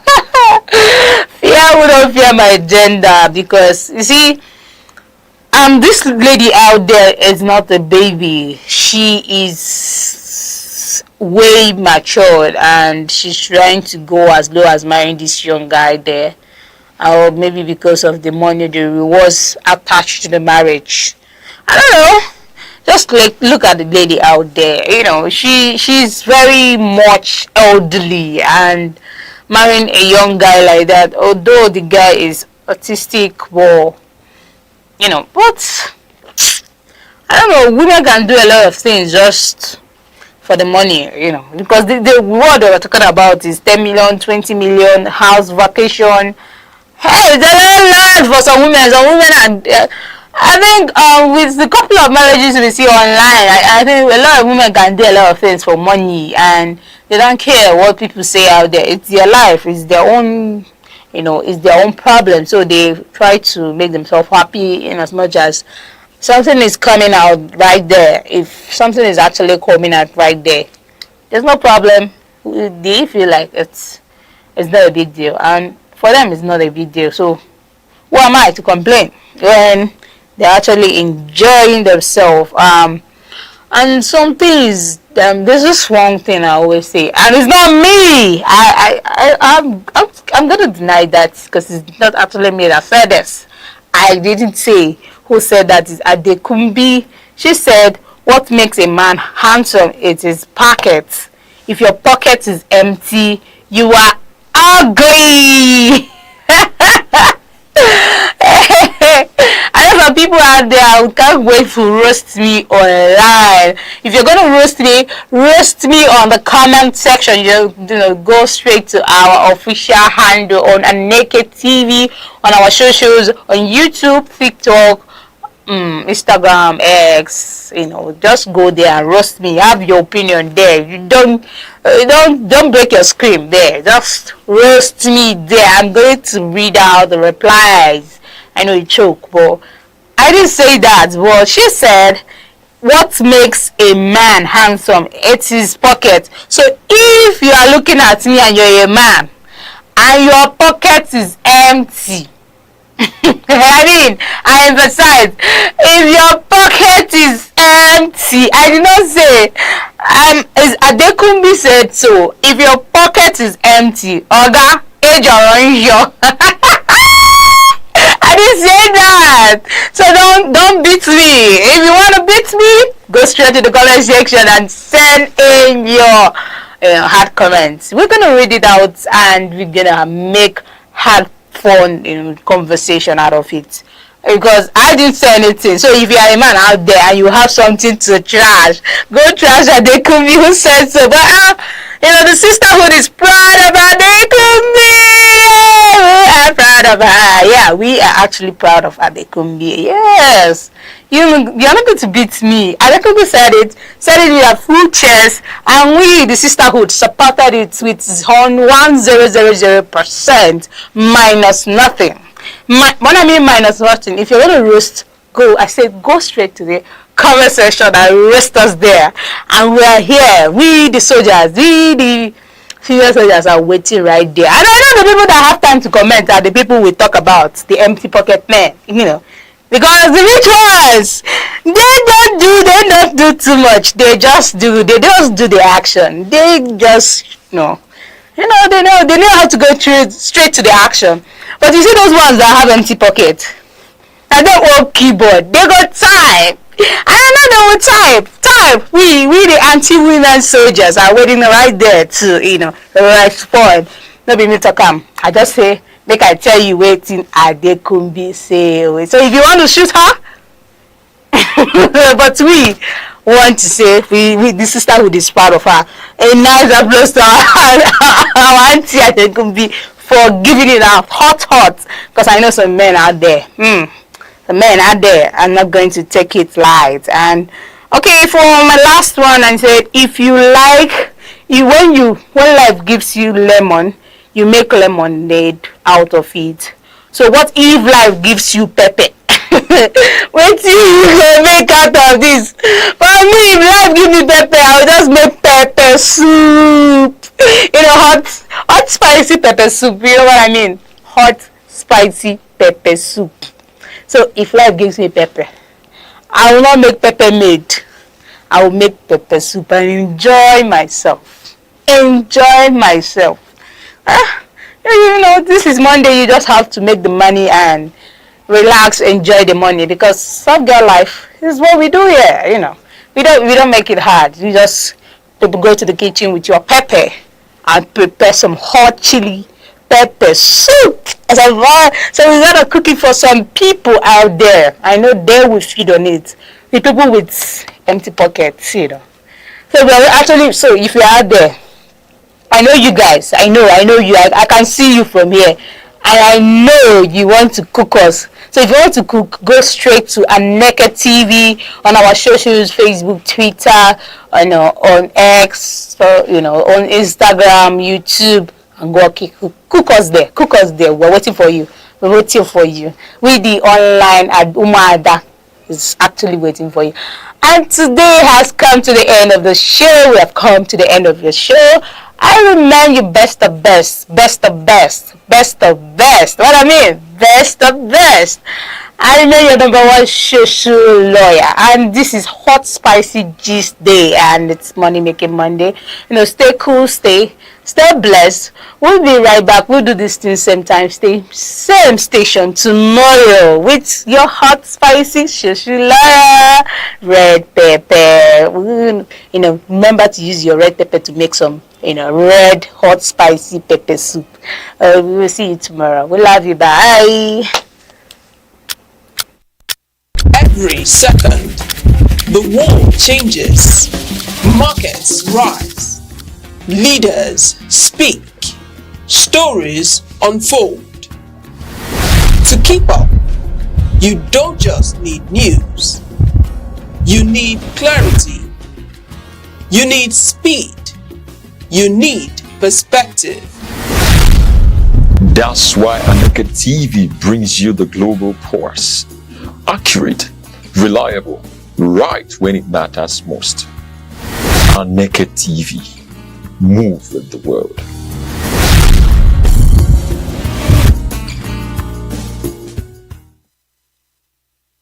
Nigeria, a land of striking contrast, where nature unfolds into dominant ecological identities.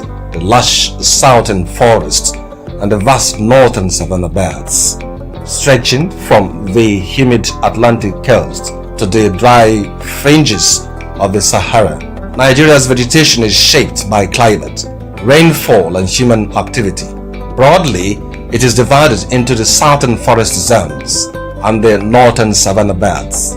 In the south, abundant rainfall gives rise to tropical rainforest, thick, multi-layered ecosystems, rich in biodiversity, towering trees from a continuous canopy, sheltering countless plants and animal species. These forests are not only ecological treasures, but also economic lifelines, supporting agriculture and livelihoods. Closer to the coast, fresh water and mangrove swamps dominate. Here, water and land intertwine, creating unique habitats adapted to flooding and salinity. The mangrove forests of the Niger Delta are among the largest in Africa, vital for coastal protection and marine life. Moving northward, forests gradually give way to the Guinea savanna, a mix of tall grasses and scattered trees. This region supports farming and livestock, forming Nigeria's agricultural heartland. Further north lies the Sudan savanna, where rainfall decreases and vegetation becomes sparser. Life here adapts to longer dry seasons and harsher conditions. At the northern edge, the Sahel savanna marks the transition to the desert. Vegetation is sparse, and survival depends on resilience of both people and nature. However, Nigeria's vegetation faces growing threats. Deforestation in the south and desertification in the north are reshaping the landscape. Population growth, agriculture, and climate change continue to exert pressure on these fragile ecosystems. Yet, hope remains. Across the country, conservation efforts are taking root, from reforestation projects to sustainable land management practices, from the dense forests of the south to the open savannas of the north. Nigeria's vegetation tells a story of diversity, resilience, and responsibility. A story that calls on all of us to protect the natural heritage we share.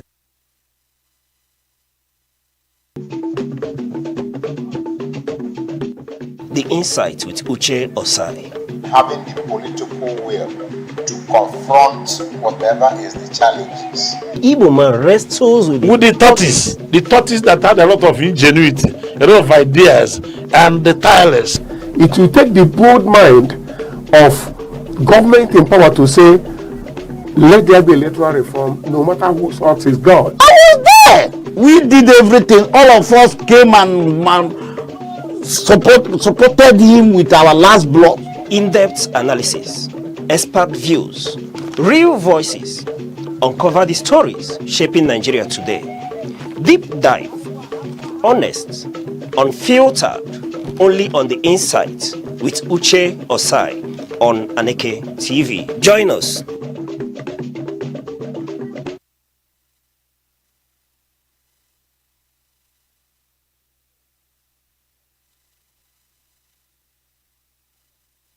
In the stories of ancient Greece, Achilles was more than a warrior. He was a hero whose strength could turn the tide of war, whose courage inspired loyalty, and whose presence commanded respect. His name had endured across millennia, a symbol of valor, power, and influence, a figure whose actions shaped destinies. Yet, Achilles' legacy was not only in the power he wielded, it was in how he used it. He fought not for personal glory alone, but for the honor and protection of those who depended on him. His might was purposeful, guided by responsibility, and measured by the lives he safeguarded. Today, Nigeria faces battles of different kind. These are battles fought not with swords, but with policies and principles. Our enemies are corruption, insecurity, inequality, and leadership that too often prioritizes ambition over accountability. These are struggles that affect millions, shaping the future of a nation rich in potential but fraught with challenges. The story of Achilles carries a lesson for our time. Strength without wisdom and responsibility is hollow. Power without vision can destroy more than it builds. Leadership in Nigeria demands more than force. It requires courage, foresight, and a commitment to the people. True heroism is not in personal triumph, but in the welfare of those entrusted to your care. The heroism Nigeria needs is tangible. It is reflected in leaders who listen to their citizens, govern with accountability, and deliver policies that empower communities, safeguard livelihoods, and create opportunity. It is measured by children in classrooms, families with secure futures, and communities that thrive. It is heroism that transforms potential into progress and challenges into triumph. Achilles' greatest victories were those that protected his people and honored his obligations. Similarly, Nigeria's most enduring successes will be those that prioritizes its citizens, safeguard their future, and uphold accountable people-centered leadership. Strength exercised for the common good, rather than personal gain, is the truest measure of greatness. As the nation charts its path forward, the message is clear. Leadership must be courageous, visionary, and responsible. It must fight not for applause, not for legacy alone, but for the prosperity, security, and dignity of every Nigerian. When strength is wielded for the greater good, it becomes enduring. When power is guided by principle, it inspires. When leadership is accountable, it unites. The chapters of Nigeria's destiny are still being written. Its future rest not in the triumphs of a few, but in the collective progress of millions. The nation's victories will be measured not in fleeting fame, but in lives transformed, communities empowered, and hope restored. In the spirit of Achilles, Nigeria must find strength that serves, courage that protects, and leadership that uplifts. In that strength lies the promise of a stronger, united, and more prosperous nation. One that honors its people, secures their future, and fulfills its boundless potential.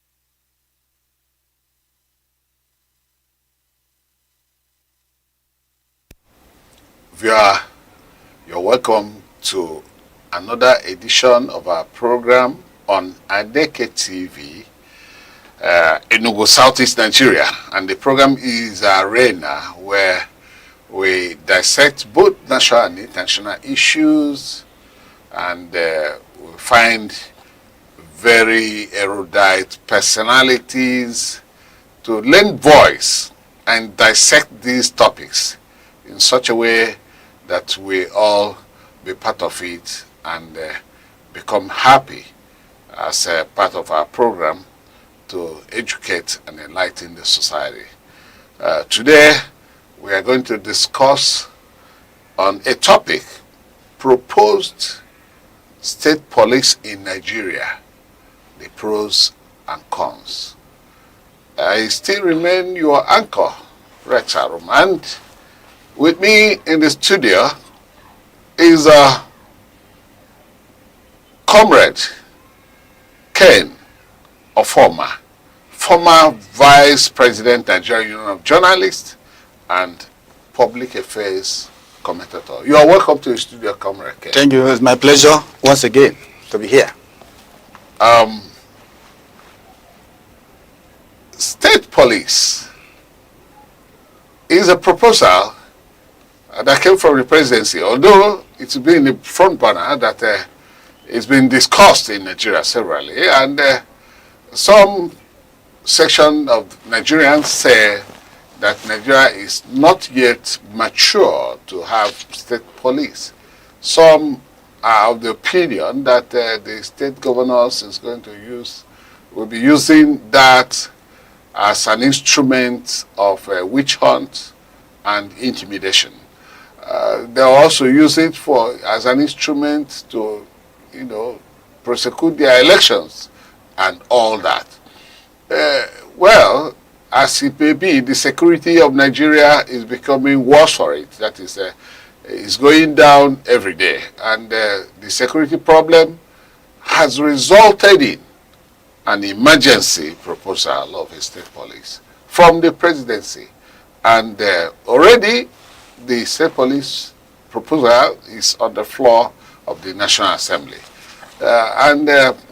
We all know that before you go for state police, there must be a constitutional amendment. And that is already in process in the National Assembly too.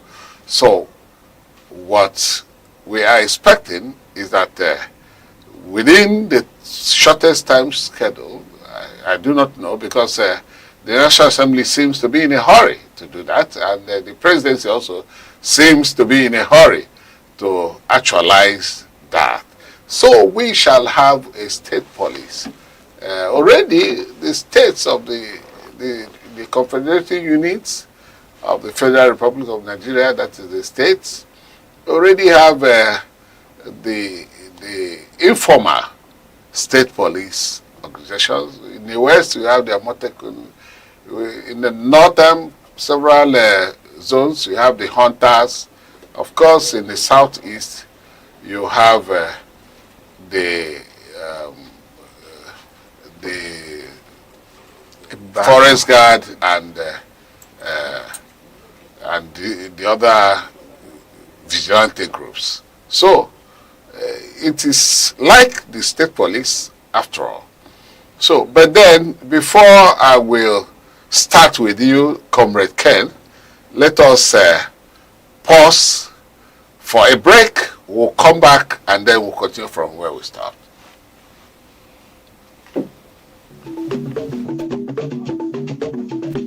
The Insight with Uche Osai.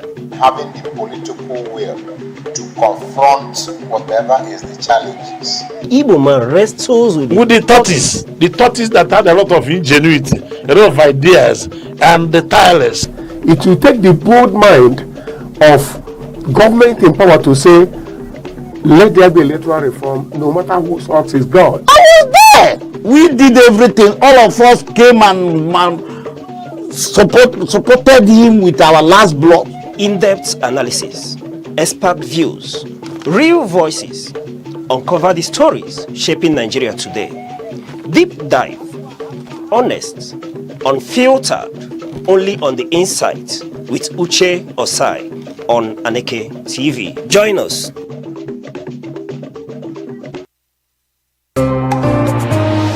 Join us on Arena, Aneke TV's premium current affairs program, where politics, development, and governance come alive. Every Monday, Wednesday, and Friday, we host top professionals and thought leaders who speak their minds on issues shaping Nigeria and the world. It's inclusive, enriching, and absolutely captivating.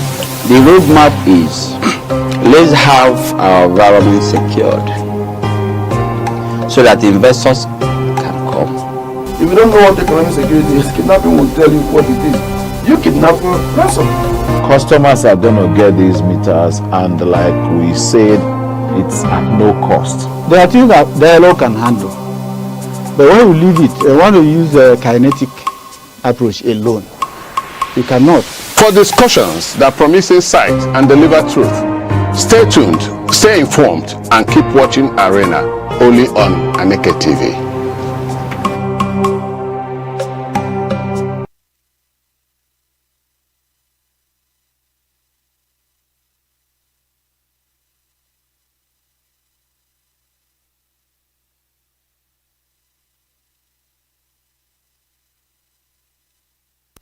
You're welcome back. I want to actually tell you, via that we are joined by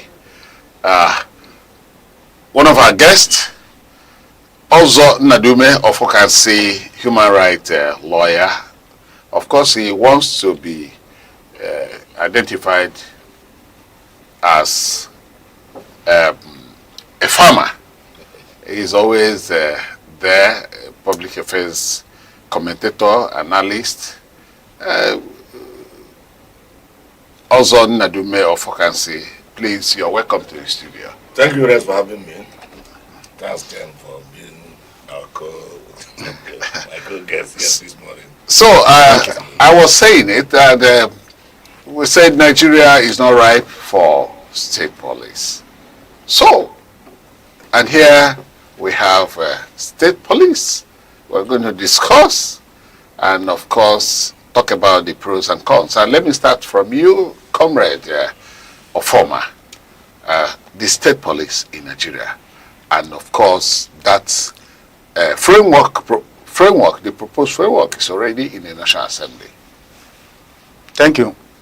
The subject of state police has been as old as the beginning of this current republic. If you call it Fourth Republic, it may be right, from 1999 to date. It has become a recurrent decimal.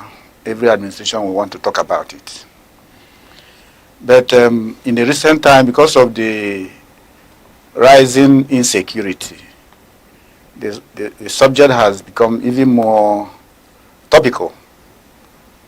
That the current president, Ahmed Bola Tinubu, directed, in fact, people even inferred that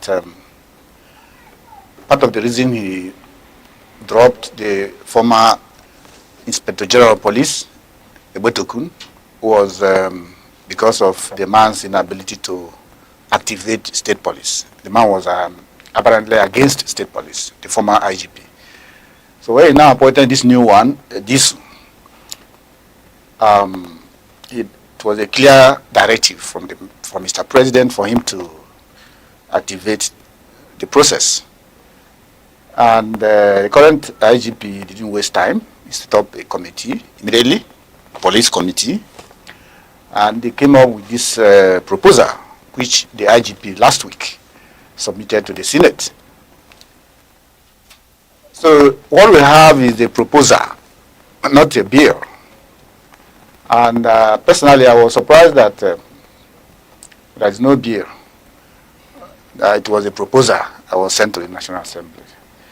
I was thinking that the president should have, the executive part of government should have come up with Attorney General and all that. They should have been the one to articulate this, maybe have a committee made up of security experts, for representatives of the Governors Forum, and come up with a draft that should be sent to the National Assembly as a draft bill. Not to leave it to IGP to come up with a proposal. And if you look at the proposal now, you will now begin to understand that the realization of that state police may be far-flung. It may be far-flung because besides what is contained in the proposal, I don't even think that we'll be able to come up with any state police under any civilian administration, except because the success of failure of state police begins and ends with the law, the enabling law. And so it is always difficult for any administration to come up with a law, selfless laws, law that will be futuristic without political considerations or advantages. And that's where the failure will come from. So my thinking state police may likely come when the country is ready to restructure and have maybe a constituent assembly, an extra body outside the national that will come up with a law, a framework, and then pass it in a law. The National Assembly will now come and start implementing. Okay. As time goes on, I will go into some of the provisions in the proposal submitted by this. Okay. Barrister Ofokansi, the proposed state police, are we ripe? If we are, do you think that pushing a proposal to the National Assembly is the way to go? Or are there, fundamental steps that should be taken? Well, serious, I've ever been an advocate of the creation of other strata of police. When I talk of other strata, not just merely state police. I also advocate, or have ever advocated for creation of police down to the last rung of government, that's the local government, so that we now have local government police, state police, and the federal police, just like you have in some advanced times, where you have the sheriffs coming from the counties and the rest of them. But I've also said that Nigeria still needs a kind of fine-tuning before we can implement the state police program. Why do I say that? I say even the federal police that will operate at present is being abused by politicians. If I tell you the number of policemen that are guarding so-called very important persons, the VIPs, and then the number that is left for the common man of me and you will shudder. And that is why sometimes you now look at the police as when you have problem, you try to know how you can solve your problem yourself, because going to the police will even worsen it. Besides the fact that they are going to make it, a cash and carry affair. Now, you ask whether we are ripe for state police. There is no nation that wants a state police that is not ripe for it. Depending on the political will of those who are doing whatever they are doing to make sure it comes to reality. Like Ken said, you prepared a proposal. That proposal has been kept to the chest of the committee set up by the IG. Until of recent people started proposing, maybe when there's something to the Senate, people now started seeing what is there. It shouldn't have been that way. It should have been something that should be thrown like a referendum, so that people make input, put their team for this present administration and the subsequent one and the previous ones, that social media, which has never been there before, is now there. You can create a website where people, eggheads, now throw in their suggestions. You now set up a committee to articulate, you give a time frame between February 1 and March 31st. Whatever you think, the model you want the state police to take, make that your contribution and send it to so and so website. The committee will now collect this from various Nigerians. It's not more like, you can see when Babangida wanted to introduce party politics. He threw it open, and people were debating everywhere. Then it was mainstream media only. We write only newspapers, the organized town hall. Even though you later came up with two political party systems, which I applauded, even with a little caveat which he could not have added, which he could have added. Like if he had added the mantra for private candidates. Now that could have made it equal. So that if you go to SDP, you go to NRC, then go to NRC, you become a private candidate. Independent candidate, sorry. Now, you didn't go as an independent candidate. And that was what made it flawed. Otherwise, if we had grown from that political mantra created by Babangida at that time, we could have gone far. Because if you especially in every local government, party offices, they put the party offices, and they just know which one they want to go into. But this one now, Tinubu, in his wisdom, appointed this. He wanted state police, fine and good. But this now provide a proposal, a kind of a blueprint meant by the committee, and send it to the Senate. What do you expect the Senate to do? The Senate, we only want the Senate to convert it to a bill, or we want the Senate to use that proposal as a bill and then enact it as a law. You know, Abadio's Senate is no Senate as far as I'm concerned. You'll be surprised that that proposal, you are still waiting for a bill. They will convert it to a bill in the next few days and then pass it without, with the eyes have it. But what I still say about state police is that we, as a nation, we need state police.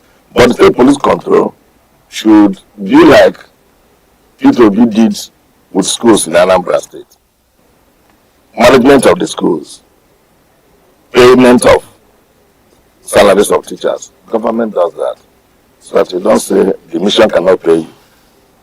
The management of the schools with the mission, and it gave the result. Okay. So we want the management of the police to be with the state, but the remainder of the police to still be with the federal. And then that state, the same police service commission, to control every strata of police. Not state police commission, the federal police commission, police service commission controlling federal police, and the state police service commission controlling state police.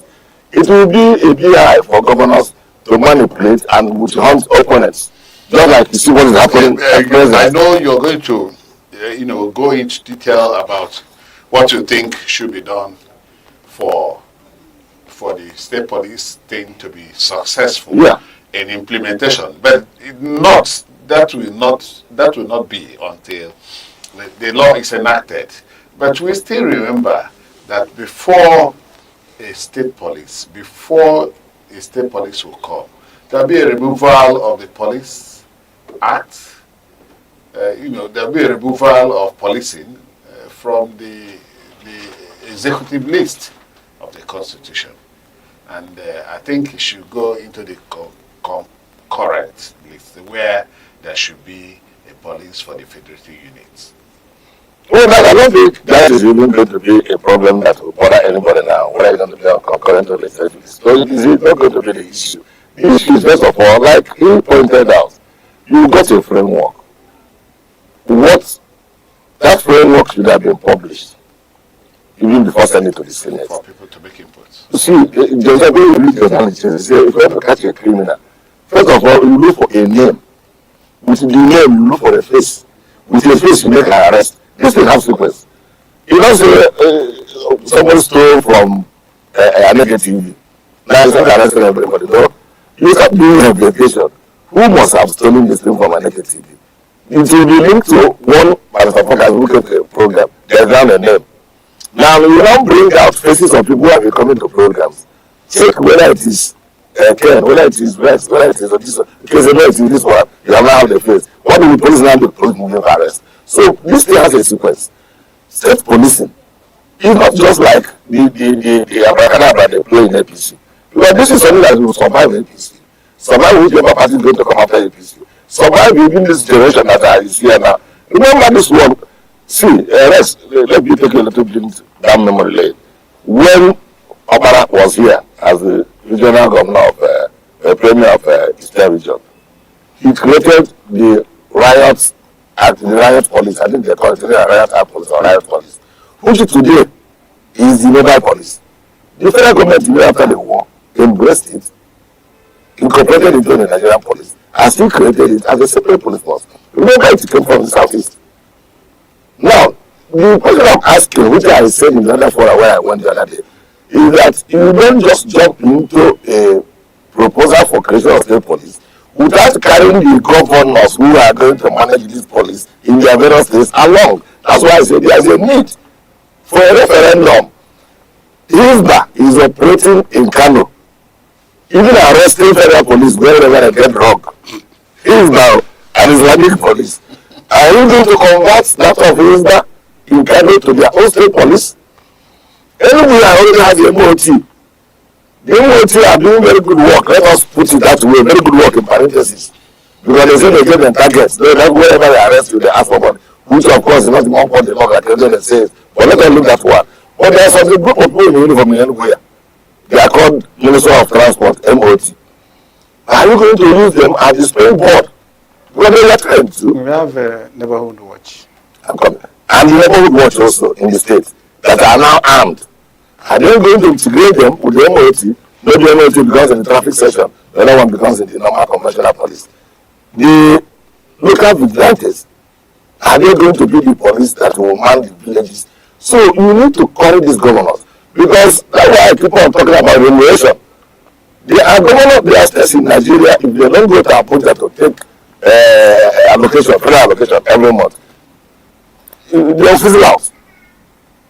Even though they have very much minerals in those states, but the minerals are being stolen by their own individuals and being sold to expatriates. Something that could have made them richer. That's why we still say that we need a new Nigeria. Rest, what we are going through. If we can say police like this, just note it without seeing police go on strike, because there will be old salaries. Nigerian state police or state federal police, you start seeing police go on strike. Okay, you see, you said the factors inherent in Nigeria will affect the establishment of state police, and but do you think that is going to be that way? How is this police thing really going to work? You know, he said that the proposal sent to the National Assembly, that he feels that the National Assembly may even, you know, turn that proposal into a bill. Because that is, and he says that is not the way to go about, you know, doing the policing. So why the haste? Why the haste? Why the urgency? Why are they not following due process in ensuring that they will have a bill or an act eventually that will actually give a good state police that will be manageable, that will be, you know, recognized, and that the governors will not use and all that? Well, first, I think it will be difficult for the National Assembly to turn, or the Senate, to turn the proposal into a bill and pass it overnight. I say so because police is the creation of the Constitution. And before you amend the Constitution, you need to get two-thirds of the state house of, houses of assembly to also approve. That means it must go to the states for approval. So it's not what they will pass overnight. And I said earlier also that the success or failure of state police depends on the Law Establishment Act. I remember that I think around the 7th or 6th National Assembly, former Deputy Senate President Ike Kuremadu submitted a bill. This one is a bill, private members' bill, for the establishment of state police. It was a very detailed bill after a very detailed research. But by that time, it was not fashionable to talk about state police. And you saw the whole country, the North, because initially it was the North that was against state police. Then the media, the Western media, the Southwest, they were against. In fact, I remember a popular columnist then who wrote a screaming headline in his column, Ekuremando's proposal to divide Nigeria because of this. So, but like I also said earlier, the increasing insecurity has made even the North that was initially against it to now begin to have a second view. But the problem and headache remains, what is the law? How do you bring out a law that will fashion out a workable state police, given our nature and the fear of people that the governors will take advantage? Because even the current national police, where the president has to appoint the Inspector General of Police and a lot of executive control, if you do that in the state police, with the state police, you're going to get crisis, really. So how are you going to do it? Who should be appointing commissioners of police at the states? And so on and so forth. What should be the merit? Now, the recent appointment of Tunde Dis, up to 9 IGPs who are ahead of him in rank had to be sacrificed. Should we be having that kind of thing? Then the proposal submitted by this to the National Assembly, I understand that they are proposing that the federal government, that 3% of the consolidated revenue should be set aside for funding of the state police. That 40% of the state police should be drawn from the existing central police. 60%? Yes. It should be 60%. Huh? 60%? Yes, should be drawn from the existing. So the federal police will keep 40%? No, I think 60-40. Yeah. They want to beef it up. So it's not going to be so. And then the Inspector General should still be controlling, and the state and the commissioners of police in the state should also still be controlling the state police. That was the proposal, and other things in the proposal. So that's what I'm saying. If you look at it, we still have a long way to go. How do we come up with a workable law that can make it feasible? A problem we have in Nigeria and Africa in general is that our inability to think deep and think selflessly, make laws that will serve the futuristic than the immediate. If you go by the experience of the electoral law recently, you see that most of the provisions there was self-centered. They were not thinking about tomorrow. That some of the things, maybe some of them may feel that may be to their benefit today. Tomorrow the table may turn and it will be against them. So if you go by that experience, it may also happen in the issue of the state police. That's why I said, from my own thinking and understanding of Nigeria, to get a good law could be something that will be done by a constituent assembly that have no selfish interest, that can think about Nigerians and make a law provide a constitution, a guide that can be passed into law. If Nigeria is thinking about restructuring, the type that Jonathan set up and they submitted their resolutions, but unfortunately he didn't win second term to implement some of them. And the administration of former President Buhari said that those recommendations by the National Constitutional Conference should be thrown to the dustbin. So, however, if we are sincere about state police, and we have the political will, and we are selfless about it, the current administration can still come up with a law. But I say that I find that the possibilities for me very slim to come up with a clean law that will not be politicized and that will establish a proper state police like you have in other climes, USA, Britain, France, Germany, Netherlands, other countries that operate. And another point I want to draw is that when we talk about funding, it is not. It shouldn't even be compulsory. I don't think it is every state. America has about 52 states. If I'm probably 50 plus. I think about 52. It is not all the states in America that have state police. Yeah. There are some states in America that say that they don't have the funding. They are not rich enough. So they now rely on the federal police. It is the states that are rich. That's why you see New York police department, Florida, this and that. Those rich states that can handle it. So the same thing in Nigeria. If there is any state that say, okay, we'll still be using the federal police for now until we are rich enough. Fine and good. So it's not going to be applied across the country compulsorily. Those states that need it, that have the funding, that can embark on it. So the barrister of advocacy, he's saying that there's a primary thing that has to be done for us to get the state policy right, if we actually want to do that. Yeah. Not trying to start something that will pose a difficulty in future.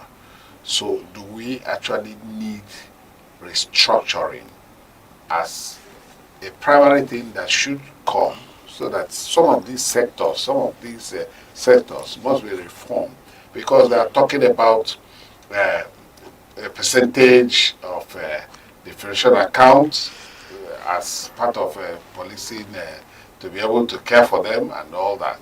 So do we need restructuring? You see, restructuring, the National State Police is part of the restructuring.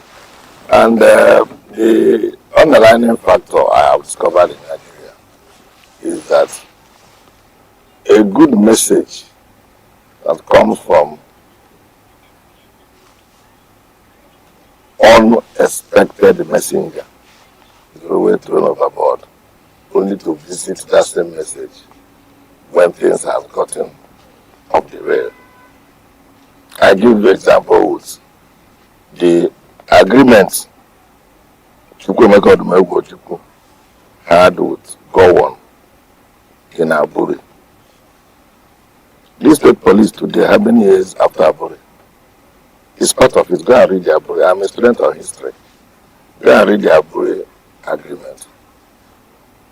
There were areas they said federal government could tentatively manage. Loose confederacy. Let every region be semi-autonomous so that this mutual suspicion will stop. They all agreed. You had Ken say, Ekweremadu's proposal in the Senate as a deputy Senate president was classified as a proposal to divide Nigeria. That's what they have coming back today. Because it came from Ekweremadu. If it had come from one Adebute or one Hassan, they could have said through. Because the messenger is loved and the message should be loved. But if a messenger is hated and the message is loved, they will throw away the message with the messenger. Now, what is the point of giving IGP drawing a proposal? Why not go to the archives and tell them, give me a Madam PA. If there's anything that changed between that period and now, dust it up and add it there. Send it back to the Exactly. Not a, so what is the point of not a rocket science. So you see, sometimes I keep on saying that this country is becoming unmanageable for us. Because we are getting leaders that don't trust even in the nation they are managing. Tinubu has never said it in India that doesn't believe in one Nigeria. Forget this what they're doing here. He said? Yes. It is in the papers when it was the Aneke being hunted by Abacha. He said it openly that he doesn't believe in one Nigeria. But today he's not the president. He now become an advocate of one Nigeria. So what I'm saying is that if we need a framework that has to work, like you rightly pointed out, it is not compulsory that every state must start state police at the same time. No law says they must start at the same time.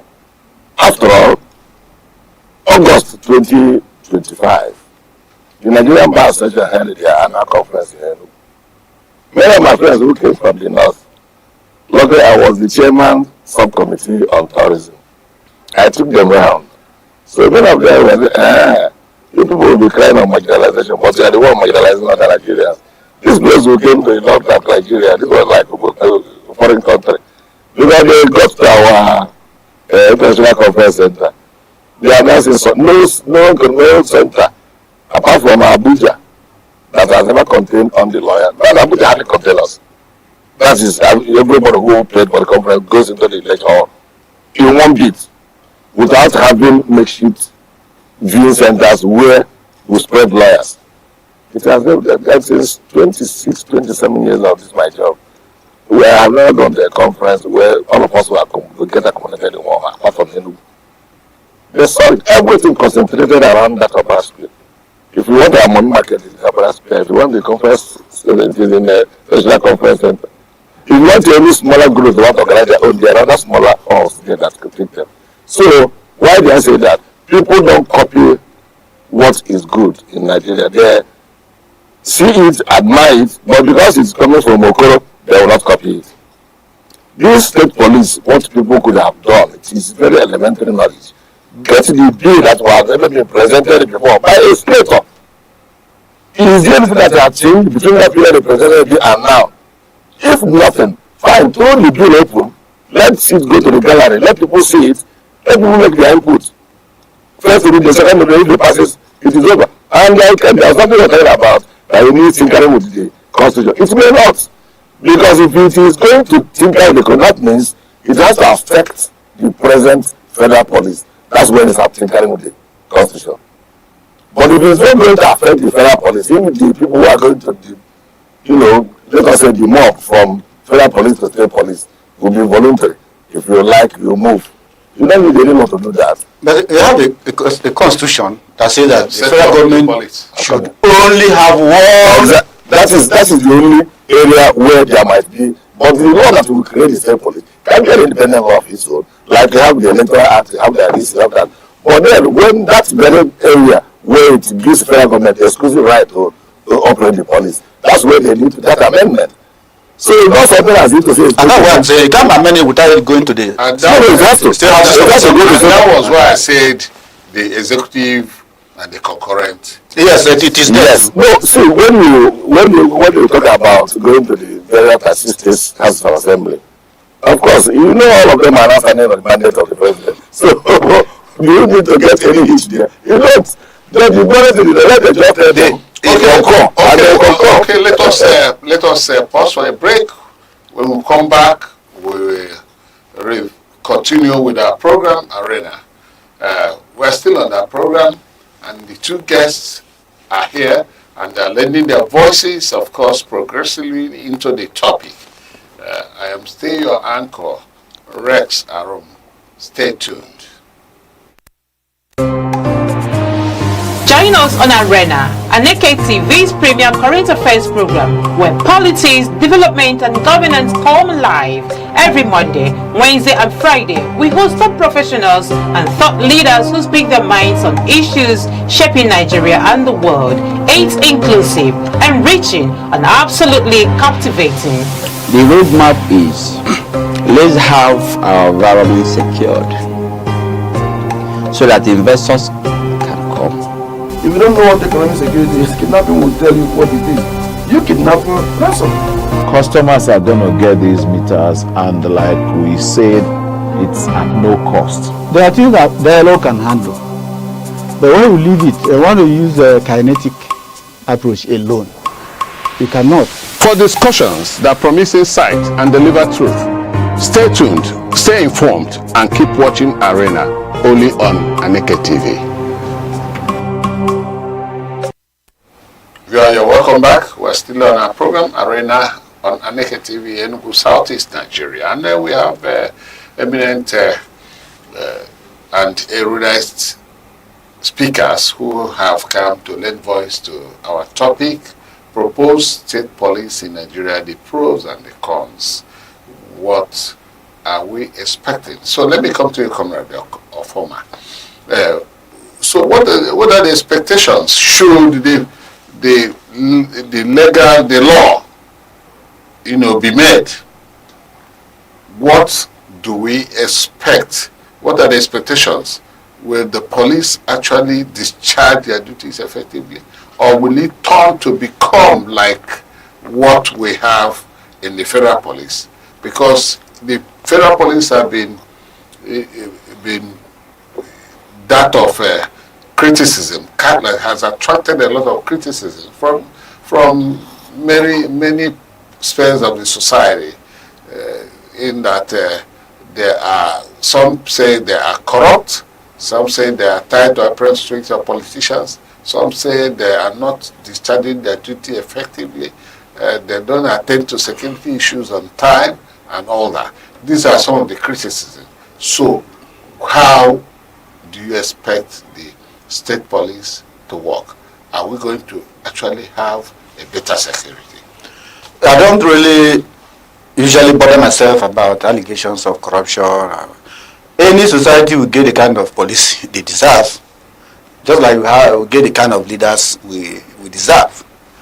Our police cannot be corrupt if the other segments of the society are not corrupt, if our leaders are not corrupt. So it is like begets like. When we are looking at the framework, like I say, the proposal will fall or rise on the strength of the law that will finally set it up. And I have already seen some faults or weaknesses or missteps already. It is as if the president is desirous of having a state police, but he didn't know how to go about it. I think it is a wrong step to direct the IGP to come up with a proposal. It's not a department of the executive that you want to create. You understand my point? I think that the federal government should have taken it up as something that he has the desire for. Take the initiative.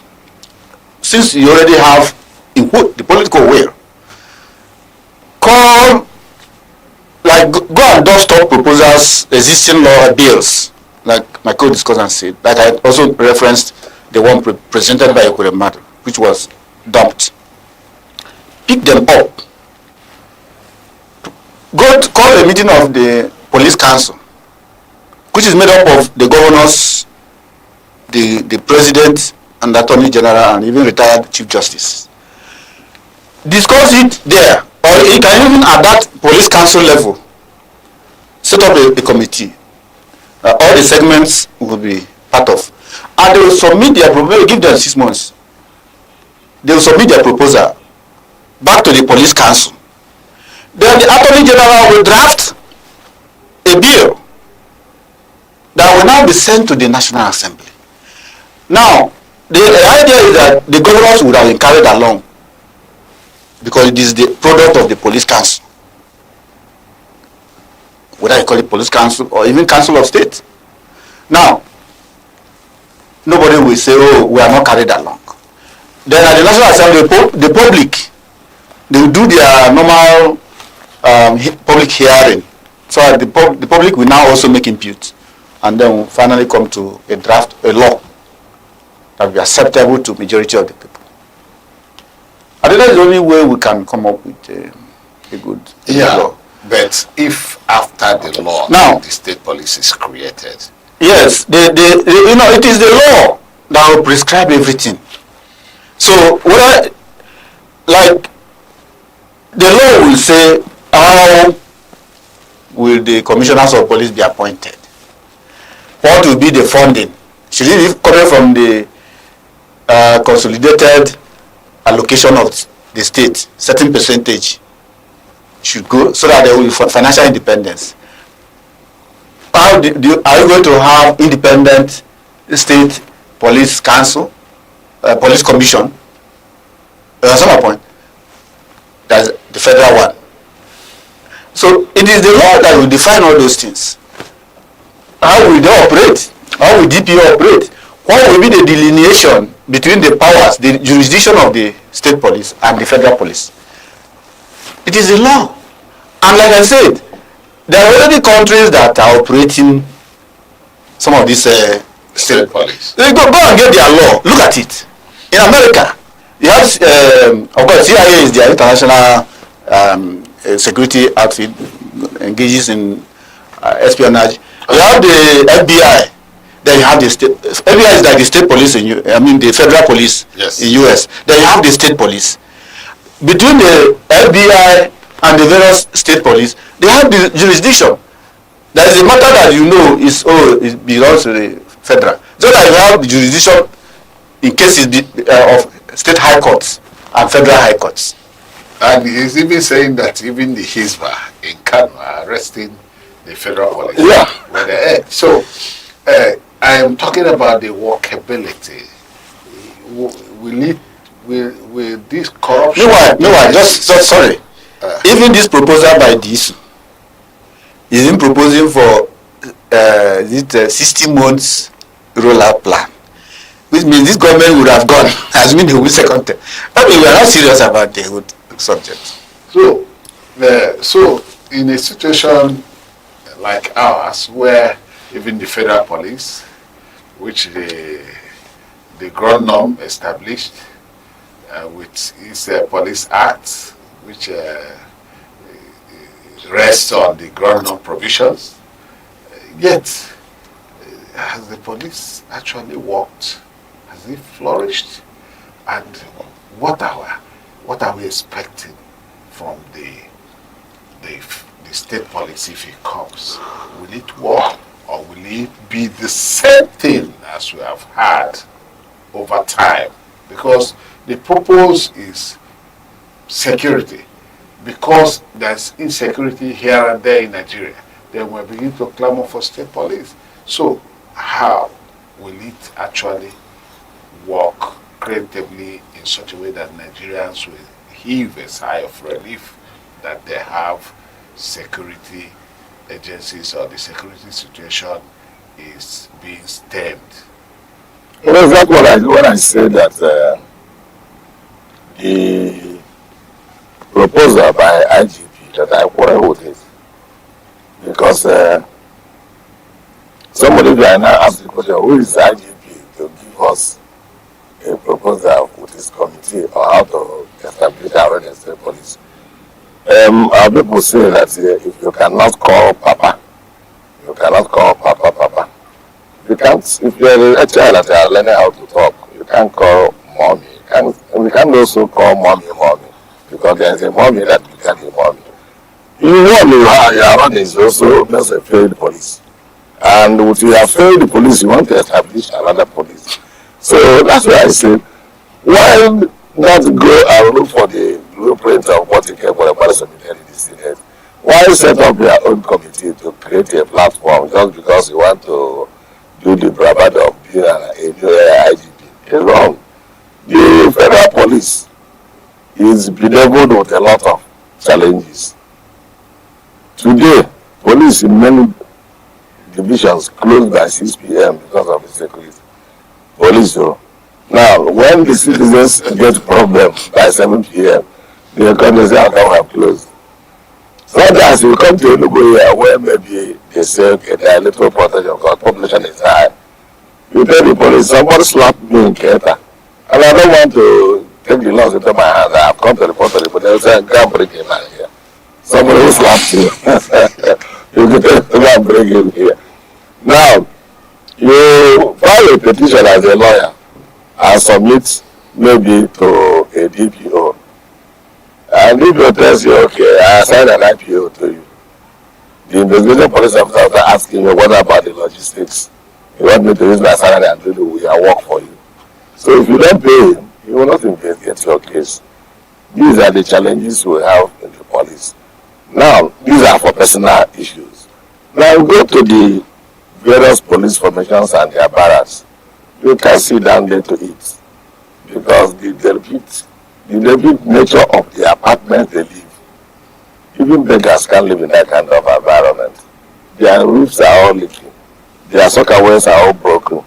And yet human beings live there, produce children there, and say they are working for the federal government. They are poorly paid. Now you talk about their salaries. Somebody who will give a gun to protect the money in the bank, protect the life of the president, protect the life of the governor. Leave us the common man where is everybody to ourselves for us, but leave the ones that talk about what they are protecting. And at the end of the month, you give him 130,000 naira. He now goes to buy a bag of, maybe has a family of 8. He goes to buy a bag of rice, and they tell you a bag of rice is about 125,000. That is the salary of, assuming he lives in a rented apartment, and he needs to pay rent. But many of them don't live in barracks. Now, you minus the rent. Talk about his student school fees. They look for public school. See, the issue of a man, I think he's getting overwhelmed by this state police creation. Let's see, I would have never said whoever is going to change Nigerian police should start from police welfare. The United States, we now pride ourselves today and look at as model. There was a time they were like this. It took the political will of one of their, who was at their president in 1969, 1971. I said, no, this has to stop. Now they reformed the police, nothing that because the problem we have here is that you join the police as a constable, maybe because there is no work, but you have a PhD. They pay you the salary of a constable, and your rank is still constable. So Nigeria pays by rank, not by qualification. But there, that's the difference. If you join the police with a fair degree, or just a high school, of course you have to join with a fair degree, but many of them who join with high school, they give you the salary of high school and still give you your salary, your rank, as a newcomer. If you join as a degree holder, they pay your salary as a degree holder, but your rank still becomes the rank of a new entrant. If the new entrant is sergeant, you are a sergeant, even though you are a graduate. But your salary is the salary of a graduate. So you might see 3 sergeants earning 3 different salaries. So that you need to envy somebody who is a graduate, who is in the next rank, because you will soon join him based on your own promotion. Now, it's not made the thing, people got job satisfaction. That if you do anything in terms of corruption, then somebody will dismiss you because you have no reason to complain. But if I have stayed with somebody in the university for 6 good years reading law, I joined the police, maybe there's no chance for me to join as a cadet ASP when they start being level 8 or 9. I then joined in grade level 02 or 01 as a constable. And they start giving me 80,000 naira or 65,000 naira salary with my law degree. The other person who has that opportunity to enter as a cadet in the police and earns grade level 9. The difference is I joined as a constable, he joined as a cadet. All of us joined the same year, but all of us had the same qualification. I would be envious of him. It is natural because I would say he has IM, he knows people. That's why he got in as a cadet. Ordinarily, his law degree was better than mine. So, but if I am paid my grade level 9 as a constable, what is due to yes, what is due to me in my salary as a line officer, and he goes in as cadet and gets the same level 9, how to give him? Because the 2 of our salary are equal. The difference is that it's not being a rank. Maybe because he entered before me or he got in as a cadet. I will give him his normal salutation. So the salutation is not the uniform size best salute you. So that's the difference. So for want of time, in a few lines, what's your contribution to ensure an effective state policy if eventually Nigeria wants to establish one?